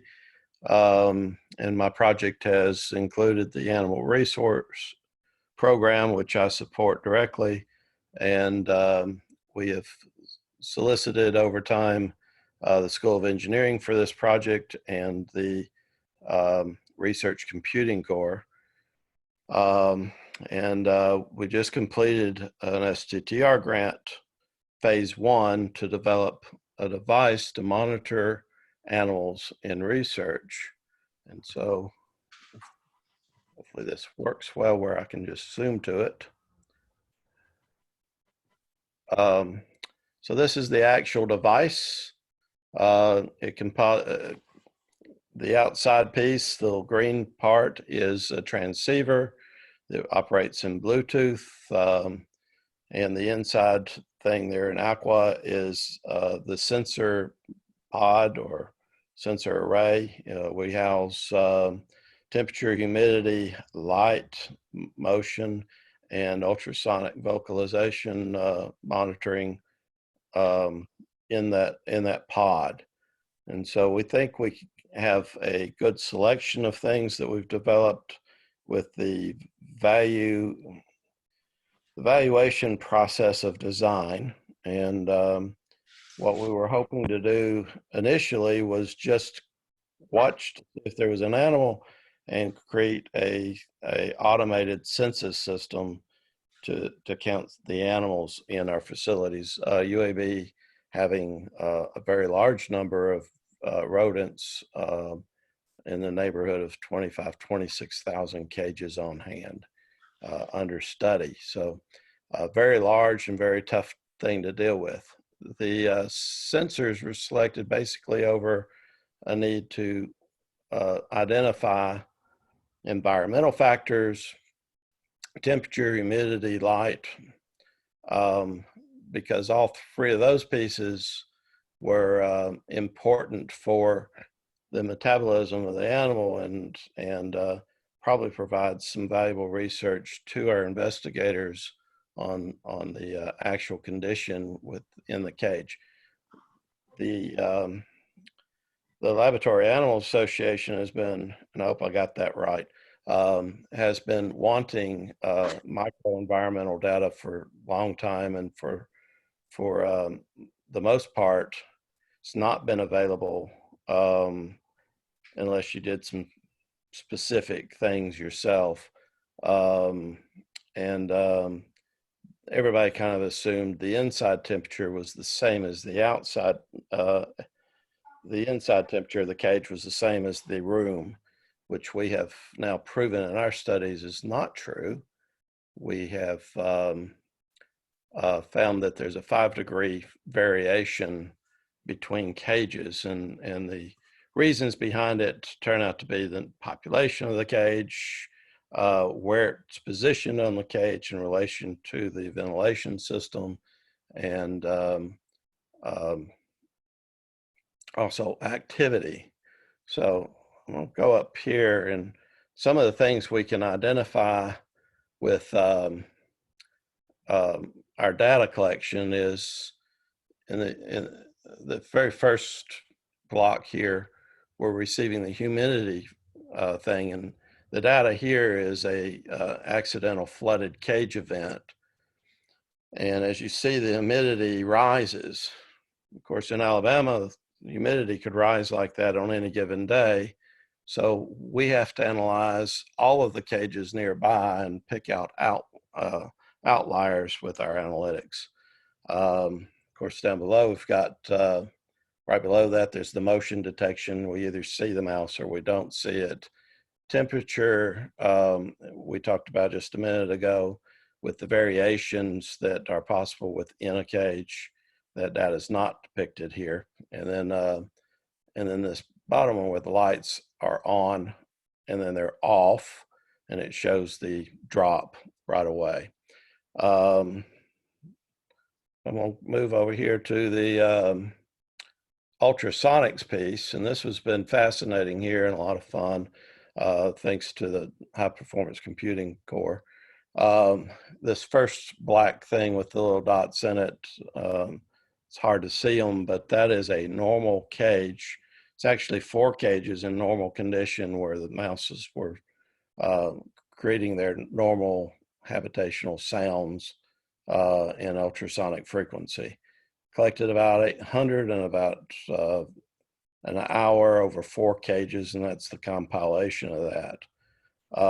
We've done other collections in other situations, and we are learning quickly that this has given us the ability to evaluate conditions that happen within the animal's environment concerning what he's experiencing.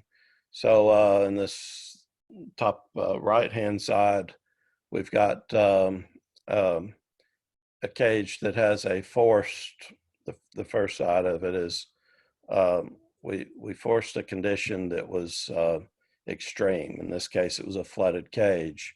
And what we noticed was the normal sounds are shorter, and they have a little upswing to them.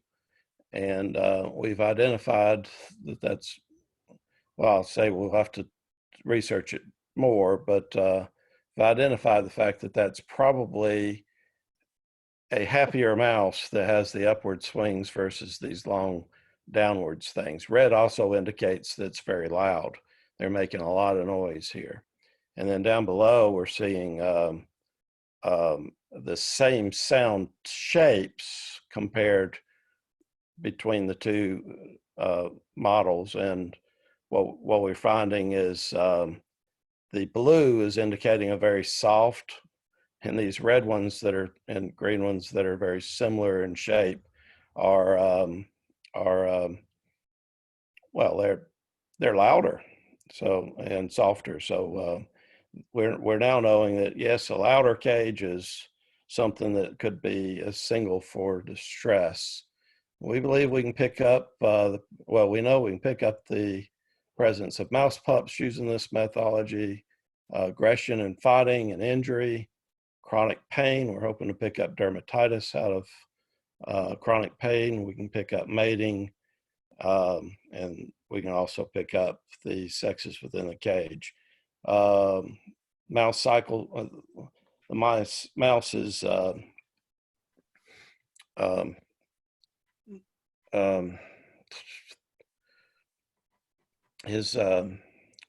their mating and reproduction cycle is very short, only about 20 to 23 days, which means that if we've not checked on our mice in a few days and we made a mistake in separation of the mouse, we can end up with overcrowded mouse, and 3 mice can become 20 A something. minute left, Robbie.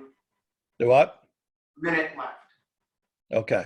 So the only thing I've got left remaining here is this was a special kind of grant. It's an STTR grant providing the NIH a way to create small businesses that can create value for multiple institutions. And so we started the company Tricorder Array Technologies to do that. The grant office has told us we must tell you about their the NIH thing. And because it's a small company, we have to let you know that the UAB Entrepreneurial Oversight Committee has developed a plan with Tricorder Array, and there are safe havens for people who feel there's some kind of violation of ethics. And pictured here is our wonderful team. I've got software engineers, biomedical engineers, undergraduates and graduates, and vets, and supercomputing experts. Okay, thank you, Robbie. We have to move on now. Thank you very much. Thank you for your presentation. And the final poster, and hopefully we can get it in at about 5 minutes to keep on time, is from Emma Wang. Emma, you should have control now.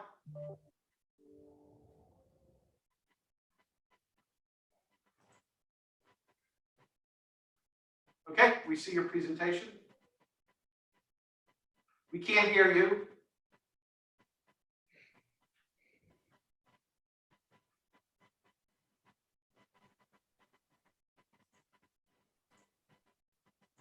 She's on mute. I need to be. You're muted. I'm not able to unmute.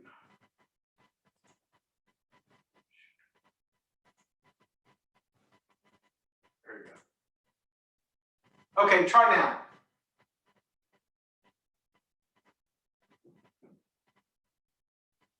Okay. Yep. Do you hear that? Hear you now. Okay. I'm Fengyan Huang in Dr. Zechen Chong's lab, and I'm going to present my project. It's a circular bacterial assembler, backsembler. So we know that there are a large number of bacteria on Earth, and it plays an important role in human health. Getting the full length of genome sequence provide a foundation for the basic research, translational vaccine, drug development, and clinical diagnosis. And the size of bacterial genome is not large, while most of them are 1 DNA molecular and have large proportion repeat fragments. And this made genome assembly difficult. Nowadays, there are numerous of assemblers, and they apply only long nanopore or packed bio arrays, only short Illumina arrays or hybrid arrays, while none of them are optimized for only long reads assembler, high error rate, long reads, which can result in high misassembly rate. And most of them are not specific designed for bacterial genome, so they cannot generate circular genome. For only short reads assemblers, short reads cannot cover large repeat fragments, which make it difficult to resolve the repeat region assembly. Hybrid reads assembler take advantage of low error rate of short reads and structural resolve of long reads. While there are few tools available, Unicycle is one of few assemblers can resolve the circular genome while it runs ministem. Why? We found there are defects. So, so here we summarize the motivation for us to develop a new assembler pipeline. As that bacterial genome are circular, while most assemblers are not designed for circular genome, and only few ways like Unicycle can available for generating circular genome.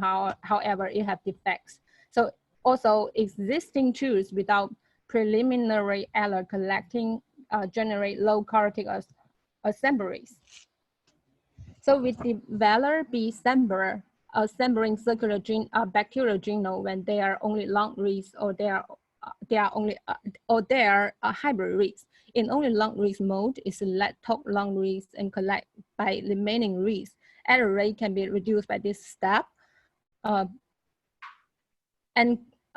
Collect reads and then assemble to initial assemblies. It then extract reads aligned at two ends and assemble them. Finally, emerge initial and edge contacts, remove overlap to form a circular genome. All blue mark steps are superior to other tools, for they can resolve high error rate and circular genome. The hybrid read mode here in the bottom are similar with only long read mode, but it applies accurate short reads instead of remaining long reads. To test the capability of backsembler, we use both simulate and real sequence data set. Simulate sequence will generate from microplasma arginine. The evaluation in table 1 show that backsembler performs better than other assemblies, since it generates a complete circular genome with the least misassemblies. So we can see here, the hybrid read mode of unicycler generate two contacts, but arginine just have one DNA molecular. In addition, unicycler generates several duplicates, shown as the bottom figure here. All other assemblies have more than two supplementary alignment clusters, which are the signs of misassemblies. And here, in the bottom figure of IgRep view of realignments, we mark the blue circle and red circle as the supplementary alignment cluster. So to detect the performance of backsembler on real sequence dataset, we run is only long read mode with microplasma and enveloping sequence. All the tools can generate one context compared to other assemblers. Backsembler have filled with supplementary alignments and non-cluster, while other tools have at least one error mark as red circle. When compared to, we also compare the structure of all assemblies. We found that most of the sequences are the same, show as the colorful blocks, while there are few regions here marked as rectangle. They are unique in each assemblies. We also test both modes with arginine real sequence. WTDBG here run fastest while it got most errors. Can spend a long time and extend much more long lengths. And it is unreasonable for that arginine genome size is about 700 kilobase pair, and unicycler separate the genome into two fragments in two modes. However, backsembler get filled with supplementary alignments and non-supplementary alignment cluster. So we also check the misassemblies with IgRep view of realignments. A shows WTBG, B shows the canoe, C shows the unicycler, and D is backsembler. So all the here are the hybrid read modes. All the views supported evaluation in table 3. So finally, we got a conclusion that by assembling synthetic and real sequence data sets with only long read assemblers, WTBG, Fry, and Canoe, and hybrid read assembler, unicycler, and backsembler, our evaluation showed that long reads only assembler cannot produce circular genome, and although unicycler generates circular genomes, there are many misassemblies, and backsembler can generate circular genome, but and it has the least misassemblies on both data sets, synthetic and real data sets. So therefore, backsembler provide a better solution for bacterial genome assembly using long or hybrid reads, which will facilitate downstream and other bacterial genome analysis. So thank you. Okay, thank you. Opportunity. Okay, so now we're going to switch to the special topics workshops. There are going to be 2 concurrent workshops. If you're interested in Brittany Lesen's workshop on machine learning, please stay here on this current Zoom meeting. If you're interested in Min Gao's workshop on single-cell RNA-seq with UBright, we've posted the link to that session in the chat for this particular group. So we're going to give 1 minute for people to switch around, and then also to give Brittany a chance to share her screen and take over. While we wait that 1 minute, I'm also going to say that in addition to the special topics workshop that Brittany has given, she is also giving concurrently a talk to our Info 101 undergraduate bioinformatics seminar class. And if you don't know, our undergraduate program now has a bioinformatics bachelor's degree program associated with it. And if you're interested in the undergraduate bioinformatics bachelor's program, please just send me, Elliot Lefkowitz, an email and I'll give you more information. So Brittany, I don't see that you should be able to share your screen now and take over.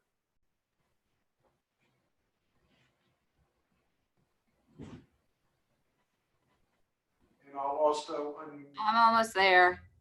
Okay, we can hear you.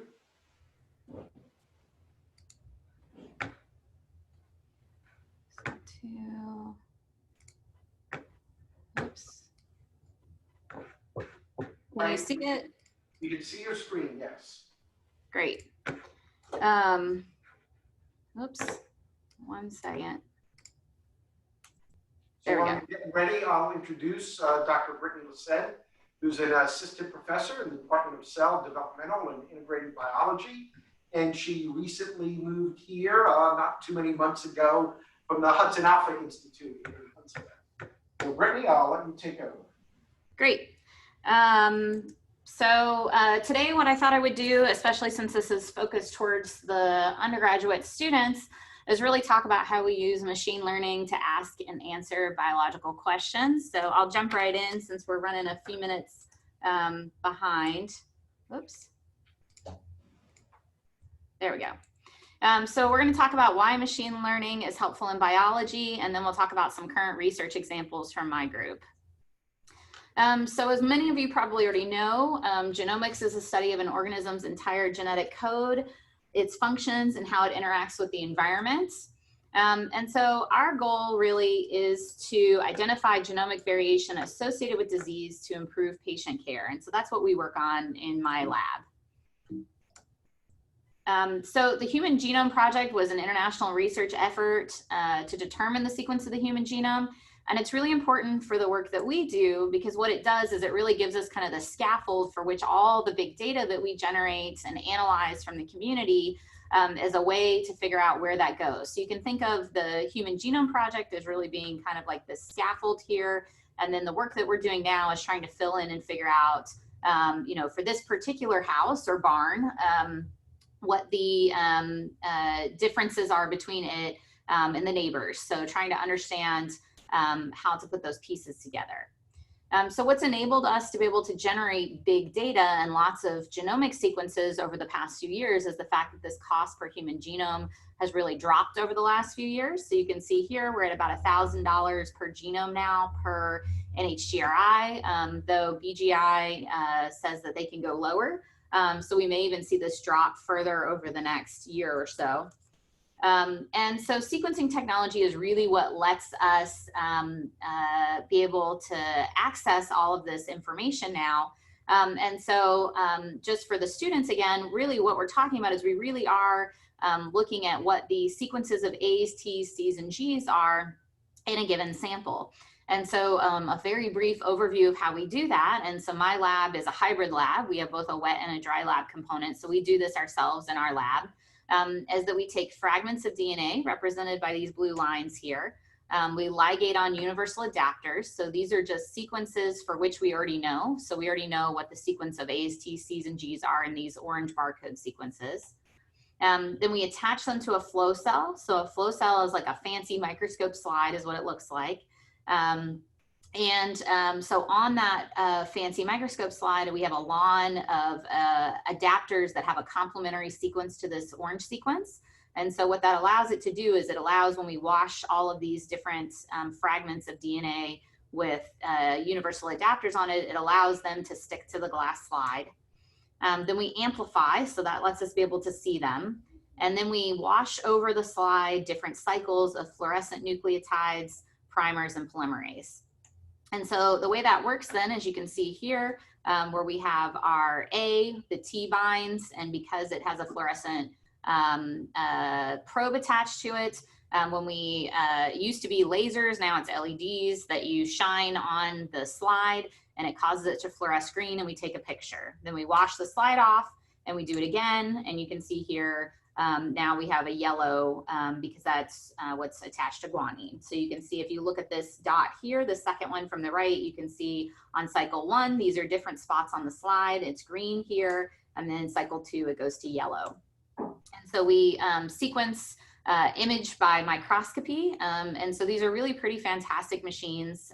Like I said, we've got one in our lab. And it's what it allows us to do is to be able to read those individual bases. So a human hair is about the resolution that your eye as a human can resolve. And so a human hair is about 20,000 times wider than DNA. So these are very precise machines that we have to do this. So here's an example of what those pictures that are taken look like. And so you can see here up in the top left in cycle 1, I've outlined one spot and another spot across different cycles. And so you can see here that the green is a T, so it's a T.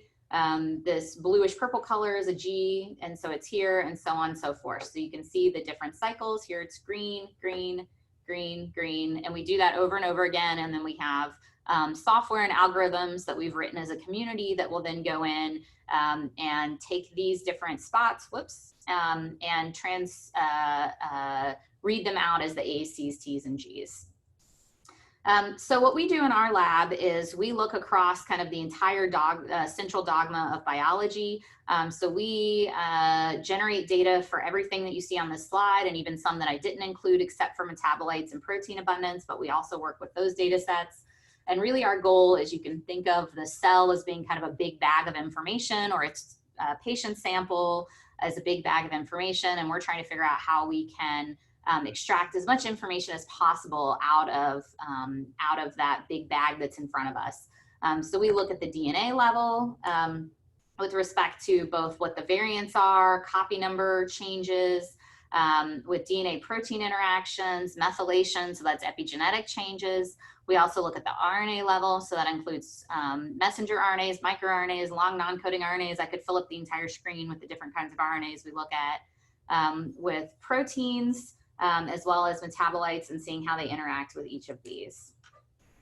In the lab, we also use a lot of public data. So here's just a few of my favorite databases that we use. And so we think about how we can leverage big data from the public, including genomic annotations, phenotype ontologies, clinical data, to really enrich and further the data that we and collaborators generate. So just to convince you, I really want to drive home that this is big data. So I'll give you one example. So the Cancer Genome Atlas is a large NIH-funded project that includes multiple data types for over 11,000 patients across 33 tumor types. And the results of that project is almost 550,000 files with over 200,000 metadata attributes.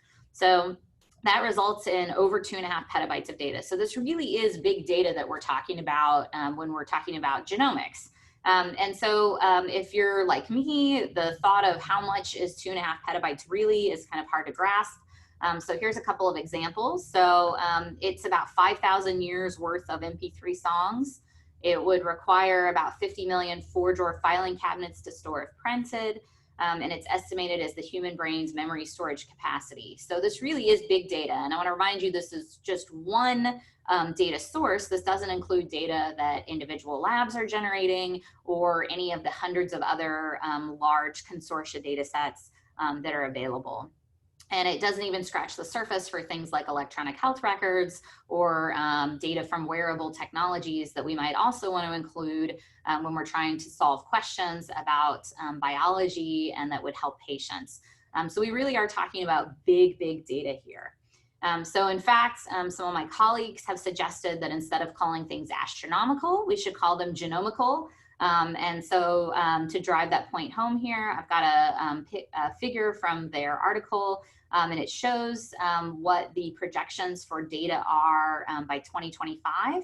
And so you can see here that Twitter, astronomy, and YouTube pale in comparison to the expected genomics data. And I want to point out that this is a few years old now, so the estimates based on the current technologies really are much closer or even exceed this 40,000 petabytes per year.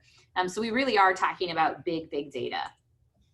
I've told you about kind of the big data we generate in my group, and we have this big data out in the world that we want to make use of.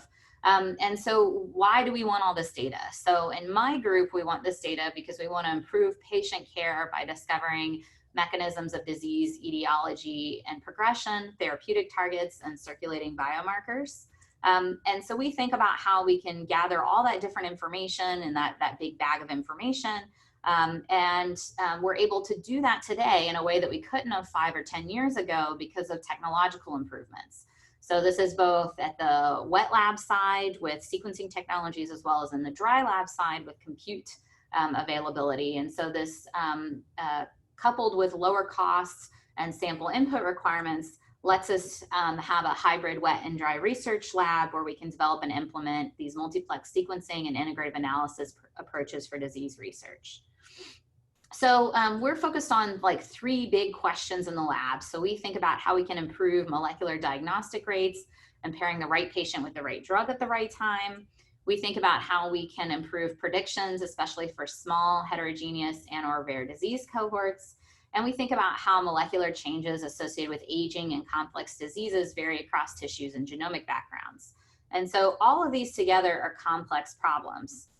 So we have big data and complex problems in biology and genomics in general, but specifically in my group. And we want to make data-driven predictions to help patients end the diagnostic odyssey and prioritize potential therapeutics. And we want to be able to do this in a way that lets us be able to do the most good in the least amount of time. So we need to be able to automate model building. So having a cohort of grad students doing this by hand wouldn't be very effective. So the way that we do that is by using machine learning. So again, complex problems plus big data is usually a good indication that machine learning might be helpful. So let's talk a little bit about what machine learning is now that you kind of understand the problems that we're facing and why we think this solution might be helpful. So machine learning is a data analysis method that automates analytical model building. So it allows us to make data-driven predictions and discover patterns without explicit human intervention. So it's useful when we have complex problems and lots of data or big data, just like you just heard about, the kinds of problems and the kinds of data that you just heard about. Oops. There we go. So in traditional programming, what we do is we have a computer, we input data and a program, and we get out an output. Everybody listening to this has done this before. A calculator would be a very simple foil for this. So you might put into your calculator the numbers set 2 and 3 and the program addition, and the computer or the calculator would tell you that the output is 5. So how does machine learning differ from this? So it differs because here we give the computer the data and the output, and we ask it to tell us the program, the model, the equation, the algorithm. These are all names for the same thing that describe the relationships between those data and outputs. So taking our calculator example through, we would now give the computer the number set 2 and 3 and the output 5, and we would ask the computer to explain the relationships between those numbers to us. And if it does its job right, it would tell us back that the relationship is through the addition algorithm. So how do we do this in biology? So here our data profiles are things like genomics data, phenotype and clinical information, biological annotations, and the sorts of programs that we're trying to generate here are equations for predicting patient or system diagnosis or outcomes. So something about either the biology of the system, whether or not the cells responded to a drug, something about the patient, do they have a particular disease or not, or a certain outcome.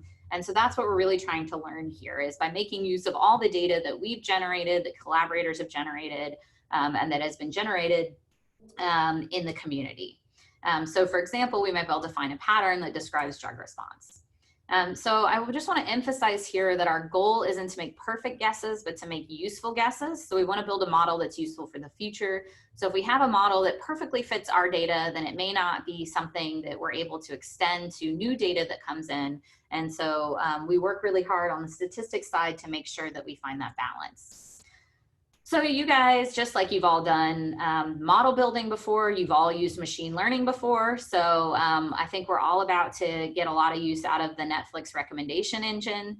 When you have that queue that comes up that recommends different choices for you based on what you've already watched before, it's doing that based on different flavors of machine learning. The same thing with detecting fraud on your bank accounts. Every time I travel, I get a phone call or a text message from my bank saying, hey, you don't normally spend money in Prague. Is it really you? The way that they're able to do that is by looking for patterns in your spending that are unusual. They're looking for outliers. And then finally, I think you've all probably heard of Google and their self-driving car, and the way that they're able to respond to the environment and change course is through using different types of AI and machine learning protocols. So the advantages of machine learning are that they help us to identify trends and patterns. They have limited human intervention once implemented. They can continuously improve models, and they're flexible to multiple data types. The disadvantages of machine learning are we really do need lots of data. If you have small data sets, that's really difficult, though I'll tell you a different flavor of machine learning in a minute that we can leverage in those situations.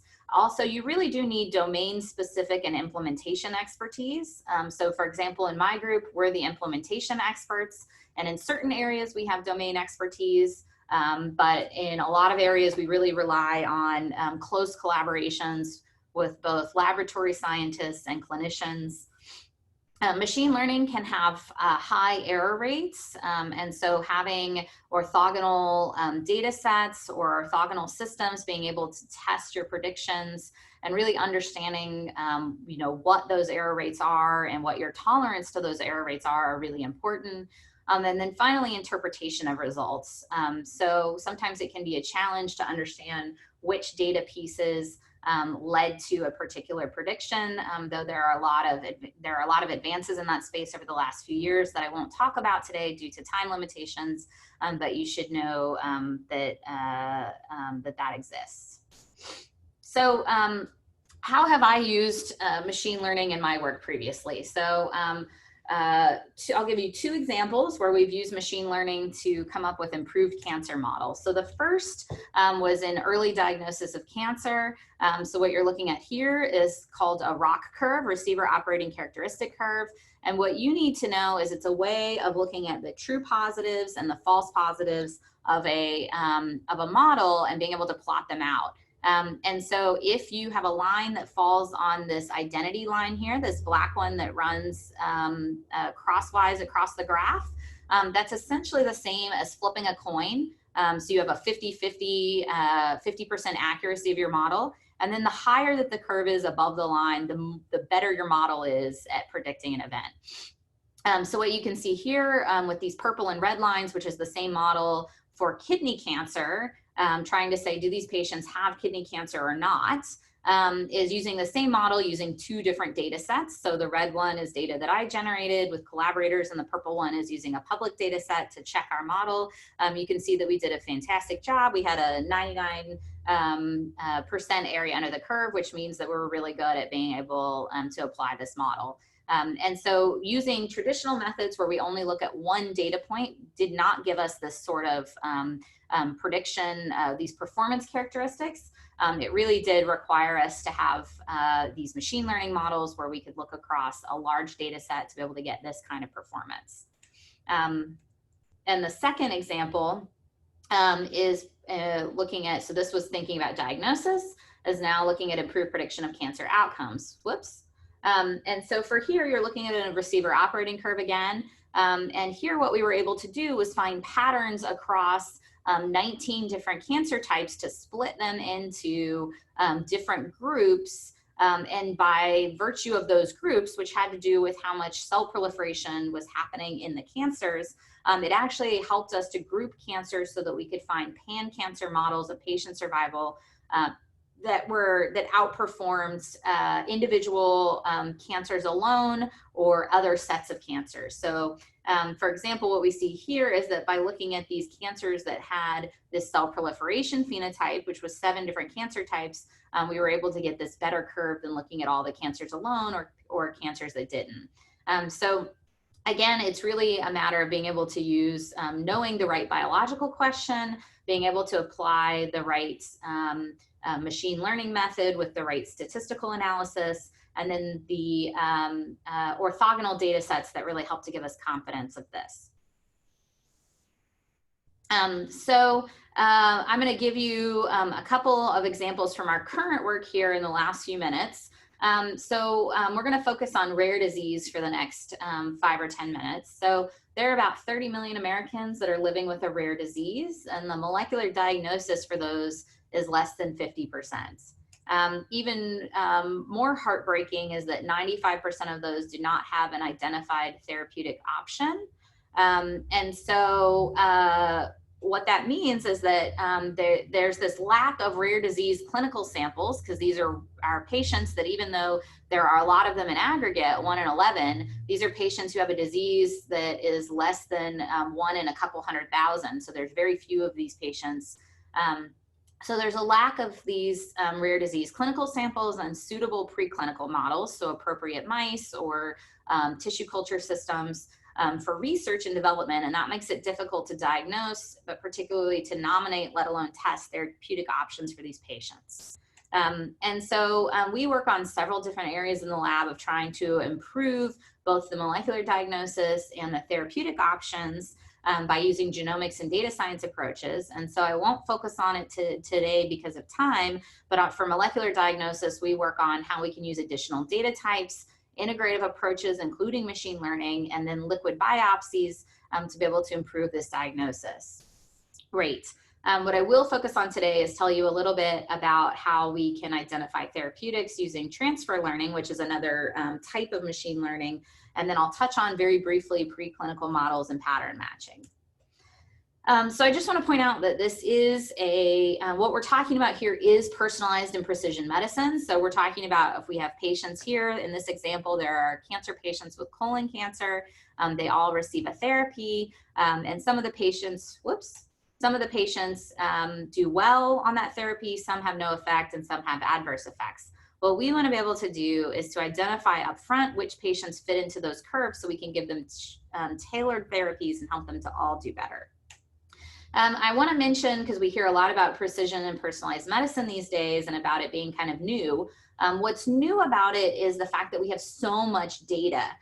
So the data is both the genomics data that we're generating in the labs and in the clinics, but as well as data that we have about mechanisms of actions of drugs, about how cells behave in their cellular profiles change in the presence of drugs. And so, for example, transfusion patients have been matched with donors according to a certain blood type for over a century. And we've been tailoring prevention for patients with inherited conditions for decades, and tailoring treatments for patients' molecular profiles for the last few years.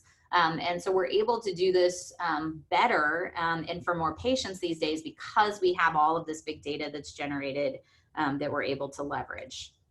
So we think a lot about how we can help those patients with rare disease in the lab. And so we can certainly identify drug targets that then companies can go after making new molecules for.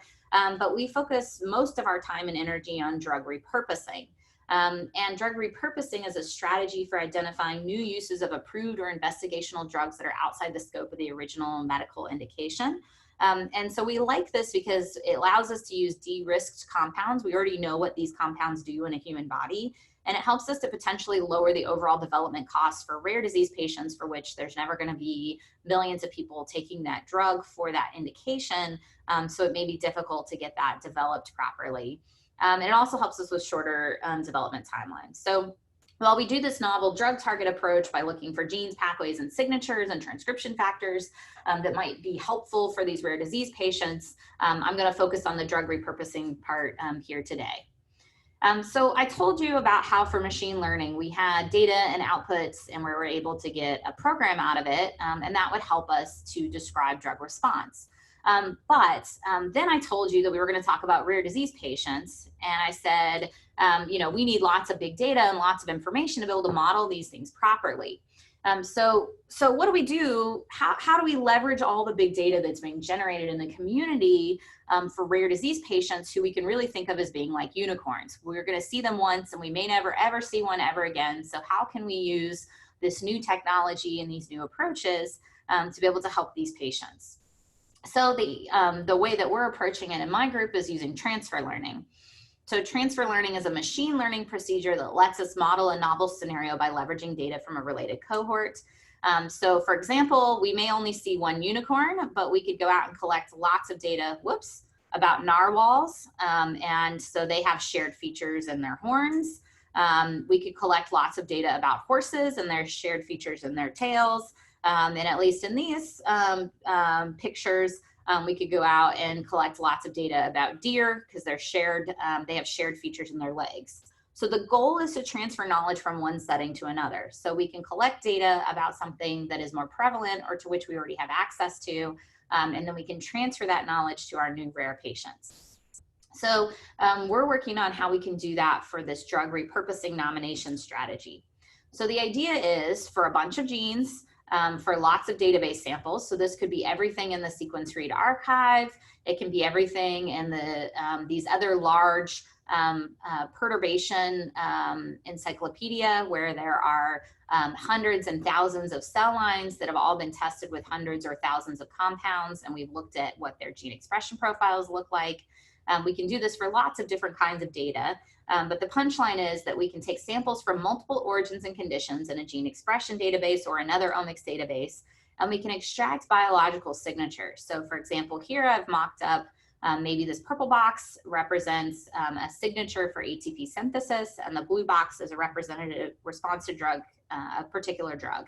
And so remember, I've shown you a cartoon here, but we're really talking about 20,000 plus genes across hundreds, thousands, or even millions of database samples. And so then we're able to take and we can transfer that learned pattern to our cohort. So for our much smaller cohort, we can say, well, this pattern or this pattern looks most closely like this pattern. So we think it's response to drug X. And so that's super useful because in our small cohort, we would never have the statistical power to be able to identify this signature as being important on its own. But because we're able to leverage these big cohorts, that lets us do it. And so we can use that to look for prioritized lists of drug repurposing candidates. And so this lets us nominate drug targets and repurposing candidates, which are really just phenotype modulators. So I'll just briefly talk about this last little bit so then we save a few minutes for any questions that you might have.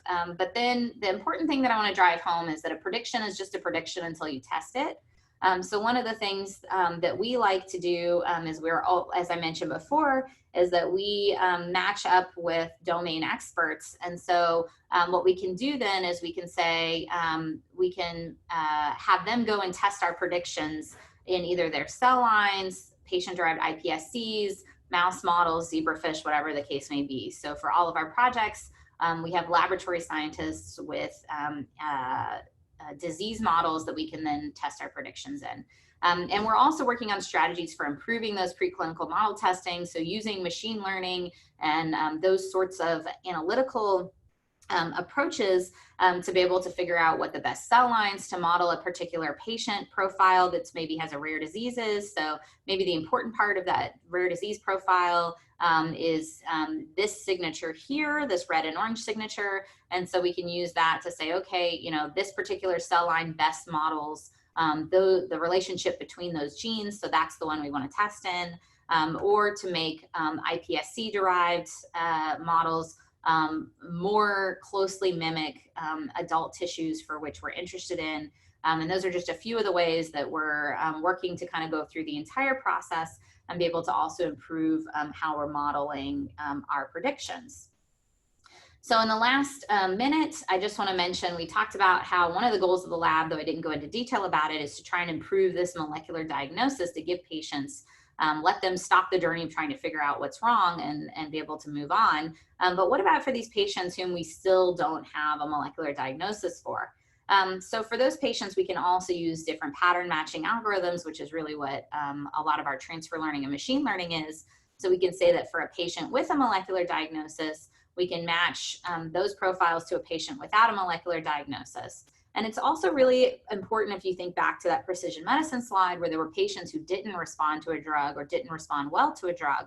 It is really important for helping us identify those patients who won't benefit from a particular therapy, because a lot of times these therapies, particularly for cancer patients, are very harsh and can make the patients really sick. And so this gives us an opportunity to be able to say, you know, hey, these patients are not good candidates for these particular drugs. And so there are examples in the FDA now for tissue and site agnostic indications. And so we're working on finding other signatures that unfortunately I don't have time to go into today, but we're working on finding other signatures to find these tissue and site agnostic indications. And so we're doing this all in the real world and here at UAB. So we just got funded on a project here where the idea is that for patients who have glioblastoma, their tumors are grown in basically mice avatars, so patient-derived xenografts. And what we're doing is we're starting up being able to generate and evaluate comprehensive RNA profiles from these mice. And so this requires, we have some molecular biology tricks up our sleeve in the wet lab side to be able to kind of grab all the different species of RNA at once. And then we are able to match these profiles to existing databases of cell lines to prioritize them. And then the second part of the grant is to be able to use those profiles and these transfer learning schema to prioritize the drugs, and then we'll be able to go back into the mice and see if our prioritizations are useful. Do they work? And so that lets us iterate back and forth between the wet lab, the dry lab, and the clinical questions to be able to improve our models. And it's you know, really a positive upward spiral. So, you know, we talked very briefly today about strategies we're using to end the diagnostic odyssey. Then we talked a little bit more in detail about pairing the right drug with the right patient at the right time, using these different machine learning processes. And so I think I'm gonna close here. So we've got 2 or 3 minutes for questions if you like. Because this is the student section, I wanted to mention really quickly, if you're interested in genetics and genomics, I would recommend any of these 3 books. They're all fantastic and they're written for, you know, a smart but lay audience. So they're accessible and they're all relevant. And then a big thank you to my lab and our funding sources. Thanks again for joining this afternoon, and please let me know if you have any questions. Thank you, Brittany, that was great. If someone has a question, you can either unmute yourself or type it into the chat box. While we wait, I have a question. So one thing, Brittany, we're always worried about in analyzing our data is errors creeping in, whether or not it's in the algorithm itself or it's somewhere in the data set. So maybe some sample is misidentified or there's missing data. How sensitive are machine learning algorithms to errors in the data? Yeah, so that's a great question. The simple, well, the long explanation is we spend a lot of time in our lab with data cleaning and QC. So as you know, Elliot, and perhaps some of your students know, you know, a large percentage of what you end up doing in computational biology and bioinformatics is that data QC and cleaning.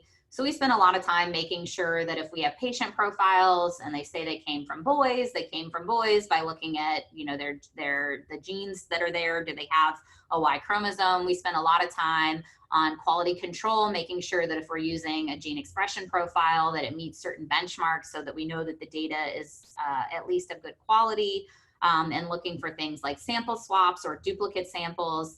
And so past that, assuming that all of those checks have been done, that's why for us it's so important that you know, we make sure that we work with domain experts to make sure that the predictions that we get are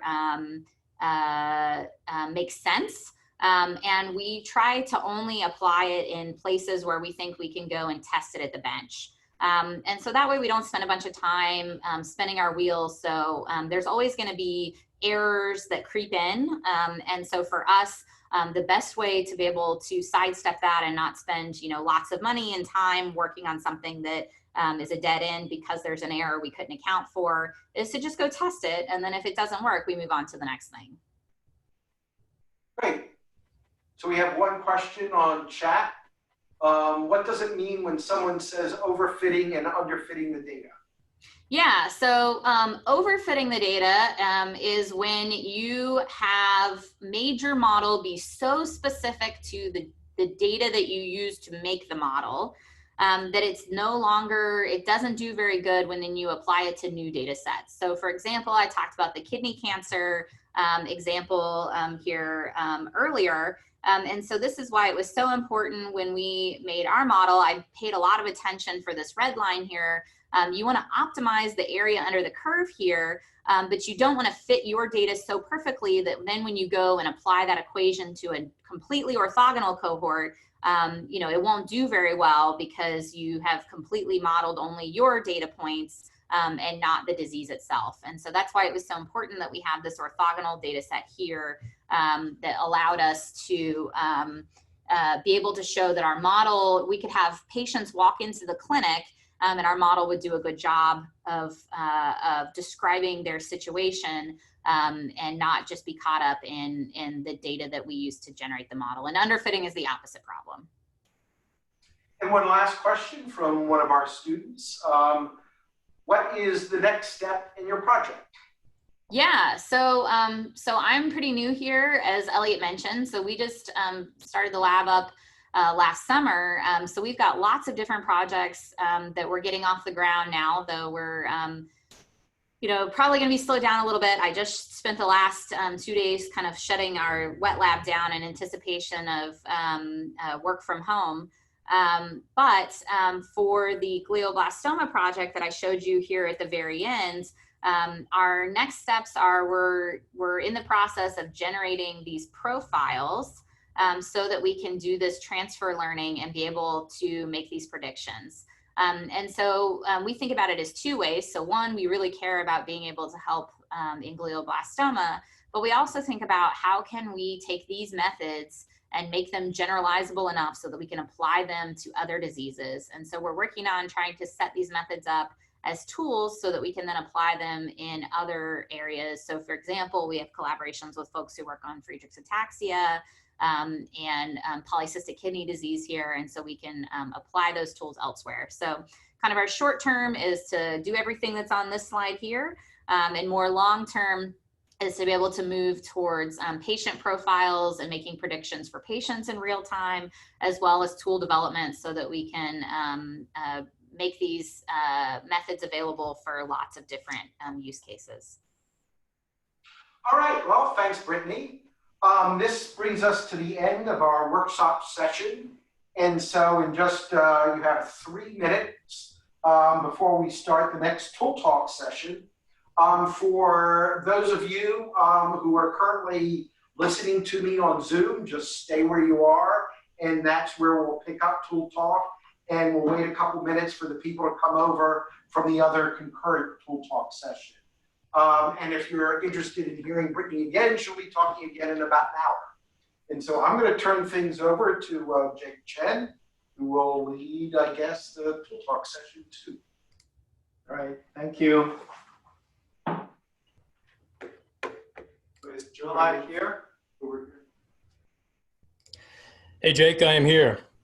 All right, great. Make sure that you can share your desktop.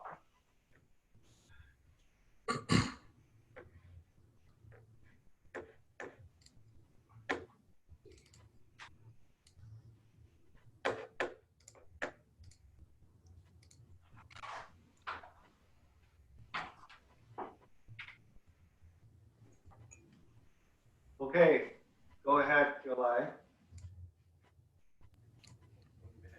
Okay. Well, there are people switching over, so I'll ask them to take a little while. Okay. So, July, let's wait for a minute. You can show your first slides, and then once I say start, and then you have 10 minutes to start, finish your. Sounds good. I'll be off to the races. Okay. Can everybody see my screen? Should be able to. Okay, good. As we're waiting, I want to make sure that our next speaker is also lined up. Chen, are you there?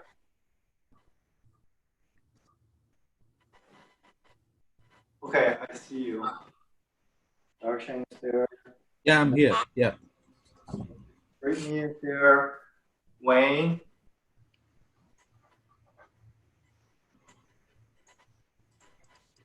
Okay. I see Wayne. Hello. You're mobile, but I presume pretty soon you'll be able to present on desktop. Hello, this is Payne. Okay, great. So we have everyone in this session. This is a two-talk session. Everyone will have 10 minutes to talk about a specific tool that they have in mind to share. The first speaker is July Wang. He's from the Informatics Institute. Go ahead, July. Hey, Jake, thank you. So good afternoon, everyone. Hope you're having a good virtual meeting so far. So I'm very excited today to get a chance to talk to you a little bit about UBright, which is what we call infrastructure that we've been working on and setting up to help people do their data-intensive science, data-intensive translational research. So for my 10 minutes today, I'm just going to do very few slides to kind of set things up, give a quick overview, and then hopefully do a live demo that'll perhaps help current and prospective UBright users get a better feel for how you might engage the various abstractions of UBright. So at a very high level, UBright is definitely about three main things. So number one kind of bulleted point is we're definitely thinking about how to assemble clinical informatics and bioinformatics tools and be able to use them from UAB's very nice HPC infrastructure. Number two, it's definitely about setting up an environment to better help people do data analysis and data management. In particular, we have been exploring very heavily the idea of a commons design. So you may actually hear us refer to UBright as a translational research commons. If you haven't heard the term commons before, I pulled a quick definition out of one of the early papers, which simply defines it as infrastructure that co-locates data, storage, and compute with common analysis tools. So, and then finally, number three, as we set up this environment and infrastructure, we definitely are keeping a key eye on how it helps us facilitate team science. So that is how we can help the different members of a typical research team playing their different roles participate more fully in the research process. So kind of with the commons design in mind, if you look at the overall architecture of UBright, you can see we've organized it along three main abstractions. So there's a data portal, there's an analysis gateway, and there's an expo gallery. So if you imagine the maybe typical UBright new user that comes here, they may choose to engage the data portal first. And they might think to themselves, oh, I've got this omics data in flat files, maybe siloed off somewhere. Can I put it in the omics data repo?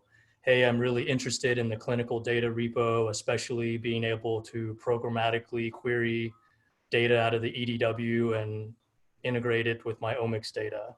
Or it might be, I've got all this great source code that I want to share, or I'm having trouble sharing with the rest of my team. Maybe I should think about putting in the source code repo.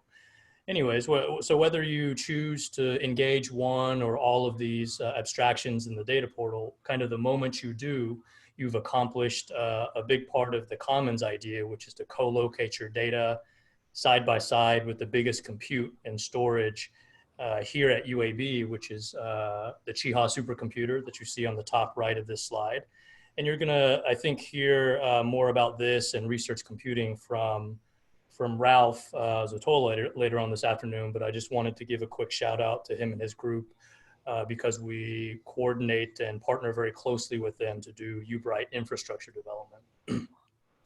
So kind of moving on to the analysis gateway, that's where we do a lot of our assembly of the toolkit. So certainly we think about putting popular data science and visualization tools here. But the way I like to talk about it is actually helping guide folks, UBright users, in thinking about their pipeline and workflow representations. So in past talks, you probably hear us talk about Jupyter notebooks and what those things are good for. For today, I'm actually going to try to talk to you about a class of tooling I call interactive research tools. So if you think about when sometimes I interview different research teams and I ask them, hey, what are your pain points? What kinds of things can I help you solve with IT infrastructure? Some of the time they come back to me and say, hey, you know, Jayla, I've got all this great code that I'm writing to do this amazing analysis, but I'm having a really hard time sharing it with the rest of my team, and especially getting their feedback and iterating with them because none of them want to fill out and change variables in my code or set up an environment to rerun it. You know, what they really want to do is be able to kind of point and click their way through interacting with my research tool. You know, how do I best do that? And so I'm actually going to do this example today with a new technology called Streamlit, which was actually released last October by the machine learning crowd. And we're excited about this tool because we think it solves some of our problems really nicely. And so I've got a Streamlit slide here, but the short version of this slide is if you think about the research team, the person typically doing a lot of the programming at that level is the data scientist. You may refer to them in your team as a data analyst or maybe a bioinformatician, but this person's very good at programming and but not very good at every kind of programming, right? So if you want to make a nice interactive user-friendly user interface, that's actually really hard. You know, front-end UI design and implementation is a hard thing, and you typically don't want your analyst, who's already probably pretty busy, having to spend time reasoning about client-server architecture and things like that. So Streamlit's kind of claim is that they can take your existing Python code and be able to instrument an analyst with just enough front-end capability and a simplified programming model to allow them to make good-looking, well-performing tools without having to go full-bore front-end UI engineer. And so this is kind of what we're excited about, because this is one way research teams can engage the non-programmers and other investigators in their team. So I'm going to switch away from slides now and kind of go to live demo mode. So just to orient you at a very high level, I'm just in my web browser and I'm showing a tech-oriented demo, but I've also got a number of co-authors on this demo from the GBM team, the glioblastoma team, and other teams that have helped me with realistic enough data. I'm not attempting to do a real scientific integration in here, but realistic enough kind of workflows that you can kind of mentally map and not have to use your imagination as much. So for the overview of what you're seeing in this demo, Basically, what's already happened is kind of in the left third of the slide. So I've kind of temporarily put on my data scientist hat, and I've authored some Python source code using the Streamlit app development framework, and I've iterated with the members of my team in the source code repo to kind of do the source code management and development. And once we were happy with what we had as far as the research tool, we deployed it to an app hosting infrastructure called OpenStack, which is very nicely maintained and supported by research computing. And that's actually what you're looking at right now. So I've put on the scientific investigator hat, and I'm now interacting with this running application. And I'm going to show you just a quick demo of how I can access different repos and access tools written by other teams doing methodology research. And I'm actually not going to go into each of these sections in a ton of detail. Towards the end of this demo, I'm just going to give you a link and invite you to kind of click around and play around yourself. So for the query clinical data section, all I wanted to show is that we're able to programmatically and securely query these demographic data from one of the GBM cohorts out, and you could possibly integrate it with the rest of the data you're assembling.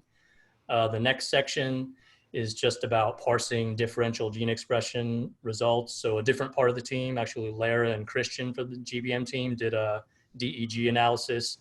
And all I'm interested in is kind of pulling the list of differentially expressed genes from their analysis and kind of chaining it together with what I wanted to show in this research tool, which is actually a gene set analysis. So this is represented here by the pager analysis from Chen's lab. And they actually provide a RESTful API to be able to perform this gene set analysis. And what you're looking at here in this section is just the results from just the default parameters.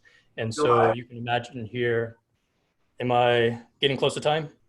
10 seconds. 10 seconds, oh no. So you can kind of play around with the interface here and tinker dynamically with filtering the results. You can actually open this sidebar and set pager parameters. But basically, if you get a chance and you're interested in this kind of thing, you can play around. I wanted to just end on this link right here. This is a DOI record to this demo. And this is part of how our Expo Gallery works. We're trying to help UBright users think about how to get credit for their work. So this is a kind of place for you to store your research outputs where you can have tracking, automated tracking of the number of views and downloads you get. We've actually created a community called UBright where you can submit your research outputs, including software pipelines, tutorials, posters, that kind of thing, and have it behind a stable DOI link. Unfortunately, since I'm out of time, I won't get a chance to go in depth about DOIs, but I think folks maybe are familiar with the idea from publications use of it.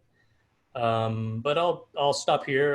Didn't know I was going to run out of time so quickly, but hopefully I gave people a quick, reasonable taste test about UBright.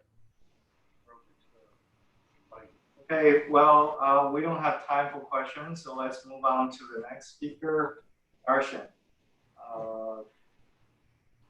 Move to the right.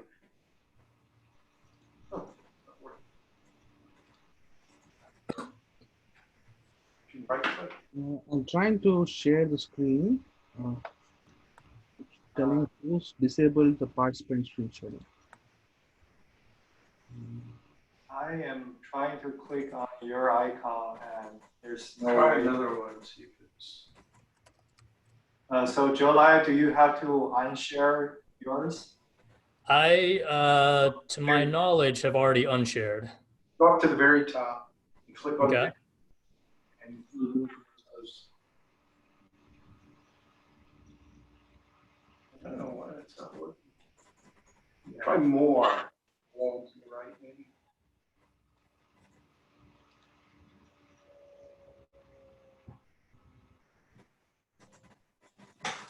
That was working. Yeah, just working out for.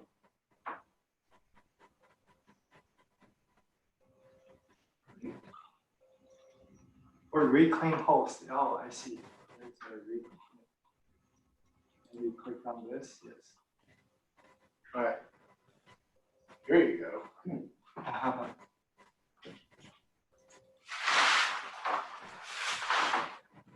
Okay, I apologize. So go ahead, Darshan. Okay.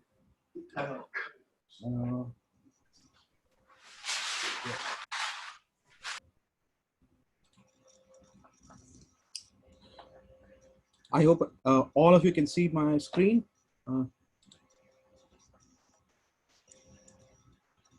Yes. Okay. Good afternoon, everyone. Today, I'm going to present about a cancer analysis tool that was developed in our lab.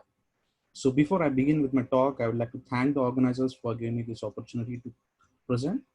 So I'll begin with the motivation factors. So what are the factors that actually motivated us to develop this particular portal?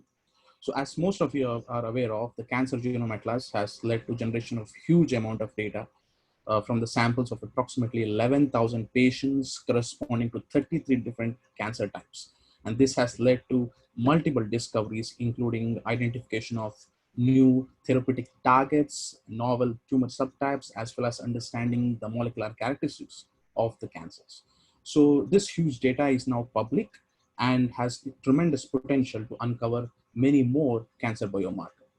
And this data has been currently, or when we started the plan, there were many tools that provided easy access to data and also enabled users to do the analysis. But one thing that we observed after careful study, that none of these tools provided extensive, comprehensive gene expression and survival analysis on tumor subgroups based on race, stage, molecular signatures, histology, BMI, and many others. And this is what actually prompted us to develop a new tool, that is UALCAN. As the name itself suggests, the tool was built such that any cancer researchers from any part of the world should be able to use this web portal with minimal computational knowledge. So for the development of UALCAN, the first step was to obtain the data. So we actually obtained level 3 RNA-seq data, microRNA-seq data, and DNA methylation data from all 33 corresponding to 33 different types of cancers from TCGA. And recently, with the collaboration of Dr. Chad Creighton from Baylor's College of Medicine, we also acquired mass spectrometry based proteomic data for 7 cancer types from CPTAC, Clinical Proteomic Tumor Analysis Consortium. So all these data were actually cleaned, formatted, and processed using open source R statistical packages and in-house Perl scripts, which led to generation of gene expression profiling, promoter methylation profiling, survival analysis, and correlation analysis for 20,500 protein coding genes, as well as 1,870 pre-microRNAs in 33 cancer types from the TCGA, as well as protein expression profiling for approximately 10,000 proteins in 7 cancer types from CPTAC. These analysis results are actually hosted in the web portal UALCAN, which was developed using Apache Server, Perl CGI, and HighCharts JavaScript. So we try to keep the design of the UALCAN as simple as possible so that most people can access the data and easily get the analysis result. So this is the snapshot of the analysis page of UALCAN. It basically has 3 panels. Each panel is designed to provide the output of different kind. The panel 1 actually allows user to obtain top 250 overexpressed and underexpressed genes for each cancer. So these are actually are ordered based on the statistical significance as well as the ratio of the median TPM values. So the panel 2 is actually designed for the users to upload their genes of interest and select a specific particular cancer, and they will be provided links to the different analysis set. So in this case, I'm just showing an example of a particular phosphatase, CDC256. So we have different analysis links. The expression link actually shows the user the box plot, which actually compares the expression level of gene of interest in normal and tumor samples, and also provides the statistical significance of the difference. So user can export the analysis result as publication quality images or PDF documents. So not only we compare the normal and tumor, but also, as I mentioned earlier, we are more focusing on the tumor subgroups. So user now can obtain the expression level based on stage, based on patient race, based on age, and all other things, along with the statistics, which shows the level of statistical significance. And all this information can be easily downloaded, and most of them, and many cancer researchers we have seen have been using this in their publication. So the survival link actually provides the information about both univariate as well as multivariate survival analysis that we did, considering gene expression alone, as well as and gene expression in addition to race and gender and type also. So the methylation data that we got was a processed data from Illumina bead chip arrays from the TCGA, where we are providing the methylation level of from only the probes that are associated with the promoter region of a gene. So by this, user can actually link the expression and methylation information if there is a correlation, and can understand how these expression could be regulated. So the correlation page will actually list the list of the top positively correlated and negatively correlated genes, and user can also visualize this result as a scatter plot. And the pan-cancer view is actually enables user to analyze the expression of gene of interest across the TCGA cancers in both normal as well as tumor samples. So as I mentioned earlier, so this is the new addition that we have in YOLCAN. Now user can also study the protein level expression for the gene from the CPTAC data sets. So the third panel that we have, it actually allows user to query the YOLCAN database using pre-compiled set of genes. So these were actually obtained from the KEGG pathways, and from UniProt database, we obtained the specific classes of genes, and user can use this and directly obtain information of the analysis result for each gene that are involved in particular pathway or gene class.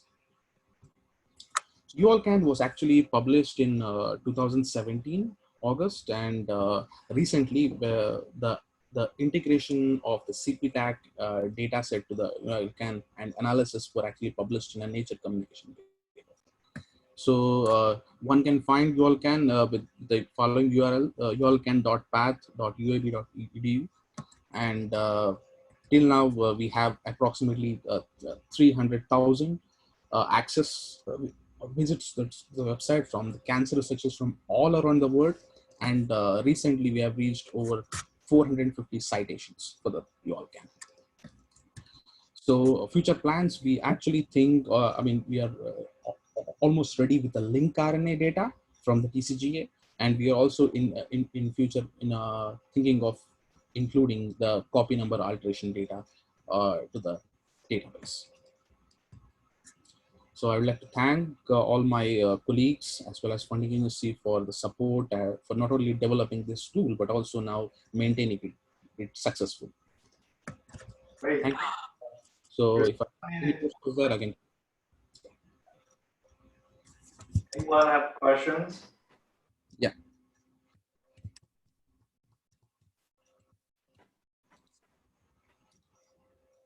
So maybe I have a quick question. How do you keep up with the increasing amount of the cancer data, especially at the clinical side and also the single cell level? Are you planning to just keep integrating them or build APIs so that yours become a service to other more pipeline analysis? What is the plan? As of now, the plan is to integrate with the link RNA, and I think we are also focusing now on including a lot more analysis tool where we will allow user to do a lot more integrative analysis rather than just looking at only gene expression and microRNA and link RNA separately. We are planning to build certain or at least integrate or any tool that is available so that they can do a comprehensive analysis, something like a competing endogenous RNA network and all those things. That's what the plan right now. Thank you very much. Okay, so we'll move on to our next speaker, Brittany Lestain. Brittany, I've already shared the permission with you. Okay.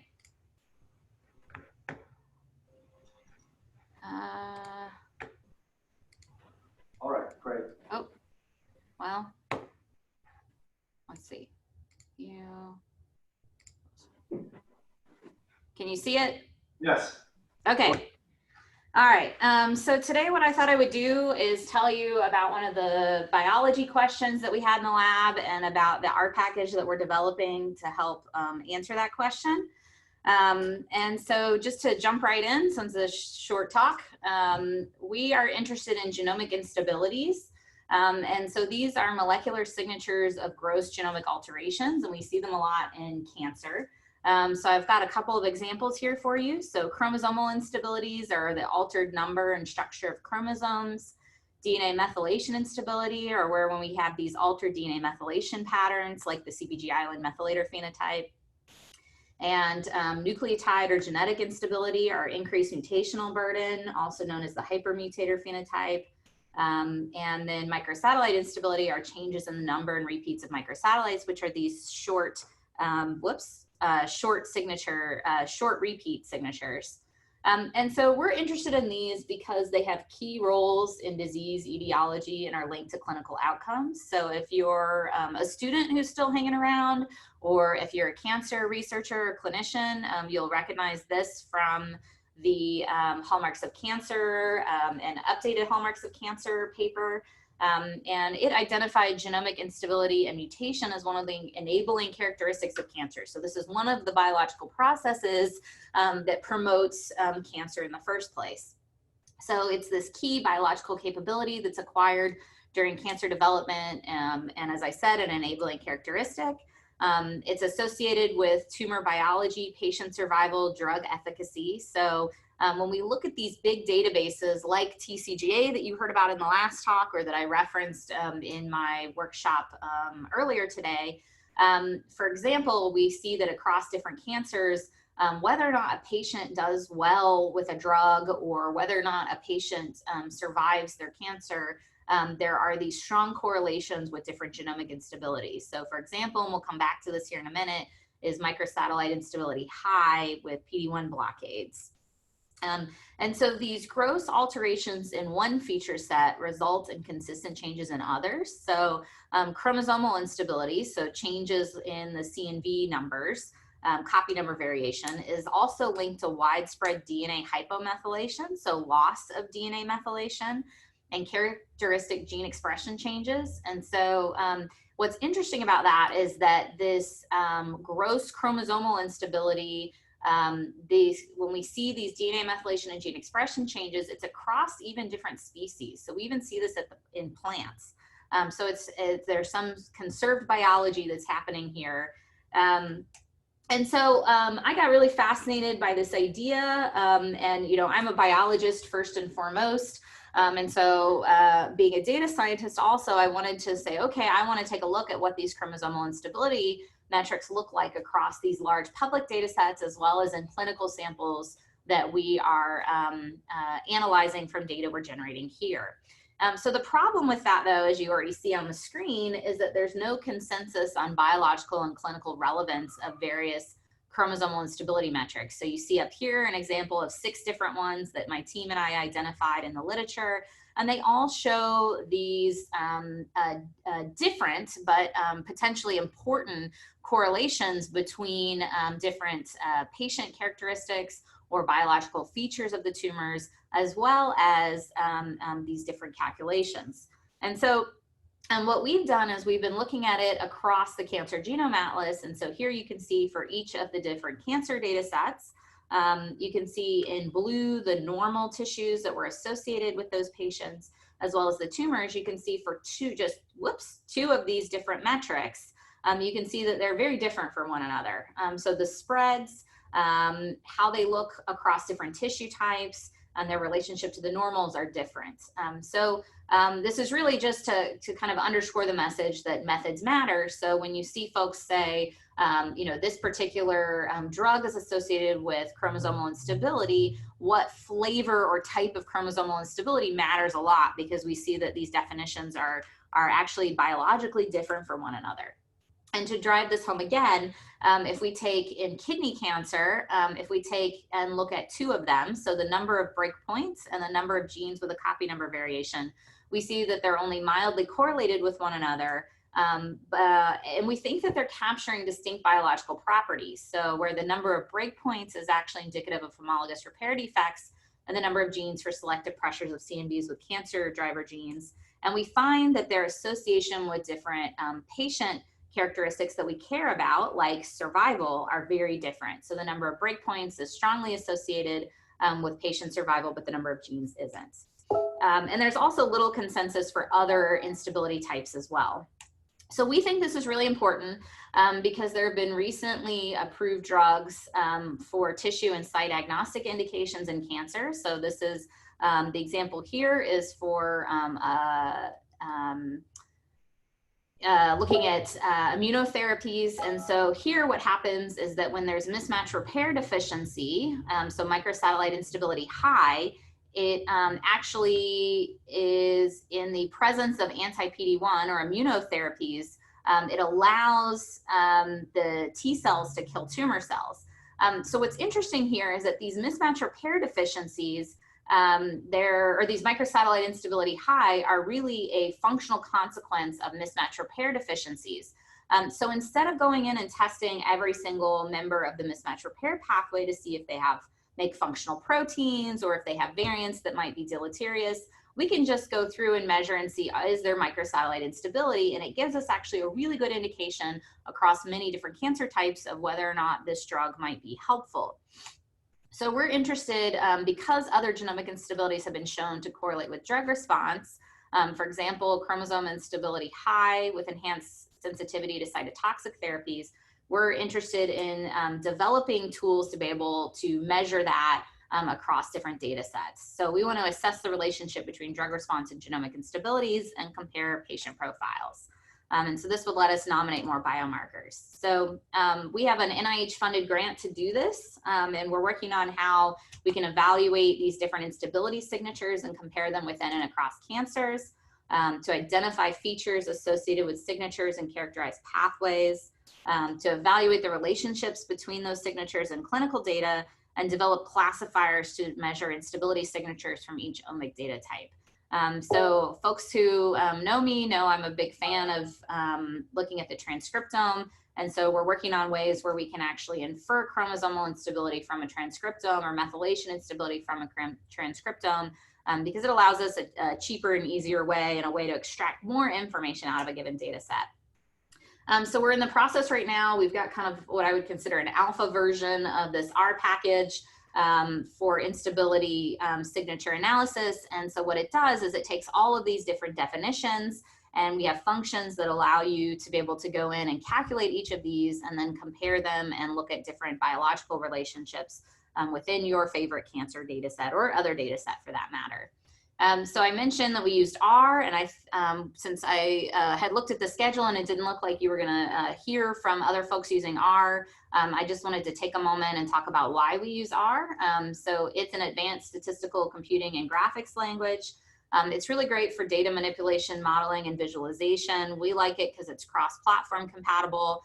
But really the biggest reason why we use R, I love Python. I learned originally to code in C. I code in half a dozen programming languages, but my lab primarily uses R is because of the vast and rich user community and contributed packages in Bioconductor and CRAN, which are these package repositories that include specialized tools. In the genomics community and the bioinformatics community, for omics data have really latched onto R. And so if you're doing kind of bleeding edge genomics analysis, those analyses are almost always first published and in R and as R packages. And so it allows us to kind of stay on the very bleeding edge.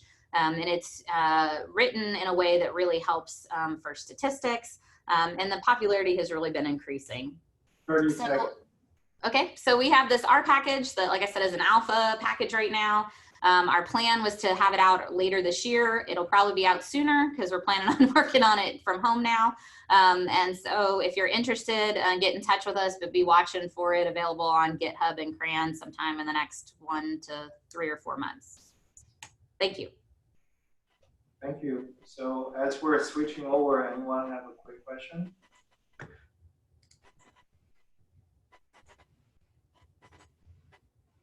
So if not, we'll thank Bernie again. Our next speaker is Wayne Liang. He's a professor from Children's Hospital. Wayne, go ahead. Yes. One moment as I share my screen. Can everyone see my screen and hear me? Yes. Great, thank you so much. So as Jake said, my name is Wayne Liang. I'm an assistant professor in pediatrics. I practice pediatric hematology oncology, and I'm also in the Informatics Institute as a clinical informatics researcher. And today the topic of my talk is pediatric cancer data commons. So as some background, in the United States, over 1.7 million new cases of cancer are diagnosed annually. However, less than 1% of those are diagnosed in individuals under 20 years of age. And that is all types of cancers, from leukemias to solid tumors to brain tumors. In other words, pediatric cancers as a whole are rare diseases, and individually are all rare diseases. Because of that, institutions and individual investigators do not have enough end to be able to really move the needle in terms of scientific progress. And data sharing and collaboration are critically important in my field to be able to advance our knowledge of pediatric cancers. If you're interested, you can look on, you can track this hashtag on Twitter for folks who are working in the space. So thankfully, pediatric oncologists have really developed a culture of collaboration. In the North America, United States, Canada, as well as Australia, the leading consortia funded by the NCI to perform pediatric cancer research is the Children's Oncology Group. And largely through the success of COG, about 50% of pediatric cancer patients or individuals with pediatric cancers in the United States are enrolled on clinical trial, compared to less than 5% in the adult space. Similarly, there are other similar organizations in other countries, including SIOP, led by French institutions, the BFM group, led by German institutions, and the CCLG, which is a UK-based group. And there are other groups like that in Japan and the Middle East and South America and elsewhere. These are very large consortia. The reason for their existence is so that we can pool all of our resources and our patients so that we can actually conduct clinical trials comparing regimens. And it's largely due to this collaborative research that we've been able to move the needle in terms of survival in pediatric cancer. The blue bars here represent survival rates in the 70s, and the yellow bars represent the same survival rates but in the early 2000s. And you can see a significant increase in survival, largely because of collaboration between institutions. However, more needs to be done. So not all cancer patients do well. In certain diagnoses, we have over 95% survival, but in other diagnoses, we have 0% survival. And certainly the diagnoses that are the rarest are the hardest to study and have the worst survival. And in our world, tissue samples are limited. So first of all, we have less patients. 2, the specimens we obtain are smaller because the patients are smaller. And 3, there's a higher ethical bar to overcome if your initial biopsy or specimen collection was insufficient. So whereas in adults, you may not think twice about having them go back to surgery to get another biopsy of the brain, for example, we would be very reluctant to do that in pediatrics. So every single specimen we have is very precious. It's very important that we share our data and our specimens widely. Unfortunately, childhood cancer data are fragmented. They often live within the silos of different research consortia, and sometimes on individual researchers' laptops or in an Excel file somewhere in a statistician's desktop. They're not broadly available, especially outside of these consortia, and they lack standardization. If we're able to provide data in a shared interface, data commons, if you will, as Jay Lai went over earlier, a place where data and analysis tools and compute can live in the same place and make it available to the community. That way we can maximize the value of existing and future childhood cancer data. And that leads us to the Pediatric Cancer Data Commons Consortia.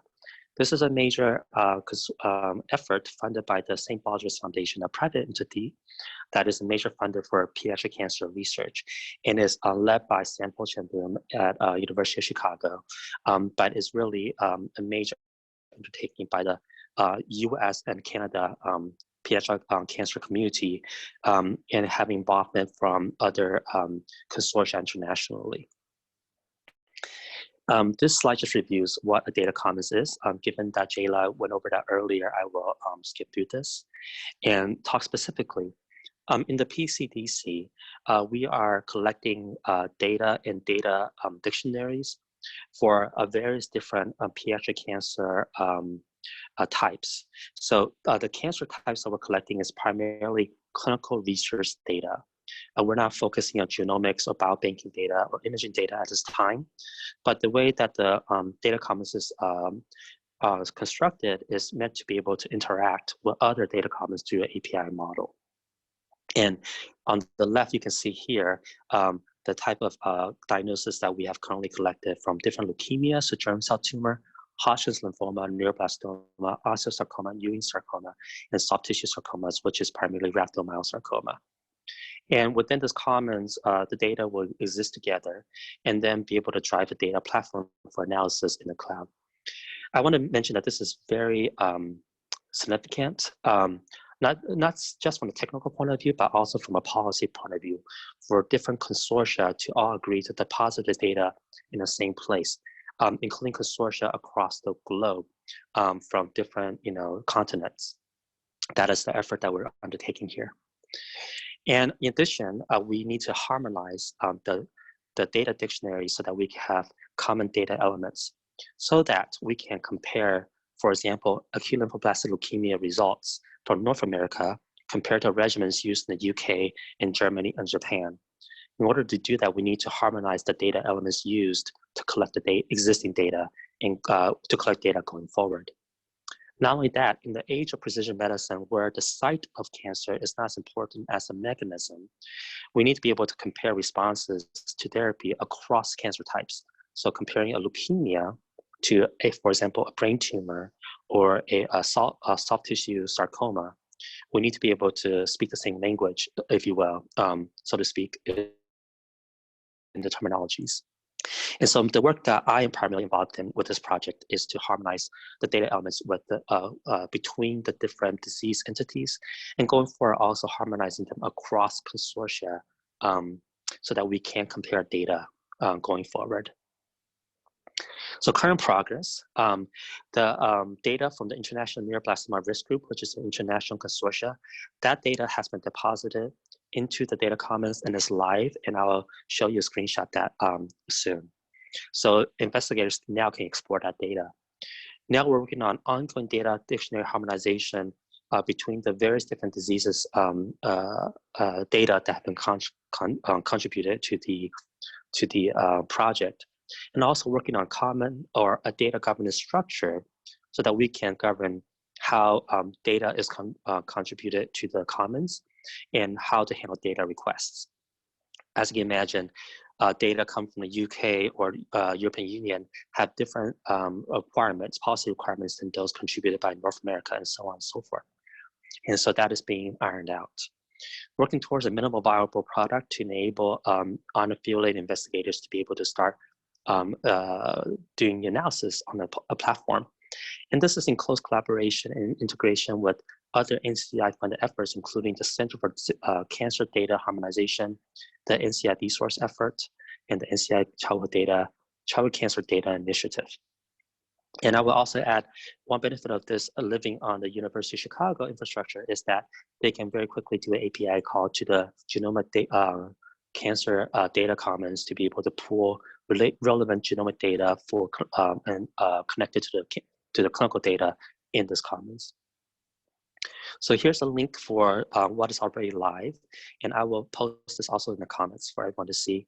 Instead of doing a live demo, I just want to show you a screenshot. So anyone today can log in, request an account, and start performing queries.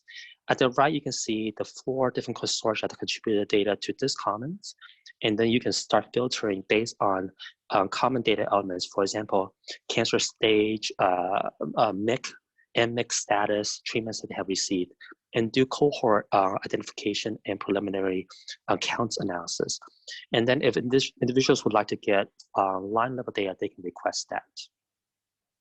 And so the future vision is that any qualified investigator will be able to register for use and be able to do preliminary analysis with a limited data set and access or request access to deep final level data governed by the executive board in the contributing data source.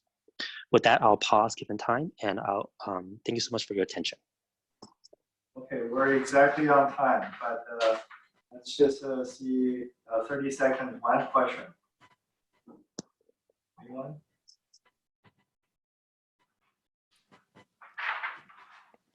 Okay, well, I guess people want to take a break. Let's take a break and come back in 10 minutes to start at 3:10 for our next session.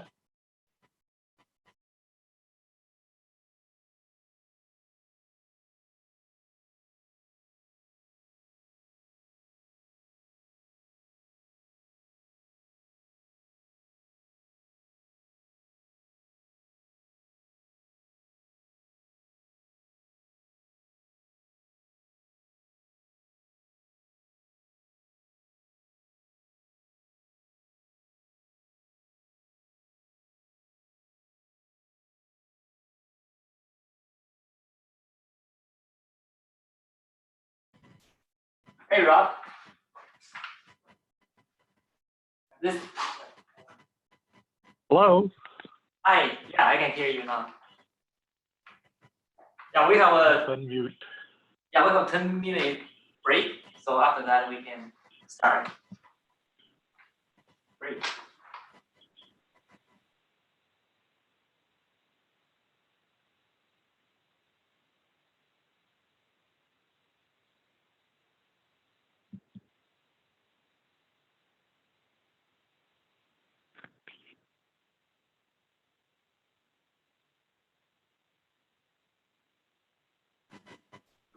So I have made you as the co-host so that you can share your screen.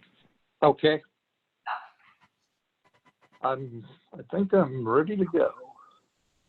Zechen, can you hear me? Yes, I can hear you. Can I test my computer once quickly before Rob speaks in this break? Sure. I will make you as co-host as well. And I'll also notice that Steve is here, and I will grant him the co-host as well. Can I start sharing? Let's see what it was. Sure, go ahead, please. Right, I'm not sure where. Yeah, I can see Rob's slides already. Okay, all right. Yep. Perfect.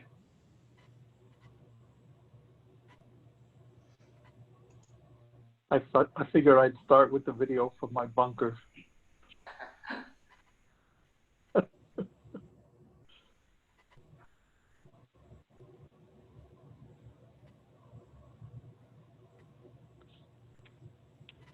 Hey, Ralph, nice bunker. Yeah. Well, the president just declared a state of emergency out there, so I figured, be useful to be in the bunker. No corona in the in the bunker. Nope.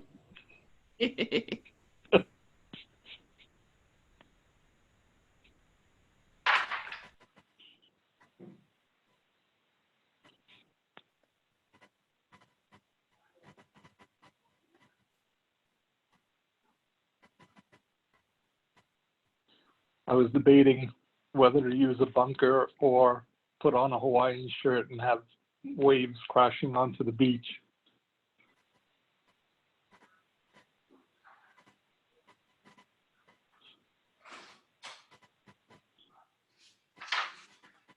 Malay, can you share and test a little bit? Okay, let me test that, okay? Yeah. I'm sharing now.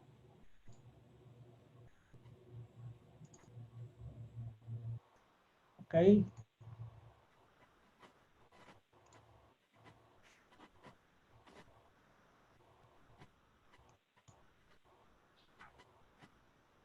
Can you see my presentation? Yes, yes, I can see that. Perfect. The human genome screen, right? Sorry? Human genome screen, right? Yeah, yeah. Okay, all right. Yeah, we're good to go. Perfect.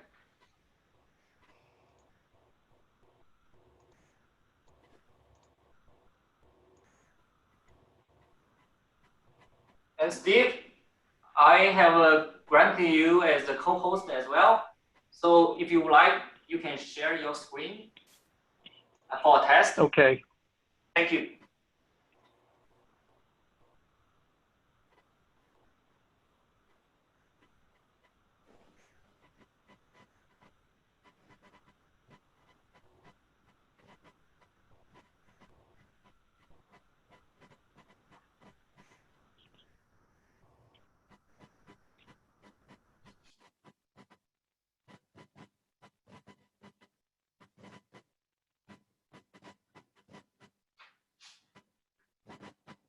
Ralph, can you stop sharing for a moment and let's see if Steve's screen sharing will work. I'm sorry, I didn't get your question. Yeah, can you stop sharing right now? And I would like to see. Oh, sure. Steve. Sure. You want me to stay? Okay, let me go ahead. Yeah, Steve, you can share it. Yeah, perfect. Yeah, I think it works. Yep. Perfect. Yeah, I've been doing this for a whole course. I have people coming to take the course I'm running this semester from outside the university in several places. Okay, nice. Yeah, it works fine for us. Okay, good. So you can go back as you need.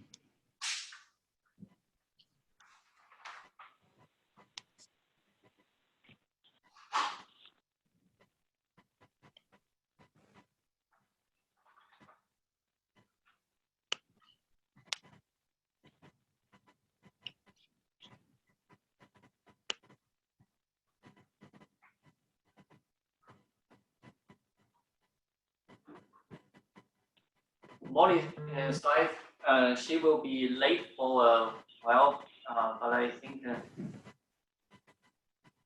she will be here very soon.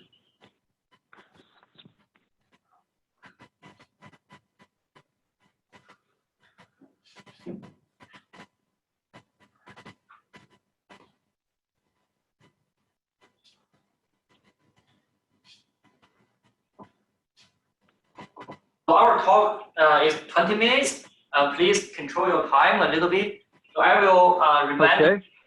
and at 15 minutes and 18 minutes respectively if you have not finished.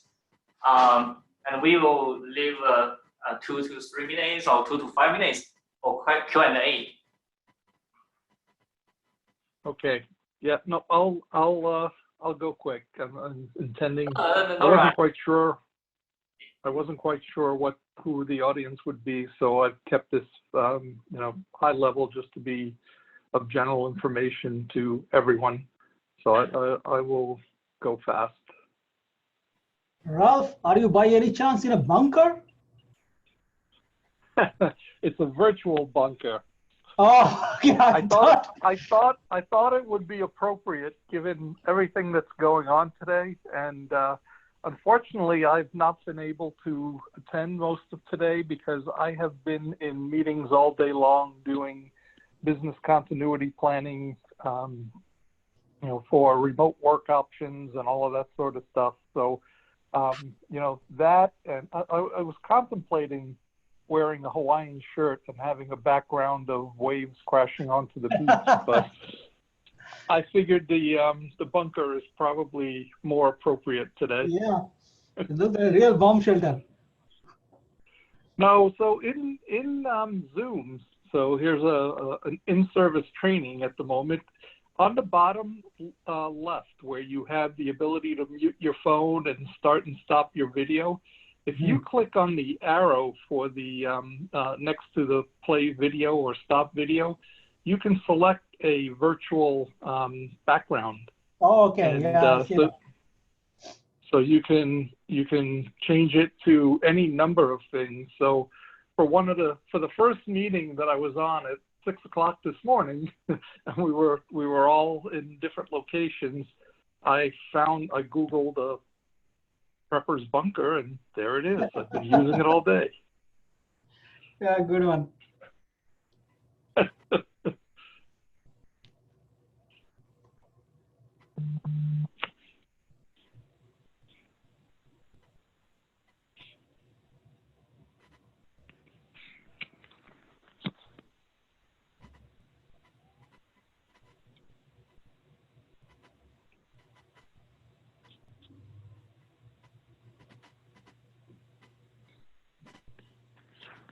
Is anybody on site, or is it completely remote today?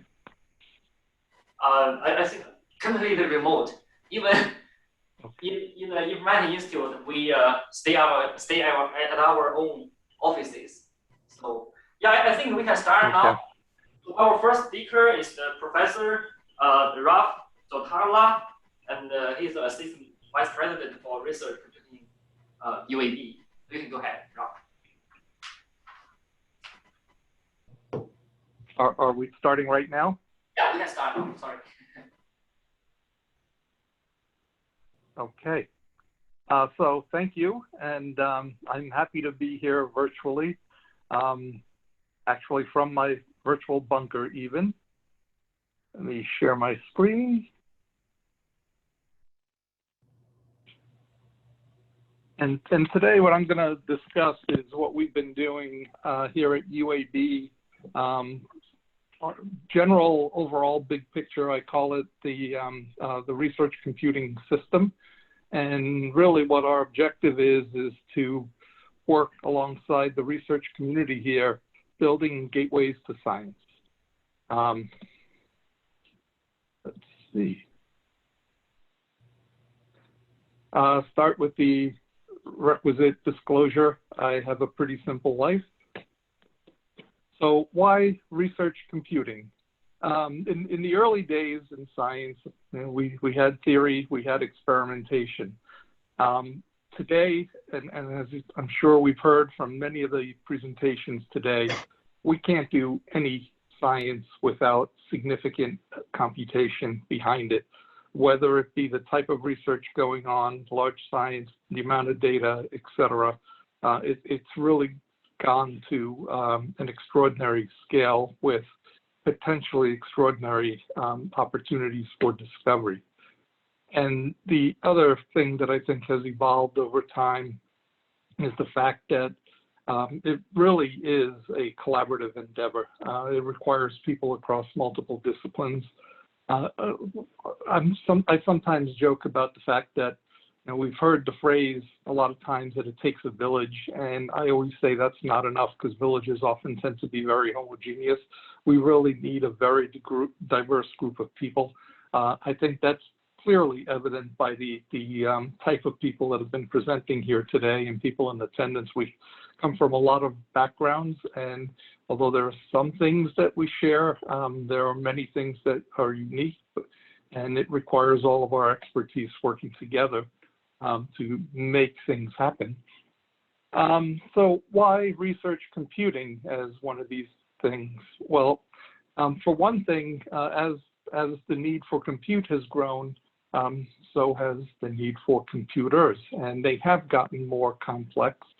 The photos in this picture here, this little screen where it says less of this little image, is actually from someone who wound up being very high up at the National Science Foundation. What you can't see in this is that he's got a cluster sitting here, some box fans moving air to window air conditioners. And what we're trying to do is get away from this and go to this. And we just heard in the previous talk about creating repositories and sharing data. We can't do it if everything is in a silo. The amount of computing that people need, there are plenty of studies that show that the local clusters tend to be very underutilized. So it's a lot of money that we're spending for very little output.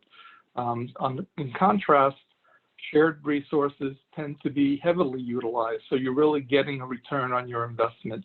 Our cluster currently at UAB is probably it's generally in the 80 to 90% utilization. So we're taking full advantage of our investment. You get somebody else to manage it, swap drives, install software, making sure it's secure. I think having this resource available when we put it in our facilities descriptions, et cetera, I believe it makes us more competitive in our proposals. And the real measure from my perspective is if it enables us to do research that would otherwise not be possible by having this resource here and available on the day a faculty member steps foot on campus, I think that's really important and a huge success. Some of the rigor that we put into running this, why it matters, sometimes things happen. And this was from last summer. We actually had the data center explode. Not really completely explode, but this dehumidifier circuit caught fire, set off the Energen smoke fire suppression system. The pressure blew out a wall in the data center. We had an emergency shutdown while all key personnel were in another state attending a conference. So the good news about all of this is that because of all the protocols we had in place, the documentation, we were able to engage teams from facilities, the staff that were here, teams from enterprise IT, and had graceful shutdowns. We were up and running partially within 8 hours and fully functioning within 24 with no data loss.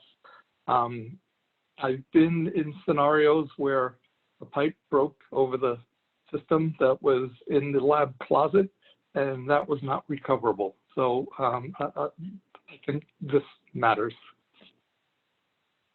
When I talk about the research computing system or research computing platform, one of the things that I'd like to shift from here is that I think for a little while here, when people think of research computing, they just think of high performance computing. But really, research computing is a lot more than that. We're still in the early growth stages, early maturity stages, if you will, of what a cutting-edge research computing group can be. But I think you'll hear in the next couple minutes that we've made some great strides in a short period of time. And I think one of the main reasons for that is the fact that we get to work really closely with the research community here on campus. And people are I find that people are very open about telling you what they need and how they would like things to work. So it's moving along quite well. Our system consists of several components, and really all of them focus on our goal of trying to enable data analysis, data sharing, and scientific software application. A component to talk a little bit about is the high performance computing system known as CHIHA, named after the tallest mountain in Alabama.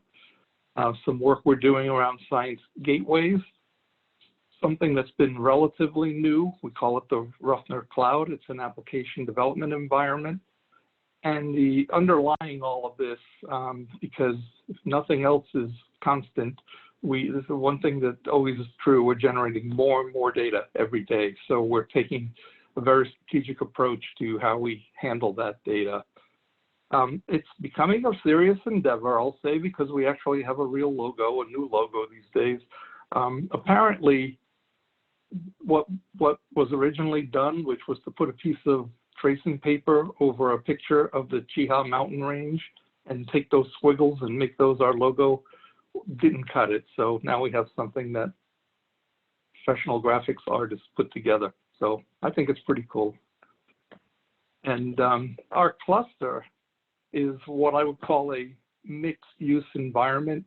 And by that, we have several different types of hardware configurations in place. We've got standard type of compute nodes, high memory compute nodes, GPU nodes, all new equipment that's going in is going in with a very fast InfiniBand networking fabric behind it. The critical item becomes moving the data to and from disk when you have a lot of processes.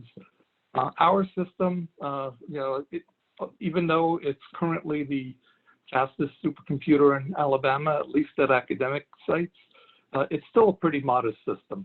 The university does have aspirations to deploy a top 500 system, and I would love to see a statewide consortium occur where we pull together research computing resources and infrastructure from the leading research universities across the state. I came from a place that did that, and it has given those institutions a huge competitive advantage, and I think we can do the same here in Alabama. Currently, we're about a half a petaflop as far as our computing power.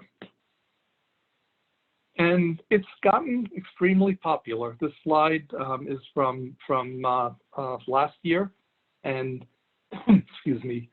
The thing that I find most exciting about this is the breadth of use. When I started seeing departments in the list, like the Department of English, Philosophy, Media Relations, facilities, it shows, again, going back to the first slide, that computation has become an essential part of just about everything we do. This makes it a lot easier to justify resources on campus because it's not something for what I used to call myself, a techno geek. It's not just someone in the traditional sciences, it's really across all disciplines.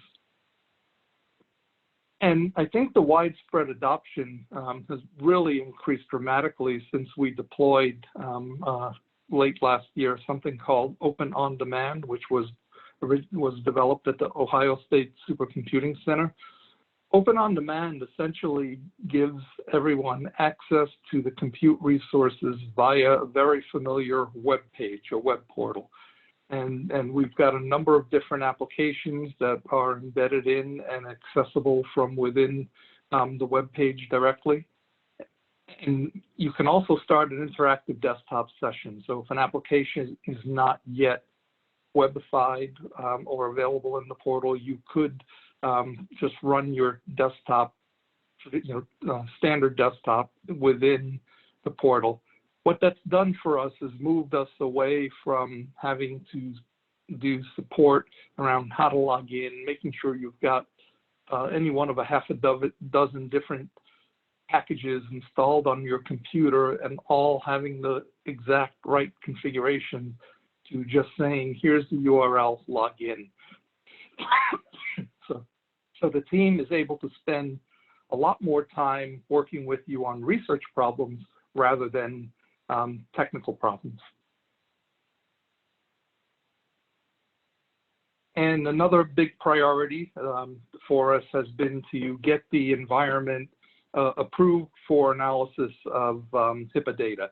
And we went through this process. It was a 6-month process, although I think now that it's been done once, it'll be a lot faster going forward for other systems that we want to add.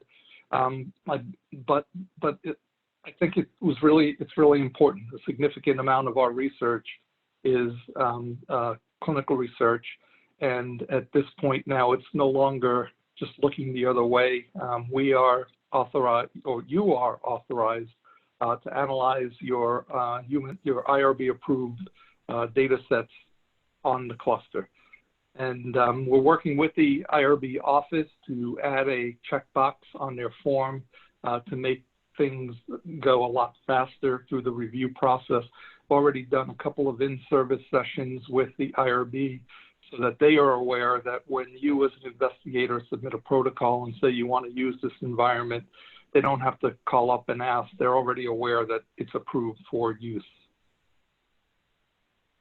Another tool that we're in the process of implementing is something called XDMod.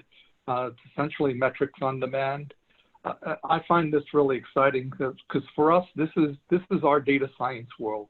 We have a rich amount of data on how the cluster's used, the jobs that are running, that sort of thing. And with this kind of environment, we're going to be able to predict, number one, do data-driven decision-making about what type of computers do we need to add in the future. Do we need more large memory? Do we need more GPUs, et cetera? It's real-time data. But additionally, it allows us to monitor performance. So we had a group that wanted to buy dedicated hardware to add to the cluster. Now, I'm not against taking your money, but when we looked at this, we realized, looking at the performance data, that it really had nothing to do with the availability of resources on Chiha. It was really the code base. So we worked with that particular group on a couple of the scripts that they had going, and it turns out that now their jobs are running and starting just fine and running quickly. So that need to spend money on hardware as opposed to on the research is not there. And we hope to be very proactive in the use of this tool, and rather than being in a reactive mode.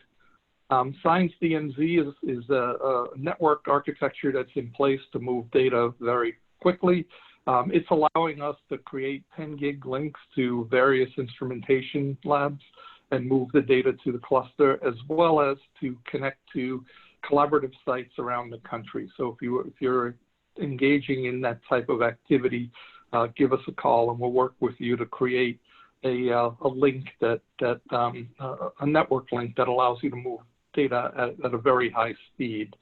Globus is another part of that. Globus allows you to transfer files in an easy and secure way, share files. But for a lot of the people that you heard from today, you can incorporate this into your workflows via the programming interface and make it fairly straightforward to move large data sets. Final piece is something that we're calling the Ruffner Cloud.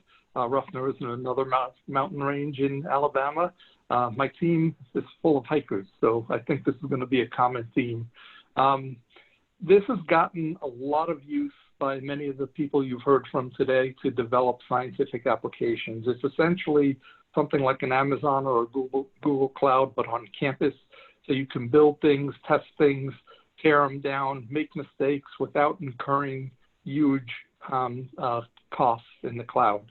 And it's been so popular, it actually got submitted as a priority item in our upcoming budget. So I'm hoping that we'll get approval for that to be able to deploy a production version. So all of the applications that you develop we'll be able to host for you as well. The neat thing about this too is that it's given a standard environment for a lot of the application efforts that are occurring here. So you're gonna, I think one of the things we're gonna see as this develops is that what's developed in one domain can be applied or modified and easily adapted in another. So the holy grail of data sharing, data integration, that sort of thing will be much more possible working together. Storage, since I'm running short on time, I'm just gonna just say on storage that we're creating a tiered architecture of storage, the high-speed storage connected to the cluster, which is very expensive, nearline for things that you use frequently, but are not actively being used in the high performance computing mode, and then an archive pool for things that you just need to keep for a long time, and that's what often is referred to as cheap and deep. And there is a significant cost difference and performance difference between them.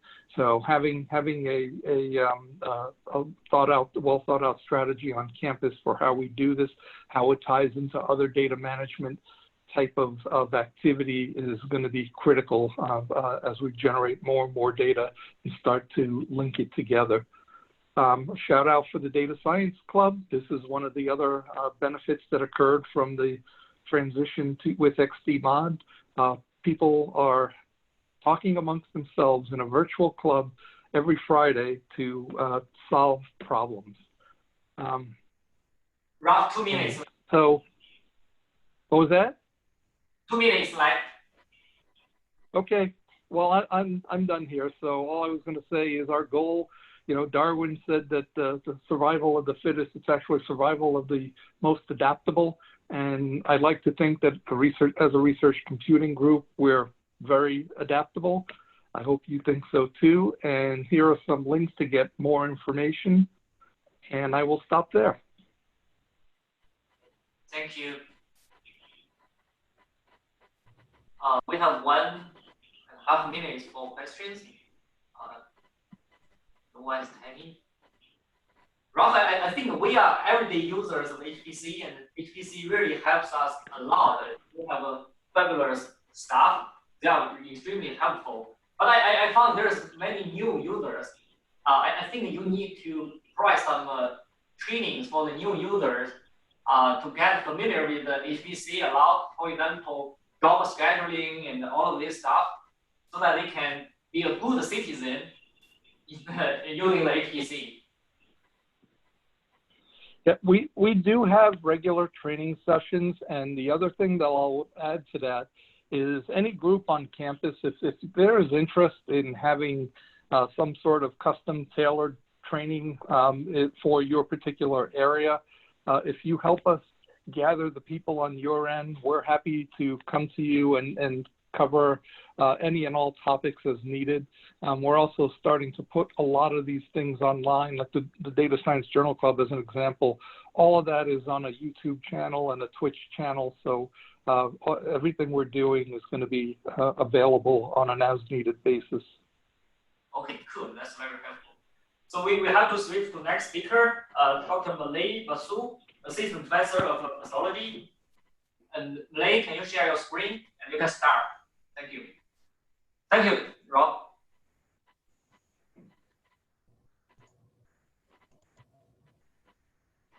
Can I see the slides? Yes, I can see. I think I'm Can you hear me properly? Yes. All right. So I will very quickly describe this work that we have been doing for quite a long time now. This is one of the major emphases in my lab. So I already talked about this, some part of this talk before. People who know what I've been doing know this work that I presented earlier. So today what I'll do is that I will present some new results that we have got out of this, but let me start and we'll go very quickly. I will skip most of the technical aspect of this work because this work is huge, humongous. You won't be able to do justice to it. So I'll skip most of the technical aspect of this work. If anybody is interested, can contact me later and I'll provide you the necessary materials. All right, so the work actually started a long time back when I was a postdoctoral student when human genome came up in 2001. And in that paper and in subsequent papers with a lot of commentaries and other review articles, people started calling it metaphorically as a book of life and the language of the gene. So these sort of sentences were getting used most in metaphorical sense by most of the reviewers and the commentators. So that's the time. So the book of life was mainly compared with like a manuscript, and like for example, this Vonich manuscript is a very mysterious manuscript that is now thought to be sort of a joke by Francis Bacon, but people have been trying to decipher what this means. This particular manuscript was identified as a scroll, and there are a lot of weird plants and other creatures in this manuscript, and this is written in a language that nobody knows. So people have been trying to decipher this language for a long time. So when human genome came up, people started comparing it to the languages, and then this seminal paper was published by David Salz. He's now sort of an emeritus professor in GlaxoSmithKline pharmaceutical company. And in that, he described in this particular paper that the linguistic tools are very important in understanding, and there is a language of the genes. So let me skip these highlights. So basically, the idea is that this genome is basically like a book, and the individual protein sequences on that is basically like a sentence, and the amino acids are basically like alphabets. And then the protein domains, these are domains, those of you who do not know, domains are basically the unit, the structural and functional unit of proteins. These are specific regions that can be identified using HMM and other methodologies. These are units that get reassembled and recombined to create new proteins. And there are databases available like SCOP, PFAM, there are several databases. So the domain can be compared as words. So given this analogy that this genome is like a book, proteins are like sentences, and the words are like domains, in that paper, the Salz compared the domain is actually like a word. So what he did is basically compared in these, if you see my pointer, this is a graph where the y-axis is the frequency of individual word in Shakespeare's Romeo and Juliet, and domains, protein domain is genomes. The y-axis is the frequency of the word, and in the x-axis is the rank order of the frequencies. This is a typical way a particular plot is drawn, and we'll come back to it. It's called the power law graph. And what Salz showed very strikingly, that this distribution of word in Shakespeare's Romeo and Juliet is almost identical to the distribution of domains in East genome. So basically this graph, what he was talking about, is basically a power law distributions, and power law distributions are generally recognized as a straight line plot, and we'll come to it. And this slope of these, if you take log of the x-axis and the log of the y-axis, it becomes a straight line. And the slope of these is basically the parameter of this graph, and this is determined by this parameter called gamma. So power law distributions I am not going to discuss. It's been like a golden ratio has been identified in many different cases. It is generally identified as straight line log-log plot. So if so what I did is that after reading that paper, we actually did it for the human genome. In this case, this is the domain distributions in human genome as a raw count, and then the log-log plot on the x and the y-axis, and it has a straight line slope. So basically and I calculated it to be, it is minus 1.013 as the gamma, or the parameter of this power law distributions. And it turns out natural languages also has the same slope. So given this, a particular technique that generally used very commonly in linguistic analysis is called n-gram analysis. Now what n-gram analysis is this, that if you take a sentence, in this case, the protein sequence, and these are domains A, B, and A, and B. And what it does, n-gram analysis, it actually takes the pairs of the words and calculate the probability of a particular word given there is a previous word. So for example, it calculates the probability of the AA and AB and the pairs of words like that. And if you take these are also called n-gram analysis. If you take 2 words, they're called bigrams, 3 words called trigram, 4 words called tetragrams. Though there are many different ways. The simplest one is basically the bigram, or 2 words at a time. If you take the distribution of these bigrams, and it turns out that they also follow a power law. So in this case, there are 4 different types of genomes as shown. And this is the slope of this graph is basically minus 1.8. And it turns out this is identical to natural languages. So this is shown here. It is so far seen that the domains and the words have typical the power law distributions of both unigram. Unigram is the single word distribution, and the bigrams have this similar power law distribution. So domains and words are mathematically very similar. Now, n-gram language modeling has been extensively used to identify the grammar of an unknown language. So what n-gram really is basically, I've already discussed, is basically the probability of a word given the previous word. And a typical example of this is extensively used in case of the spell check, in case of automatic filling up or autofill properties. Like, for example, in this case, the Google search engines, if you type Birmingham, it will most probably give you all these other auto-completion parameters. And this is calculated based on the probability of news given Birmingham as a previous word. And it turns out you can actually calculate the entropy of going from a completely random distribution of words in a language. And so basically, if you take Shakespeare's Romeo and Juliet and you completely shuffle it, you can calculate the disorderness, the entropy, and then you put them back into the proper text, a meaningful text. You can actually measure the difference of the information gain or the loss of entropy. And this has been extensively used to identify an unknown language, an unknown script, whether this is the language or not. And it turns out there are 17,000 languages in the world, and any human language actually has a constant parameter, so 3.6 bits of information gain, regardless of whatever the language. So this is used as an universal constant to identify whether an unknown script or an unknown book actually determines the language or not. So given this parameter, what we did is that we actually tried to identify whether similar parameter exists, and universal constant exists or not in case of the genomes. And so we took a large bunch of genomes from different idea, and we actually calculated the differences from going from a completely random distributions of the words or the domains, and then we calculate the difference between how much information is actually gained by going from this completely random distribution to the exact genome that we currently have. And so basically you have now the entropy, the two different types of entropies.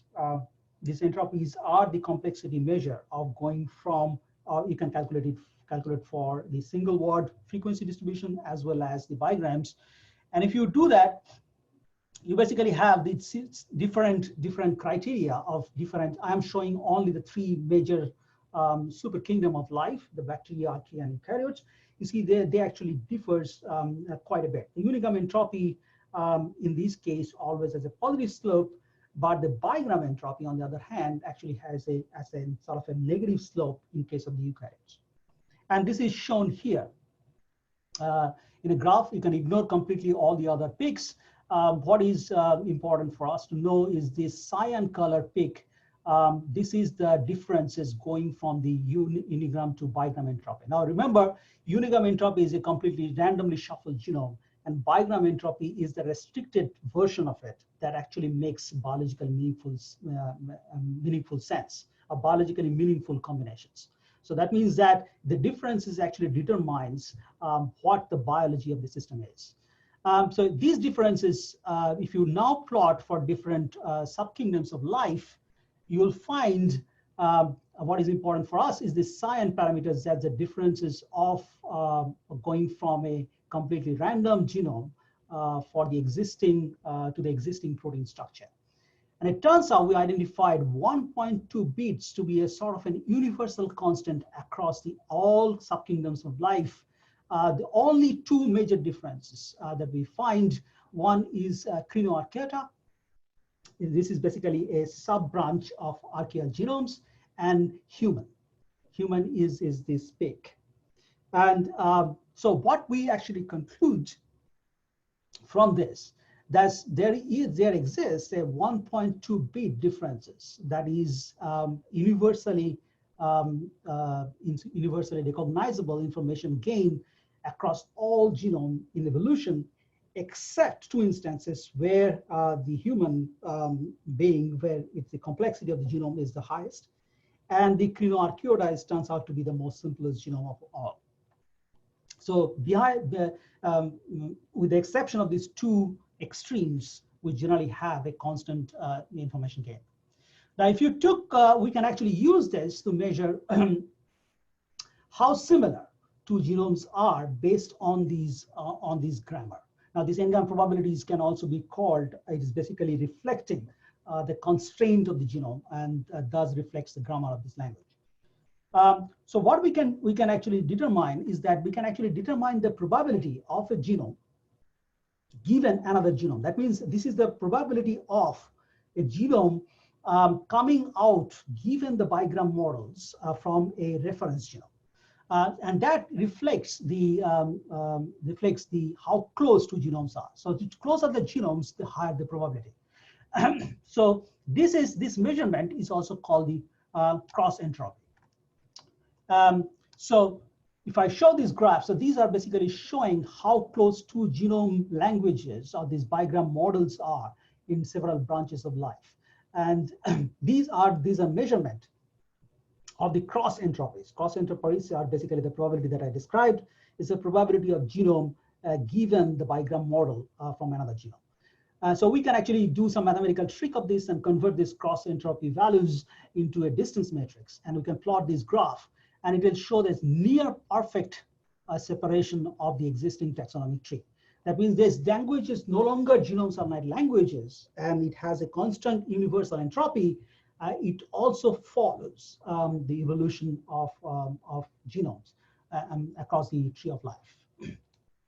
So given this methodology, we actually now ventured into what are the identifiable phrases in these languages. That means these are combinations, the bigram combinations that are specific to a specific taxonomic branch. We can consider them as particular phrase. So we use a technique called partial least square differential analysis to identify features. So the features are basically the bigrams that can separate two taxonomic branches or two clades. And when we can select the bigrams that are most informative in differentiating this the specific clades into specific clusters. And if we do that, we find that individual functional, these are bigrams on the y-axis, and these are the bar represent the weights in specific clades. And we find that the specific functions are very, very important. There are well-known functions for an origin of specific clade are actually represented by this. So that means that this technique can identify features that are already known, biological features that are specifically important in specific clade. Like for example, the eukaryotic versus prokaryotic, everybody knows the ubiquitin and spliceosomes are the two features of the eukaryotes. And we find that those are informative branches, like the same way the bacteria versus archaea, the cell wall actually is very important. In archaeal branch, for example, heat shock or the heat response proteins are very important. And the kinases are very important in plants. The cell-cell addition and hedgehog are very important from transition from fungi to metazoa. Metazoa are the animals. That means that the origin of animals are mostly dominated by cell-cell addition and the hedgehog genes. So this that means that the technique can identify specifically the specific bigram combinations that are important in specific clades. So the conclusion of this work was basically there exists a quasi-universal because we have these two exceptions. One is crinoarchaeota and human. We call it as quasi-universal grammar. And this value is 1.2 bits that are minimal complexity that is required to maintain a functional cell. So this work has already been published in 3 of my papers. People can follow this. The last one was published last year in PNAS. So what we are doing now, and this is the unpublished portion of the work, is that now we are trying to determine the actual parts of speeches of these particular language. And this is done by large-scale modeling of the protein family databases. Like in this case, I've shown a small toy example of the probability tree of cyclin proteins in Panther database. Panther is a protein family database. and identify these models that actually can identify as all the proteins in the panther genome. This model can identify all the cyclins. So what we are trying to do now is to basically trying to find out the linguistic properties, particularly the features of the languages that was originally proposed by Noam Chomsky. The specific properties are called Chomskyan properties. We are trying to identify the Chomskyan properties of this particular language. We are also specifically trying to target two specific biological problems. The one is the origin of multicellularity, as we can actually, I already showed that we can identify specific phrases and we can cluster specific clades together. So for example, in this case, we can identify the bilateral animals. These are true multicellular versus all the unicellular organism. On the other hand, we can identify specific features that are origin of multicellularity. Now, multicellularity has come up several times independently in the tree origin of life, as I've shown by these red arrows on this tree. And there has been no universal properties of multicellularity that has been identified so far. That means that a plant multicellularity is completely distinct from the animal multicellularity. And the major multicellularity is known to be the animal multicellularity here, shown in the bottom red arrow. So what we're trying to identify is the universal feature of the multicellularity using these linguistic properties of the genome. And the second biological properties that we're trying to address now is basically complexity of individual human tissues and whether they speak a specific dialect of this language or not. And here is shown, and we use a mathematical trick for doing this. This is basically a language of differences in human tissues, and we see that the liver has the highest amount of information gain across the human tissues. So we're trying to identify this. We are trying to identify this dialect in human tissues as well as the abnormal stages like cancer. So okay, I'll stop here. Just acknowledge my collaborators here. This work was mostly done by Lygia, Deepak, and Diego in my lab. This work is strongly done in collaboration with Eugene Konin, NCBI, and Yuri Wolf as my mentor. And this work was largely funded by the UAB Health Science Foundation grant. So I'll stop here for any questions that you might have.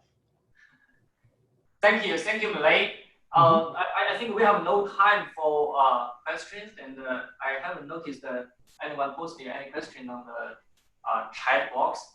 So I think anyone have any question, you can shoot the email to Malay and ask for more information. Let's switch to Dr. Barnes, our next speaker. Dr. Barnes is a professor of the Department of Pharmacology and Toxicology of UAB, and he will talk about the pathways to success in biomedics. Okay. Yeah. Okay. So get to the beginning. Yes. Thank you. Okay, let me go to full screen for you.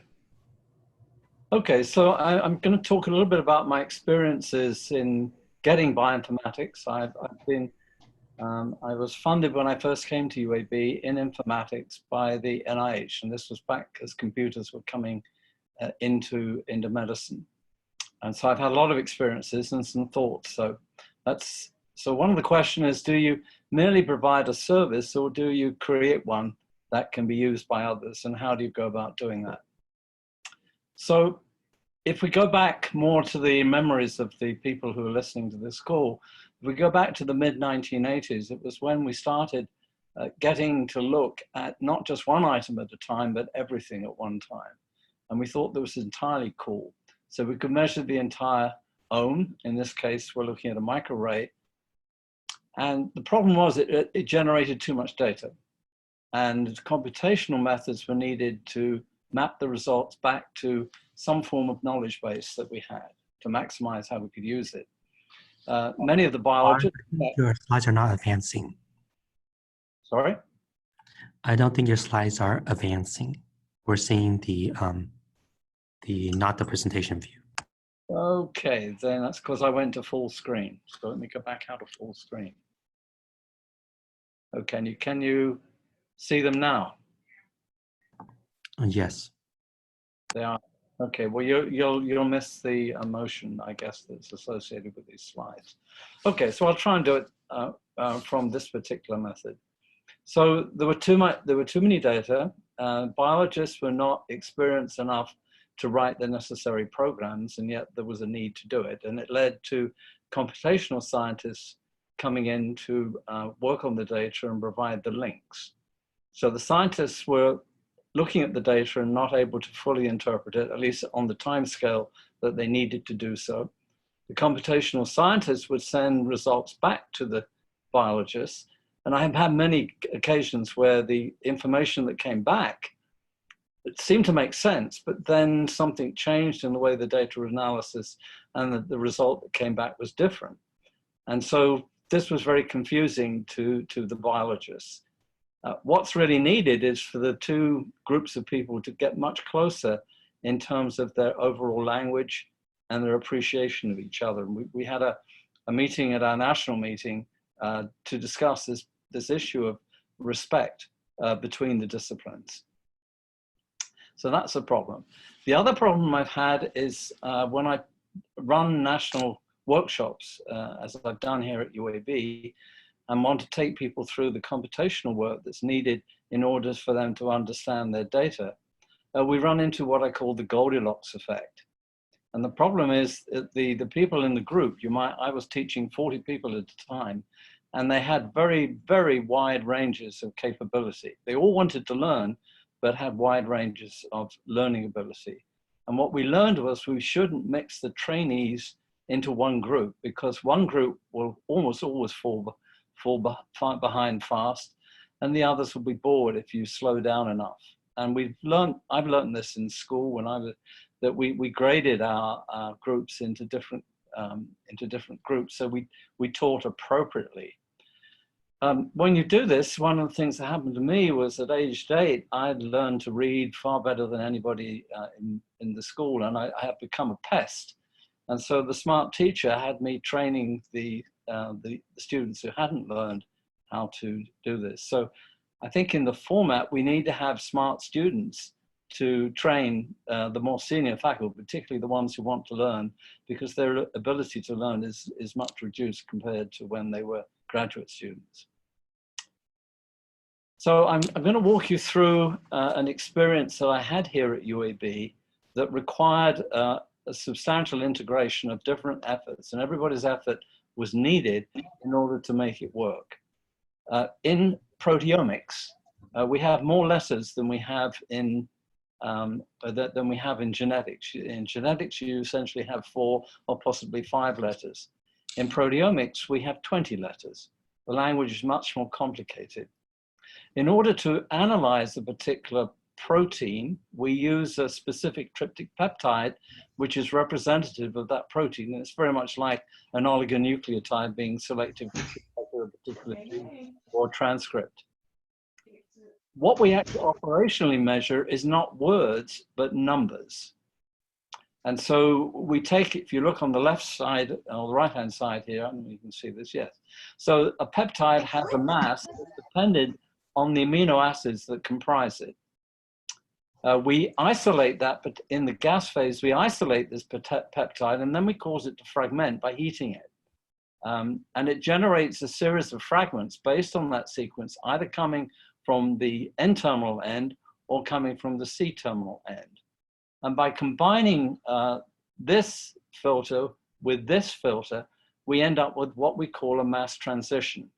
And it's numbers, it's not letters anymore. And numbers are even more diverse than letters are. In letters, in the alphabet we use is 26 letters. Numbers are basically infinite. So a big question for us when we're measuring a peptide is whether a particular mass transition is unique and truly representative. And when we started this, the mass spectrometers at the time actually had the ability to only recognize words as integers and not as the full definition of the mass, because mass is not defined by integers, it's always minor fragments of numbers. And there's a very big reason why this is, and it's the reason why you're here, but that's for another story. So the task in order to try and implement this was to download the entire proteome of a particular species from UniProt, then to digest that protein amino acid sequence into the rules that govern biochemistry to make tryptic peptides. We then needed to calculate the mass of each peptide, which was found doubly charged, and a particular, the human proteome gives you about 1 million of these. We need to calculate the mass of each tryptic peptide product, and there's about 8 million of those. Make a two-dimensional plot of all precursor and product ions, and then start building interfaces and mouse over tools that can allow us to reveal the identity of each dot within that mass space, giving us peptide sequence, the protein it came from, and a link to UniProt. So it couldn't be done by one person. This is the team that set about doing this. I had the idea that this was a good thing to do because it was something I had to do when I was getting concerned that we weren't measuring the right things. I was very good friends with Chiquito Crasto, who's now down at Texas Tech University, and he was an assistant professor in genetics and informatics. And between us, we recruited Chaz Nan, who was a master's student in computing science. Now, Chaz had absolutely no idea about biochemistry, and therefore we had to sort of define what the rules of how you break a protein up into its pieces. And so he did the bulk of the work of getting this converted into a computational form. Mikako Kwai, whom many of you have probably encountered, was the website developer that turned this into a tool that we could use with our browser. And Jonas Almeida, who preceded the current bioinformaticists team, was a key person to generate our very first picture, which I'll show on the next slide. And so this is a mapping of all the peptides, and the X and the Y's represent the peptide ion and of the precursor, and then the fragment ion. And in total, there were nearly 4 million B ions and over 4 million Y ions that were in this plot. And what we did for each mass window, which was 1 Dalton wide, we asked how many peptides fit into that spot. That then allows us to determine how much degeneracy there was occurring. And this was a very massive plot, and Jonas was the one who enabled us to come up with this. And so it's color coded, and so where you see red, which you see in the limit of along here, it's when a tryptic peptide loses either lysine or arginine in its fragmentation. If you use that particular peptide ion as a fragment to measure the peptide, then you may have a degeneracy of over 100 different ions. So we were able to find out by practice where the sweet spots were in the peptide sequence, where we could get the best selectivity for an individual peptide ion. And so this is the website as it looked. We could set up a mass window. Let's say we were going to do an experiment and wanted to measure a particular peptide. We could put the mass range in that we know that will be the peptide mass. So in this case, we've gone from 705 up to 715. And then we created a window, and this could be in any other place that you wanted, but we've selected a 20 Dalton mass window for the fragment ion. The fragment ion can be bigger than the parent, because the parent is doubly charged and the fragment is singly charged. So we don't have to divide the molecular weight by 2 as we do for the precursor. So what do we get? Well, when we open up that mass window for the human proteome, we see that most of the ions are actually they're found at the interval of either 1 mass unit or half a mass unit. If they're doubly charged, they go at half mass. And you can see even at this resolution that there are multiple ions at each dot that you see in the chromatogram. There are also some empty spaces. I've shown those by these open circles. And these where in the proteome, there isn't anything to be found. we can make the window expand out a little bit. So now we've got a 2 by 2 window, and we can see the individual ions separating out from each other. The red ions are Y ions, and the blue dots are the B ions. And we can take it even further. So now we're down to a 1/2 by 1/2 mass window. And I can't show you this in real time, but you could mouse over each dot and it would produce the mass of the ion. That's the precursor. This is the fragment ion. This is the sequence of the peptide. This is the protein, whether it has a name or doesn't have a name, where it's from. Of course, it's going to be human because we're in the human domain. And this is the link. And so by clicking on that, you can immediately go and see the full record for that particular protein. So this proved to be something that was of great interest to the community. And I was an invited speaker at our national meeting in 2012. And the chances of getting on that meeting is about the same as dying from the coronavirus. So a very low percentage of people who submit actually get in the meeting. So that was nice. People from the scientists followed up with me and had an article featuring on it. And I get quite a few people contacting me about whether the program is working. And sometimes we had to reboot the computer because that particular computer had gone down. And Macaco was the one that went on to develop the smartphone adapted version of this so that we could see this on our phones as well. So can you review MRM space now? Actually, you can't. It's gone. And this is just some of the emails that occurred about 12 months ago. So I noticed that we lost MRM path from our Temple website due to the transition to HTML5.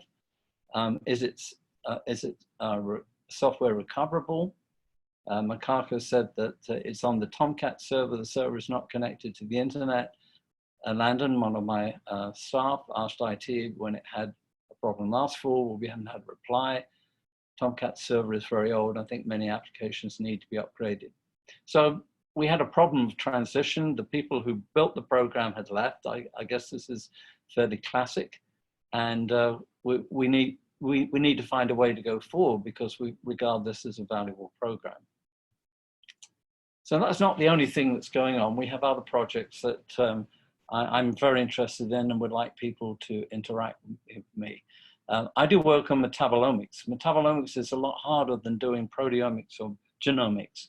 There is no real database. You can't, in proteomics, we're able to convert DNA information into protein information. And so we had a protein database long before people ever actually studied the protein. So we got the sequence from the DNA databases.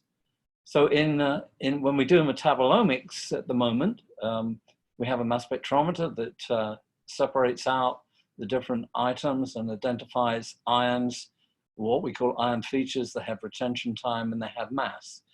And so there's the output is of a formatted form that comes from the manufacturer, and we can view that with some of their software. But that's not what people want to do. The NIH wants us to go out and do deeper searches into the database. So we take this and submit these data over to XCMS Online, which is available, but it's sometimes rather slow, but it aligns peaks, gives us quantitative associations for each sample, for each identified feature, and then exports it as an Excel spreadsheet. I then process that, turn it into .csv files, do a statistical analysis on metaboanalysis, and then do pathway analysis. So there's a lot of changes of the basic collected data going through these different packages, and it would be very nice to produce a sort of an umbrella form of this, whereby you could put your data in here and all of this would run, all of these different softwares would run automatically, and you would have an item at the end a lot faster than we currently have. I spend most of my time processing data through these different steps. There has been one attempt by colleagues. This is something called MS-Dial.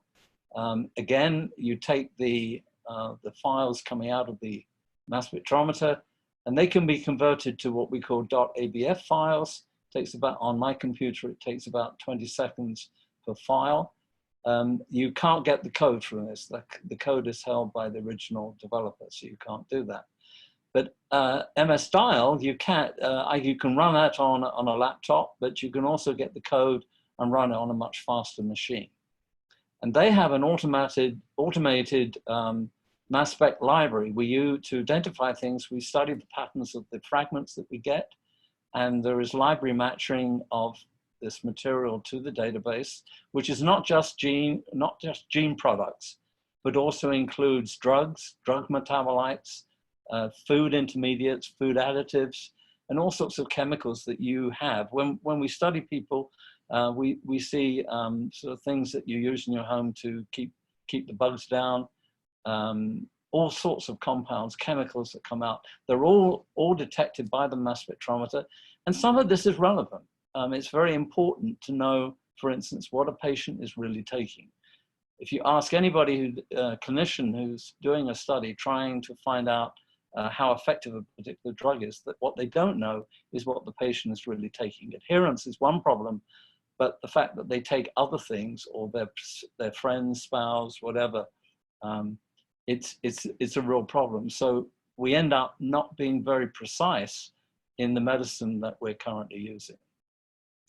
Anyway, so to sum up, the bioinformatics support of translational science really, to my mind, falls into two features: the use of existing packages, and if they're in R, my experience is that the effectiveness is actually inversely related to the age of the trainee or to the faculty. The younger people pick it up much faster. I walked up the hill just before I came here with one of the people who attended my workshop, and even on the second time round of the training, he was swearing in very, very discreet terms. He was not happy because he was just getting frustrated. And so it's very important to make the training meet the level of the recipient, just like we train anybody else when we get away from being here in the university. And then to build new packages, it has to be a collaborative effort. All the different people have to bring their best science or their best capabilities to hack the problem. And then they should all respect each other, because everybody is contributing to the entire project. And what I find is that this is a wonderful place in which the students, either at the undergraduate level, the master's level, or even graduate students, can come in and learn a lot about what it takes to be a scientist. Because it's not just being you and trying to be better than everybody else. It's actually sharing your knowledge with other people and making it work. And my last point, and I learned this from a colleague in Cincinnati, who's now a dean for core facilities, that what they realized was that there was a need for development of these types of capabilities to come from the core facilities program, and that people should apply to have small funding to try and get programs like this that would be of benefit to not only the people here at UAB, but generally around the world. So finally, if you have any questions, I'd be happy to take them.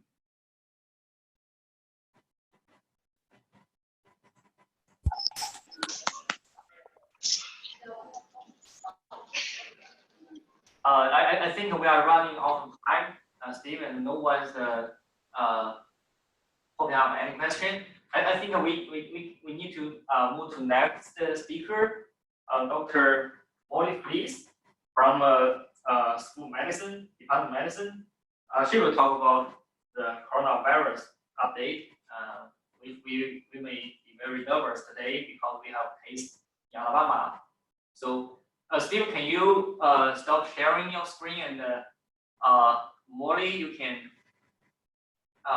share your slides. Okay, let me see if it'll work. Thank you, Dr. Bars.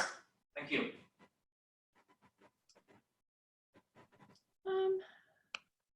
Not sure. At the bottom of the screen, there is a share button. Oh, I see it. Yeah. That work? Yeah, we can see the slides. Can you hear me? Yes. Okay, perfect.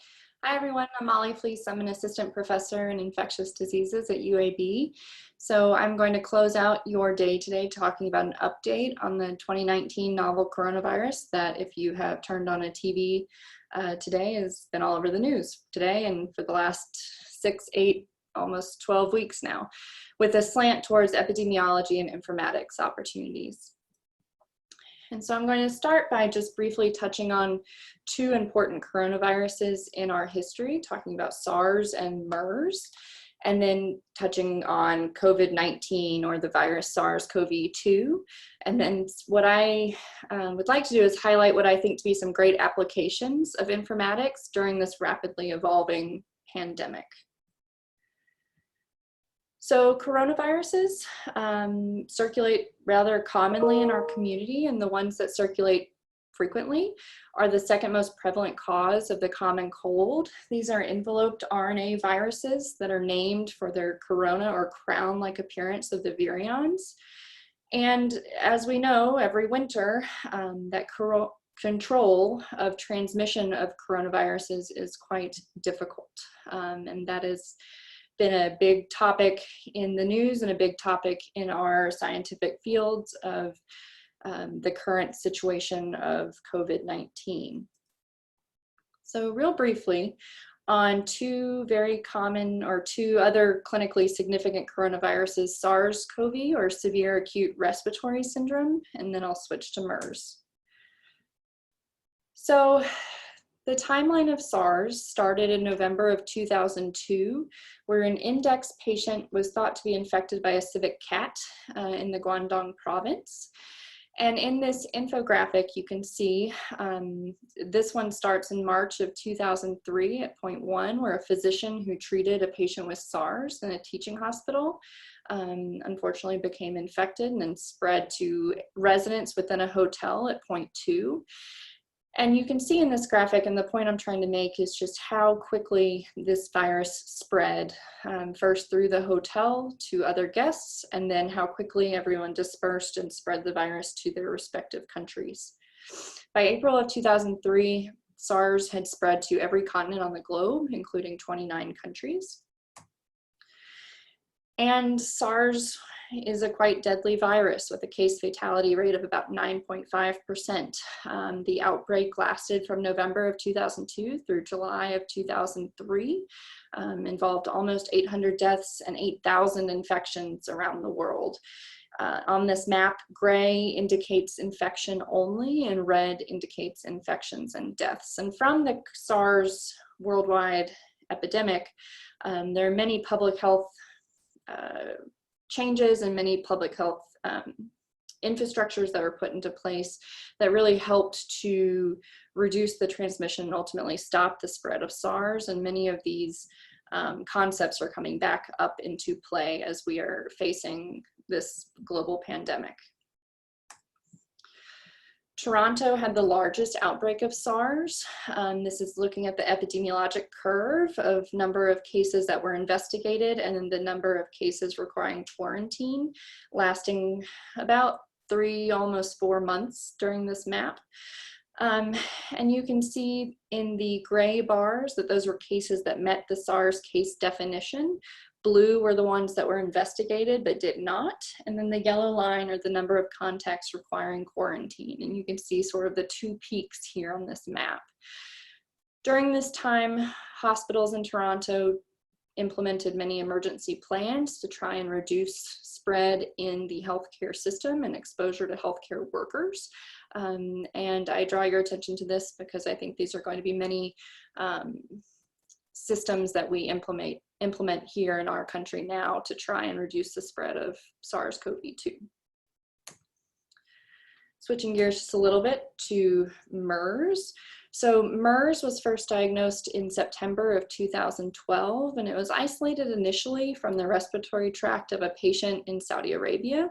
And this patient had a severe pneumonia as well as acute renal failure that developed in June of 2012.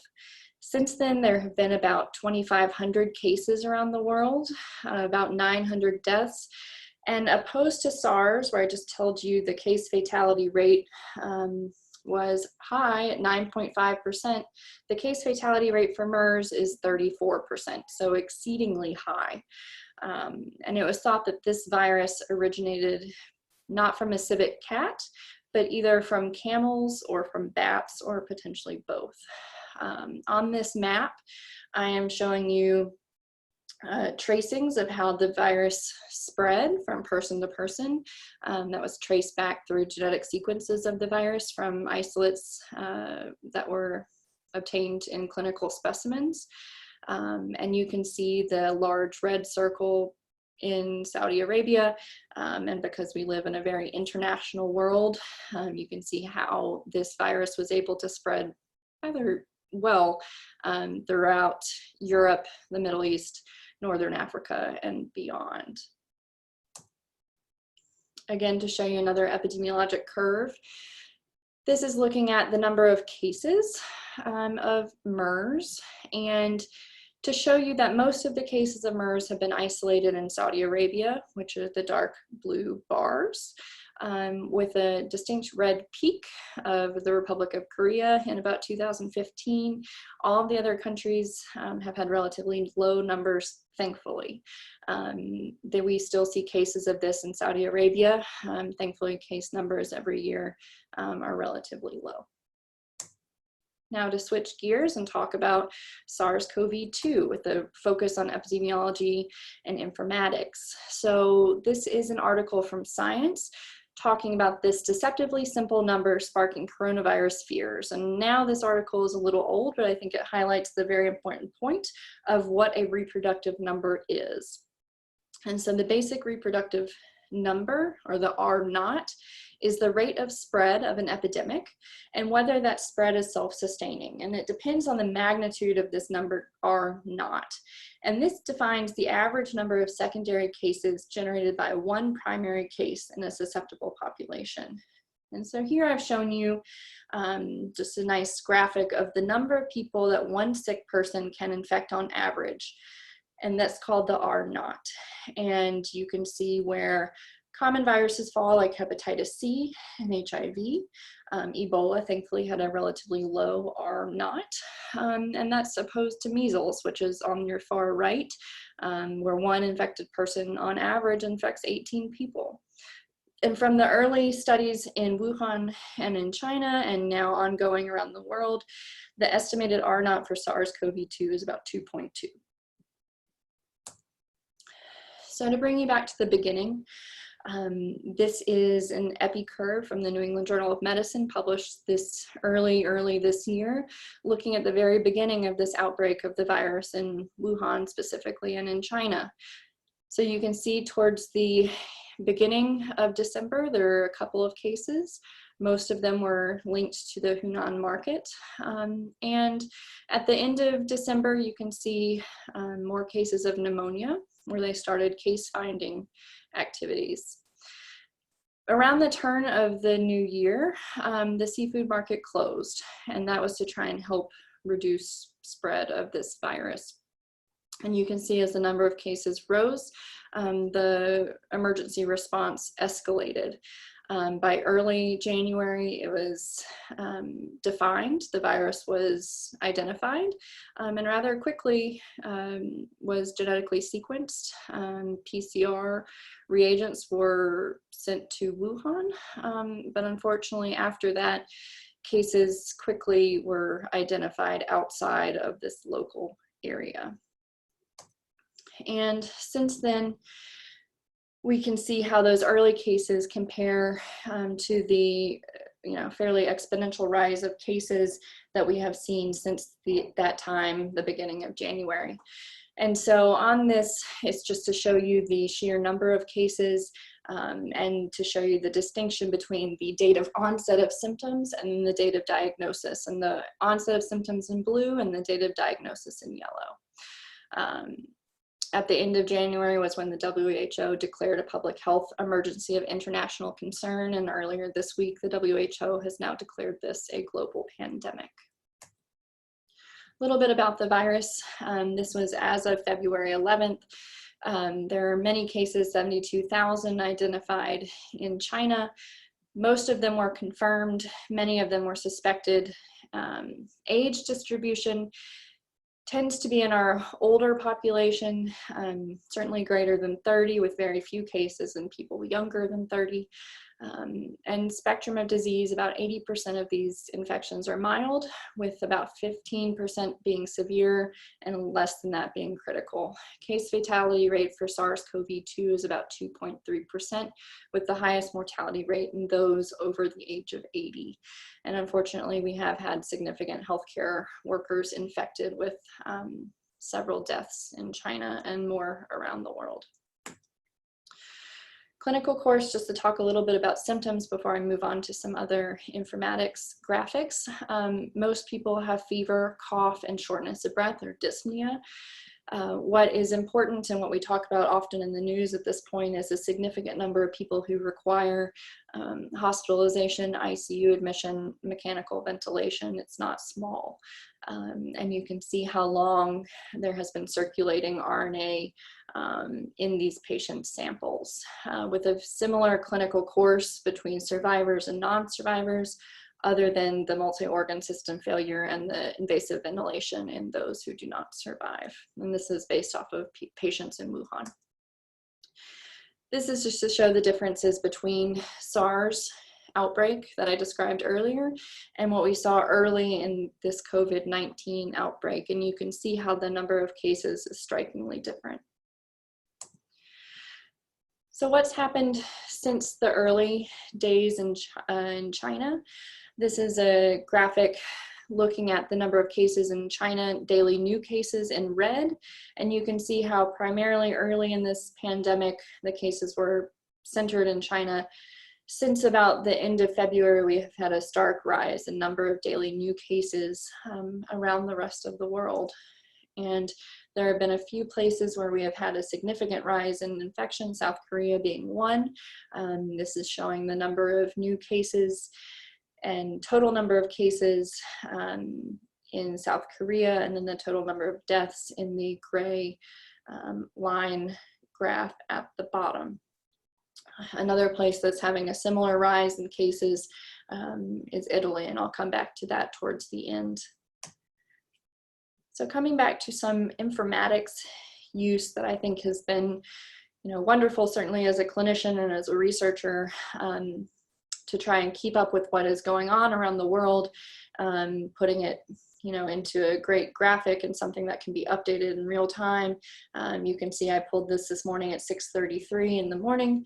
And on here, this is a infographic from Johns Hopkins University and the Center for System Science and Engineering, where they have been keeping track of the total number of confirmed cases around the world, total number of deaths, and total number that have recovered.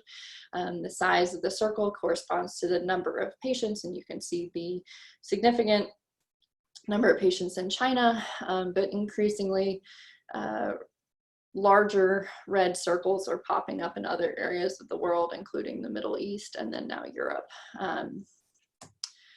And coming over to what is happening here locally from the same group at Hopkins, as of this morning, we had 1,700 cases here in the US, with certain areas where they're having more local or community spread, that being in Seattle, places in California, and also in New York.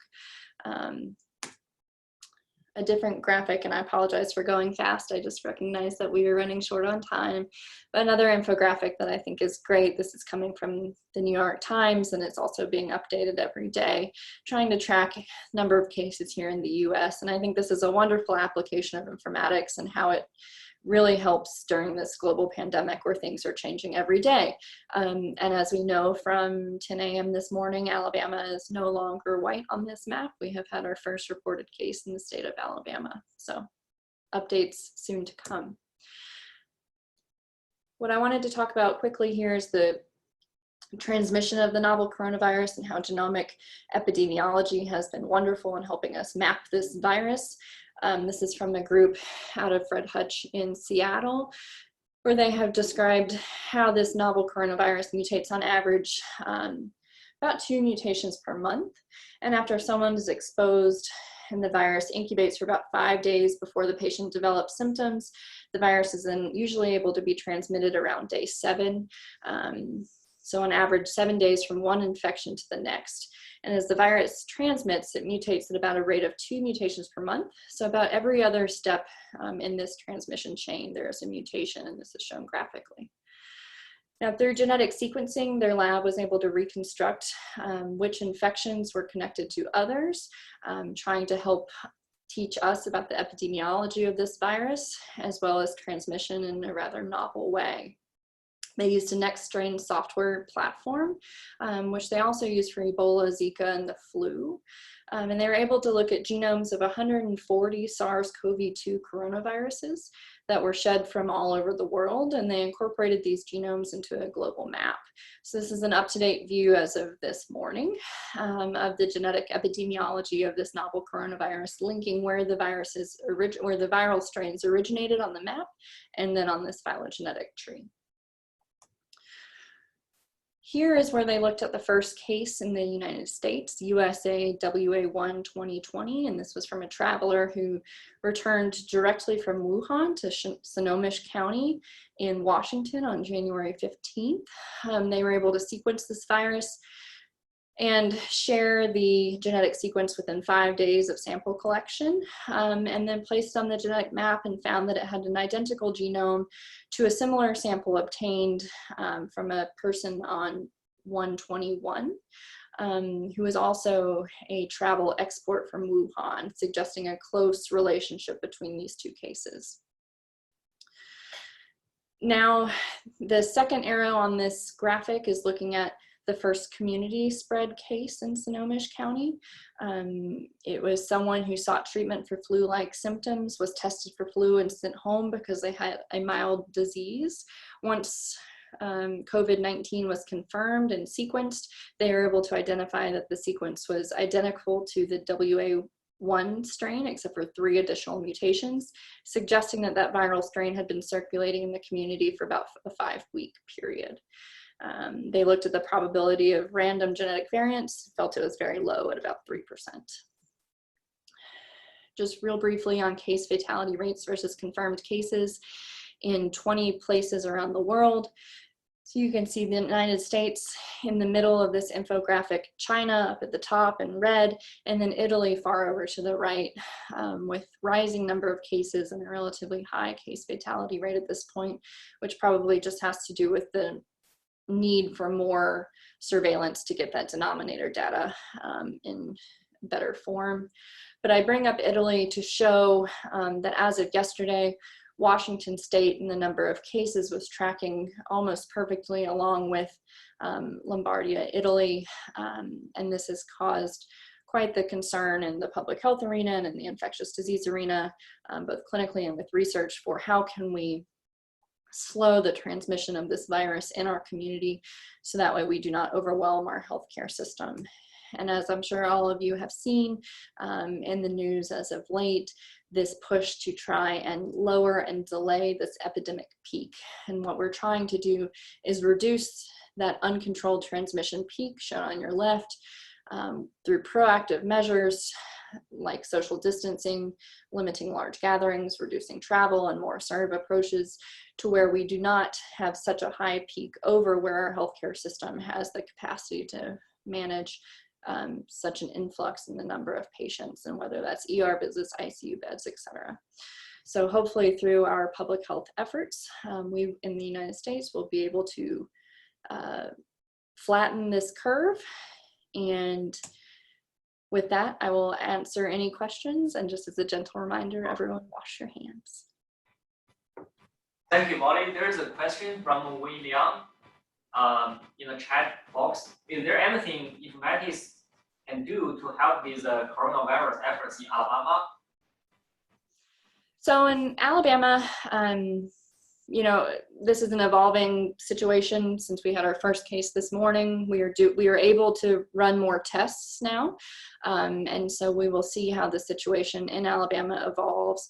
I think the best thing that we can do in Alabama right now are things like wash your hands, stay home from work if you're sick, try and avoid large gatherings, especially if you are sick as well. And pay very close attention to what's going on here locally. I think the situation will be changing, certainly day by day, potentially, hour by hour. So just stay up to date on what's going on here locally. Molly, this is Steve Barnes. Can you hear me? I can hear you. Yeah. The president, when he made his speech the other night, was stopping people coming from Europe, and made the very interesting to me, almost embarrassing comment that, of course, the English would be allowed to continue to travel across the Atlantic. Do you have any sense?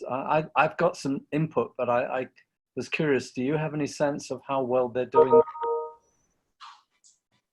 On how well the English are doing? I'm sorry. Yeah, so how are they doing it differently to what we're doing or other countries are doing that would allow the president to make a comment like that? I am not sure if there's anything particularly different that they're doing. I'm very interested in your inside information, though. Yeah, so my son is a lecturer at the Solent University of Southampton. And so he started there during last summer. And so I contacted him this morning to find out what was happening in his university compared to UAB. And so they have another week before they take their 2-week Easter break. Okay. And they're still having the students meet, despite the fact that I gather on proportion, the numbers in England are higher than here, if you look per head of population. And so he ended up with contact with the student and got no instruction about what to do. So he's self-isolating. Oh, goodness. Yeah. So, yeah. So I'm rather concerned that we're having a mismatch of information. It sounds like UAB is approaching this somewhat professionally, and I hope that's the way you feel. I do, and I'm helping certainly from I'm the assistant healthcare epidemiologist here as well, and so myself and Rachel Lee, we have been working a lot with the hospital leadership and other leaders throughout this institution to try and ensure that we are as prepared as possible for what's going on. I think, we're seeing more and more universities around our country trying to move towards virtual classes after spring break, which is about to happen for almost everyone around our country right now. And I think it's a good idea. Hopefully by being very proactive, by reducing the number of students who are together, the number of large gatherings, the sports, NBA, basketball, baseball, and all of those events that are being canceled. My hope is that by being very proactive with all of that, we are going to be able to flatten that curve down and try and prevent what's happening in other parts of the world from happening here. Yeah, so the coach of the Arsenal team in England, so one of the big clubs in England, was identified as having the virus. And finally, the Football League, with these big crowds meeting, multiple days a week, finally called off the season for 3 weeks. So it's rather like the NBA here. Yeah. But it took a case to actually force them to do it. Right. Whereas it was obvious they should have done it anyway. It's where money, unfortunately, trumps, sorry, I used that word, but trumps decision making. Yeah, I think. Sorry, we are running out of time. So thank you so much for all of the speakers and the audience. And we will have a poster award. Jim is here. He will announce awardees for the poster, and Jim will make the final remarks. Okay, thanks, Chen. So before I do the poster awards, since people will still be listening to me for a few minutes, I want to say thank you to the staff and faculty for pulling this together in 48 hours. We made a decision on Tuesday or Wednesday, really, the university said no meetings unless they're absolutely essential, and I couldn't think of the reason why this essentially had to be in person. So we really pulled it together. Special thanks to Zechen, Alex, Jake, Elliot, Amy, If I left somebody out, for running the various sessions, it was a huge help. And for Amy for running the poster session. So with that, let me announce the third place winner with a prize of $100.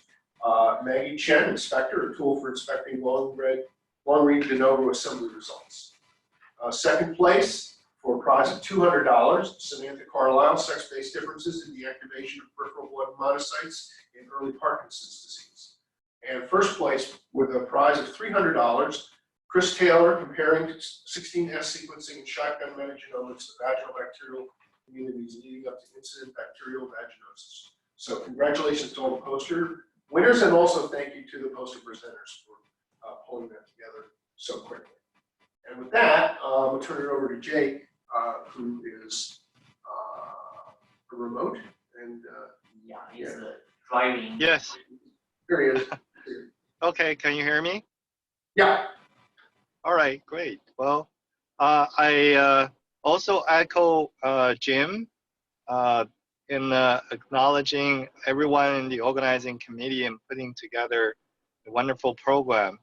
And especially, I think we are probably very creative in the country in the sense that that everyone can enjoy a great conference in the comfort of their own chair or bed, whoever, we don't know. So I think that many of you noticed that we placed the last talk, but the most important topic of this month on coronavirus last. And I want to emphasize that that informatics is not only about solving basic science problem, but also about solving. Okay. Okay. Apologize. Okay, so informatics is not just about solving basic science problem, but also about solving emerging translational problem of a great society concern. And this is an opportunity where the nation is called for informaticians to look at the epidemiology data, look at genomics data, to look at everything that we know and maybe working together. So the concluding remark, and I want to actually present people an opportunity to have another virtual 1-hour meeting next week. We're planning that meeting. We want to bring together people from this community, whoever is interested, to come and talk about a UBright research portal that Informatics Institute is planning to lead. So this research portal will be populated with all of the coronavirus genome sequences and will also be placed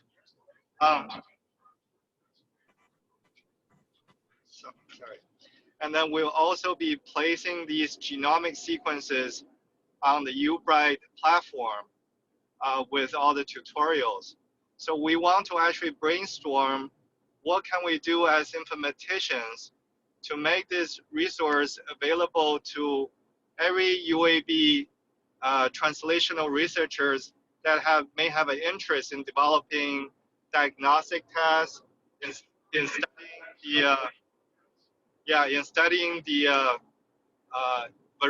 virus evolution perspective, or maybe in studying the potential therapeutics. So the meeting is likely going to take the place of next Friday from 9 to 10, but we're actually trying to make sure that everyone can attend virtually. So, so expect to hear that from Amanda. And that's all I have to say. Thank you. Okay, well that will close our 4th annual ATTIS conference. And thanks to everybody for your participation. Okay. Thank you everybody. Have a nice weekend and take care. Stay alone. Yeah, right. thanks everyone. Kill it. Nice weekend, everyone.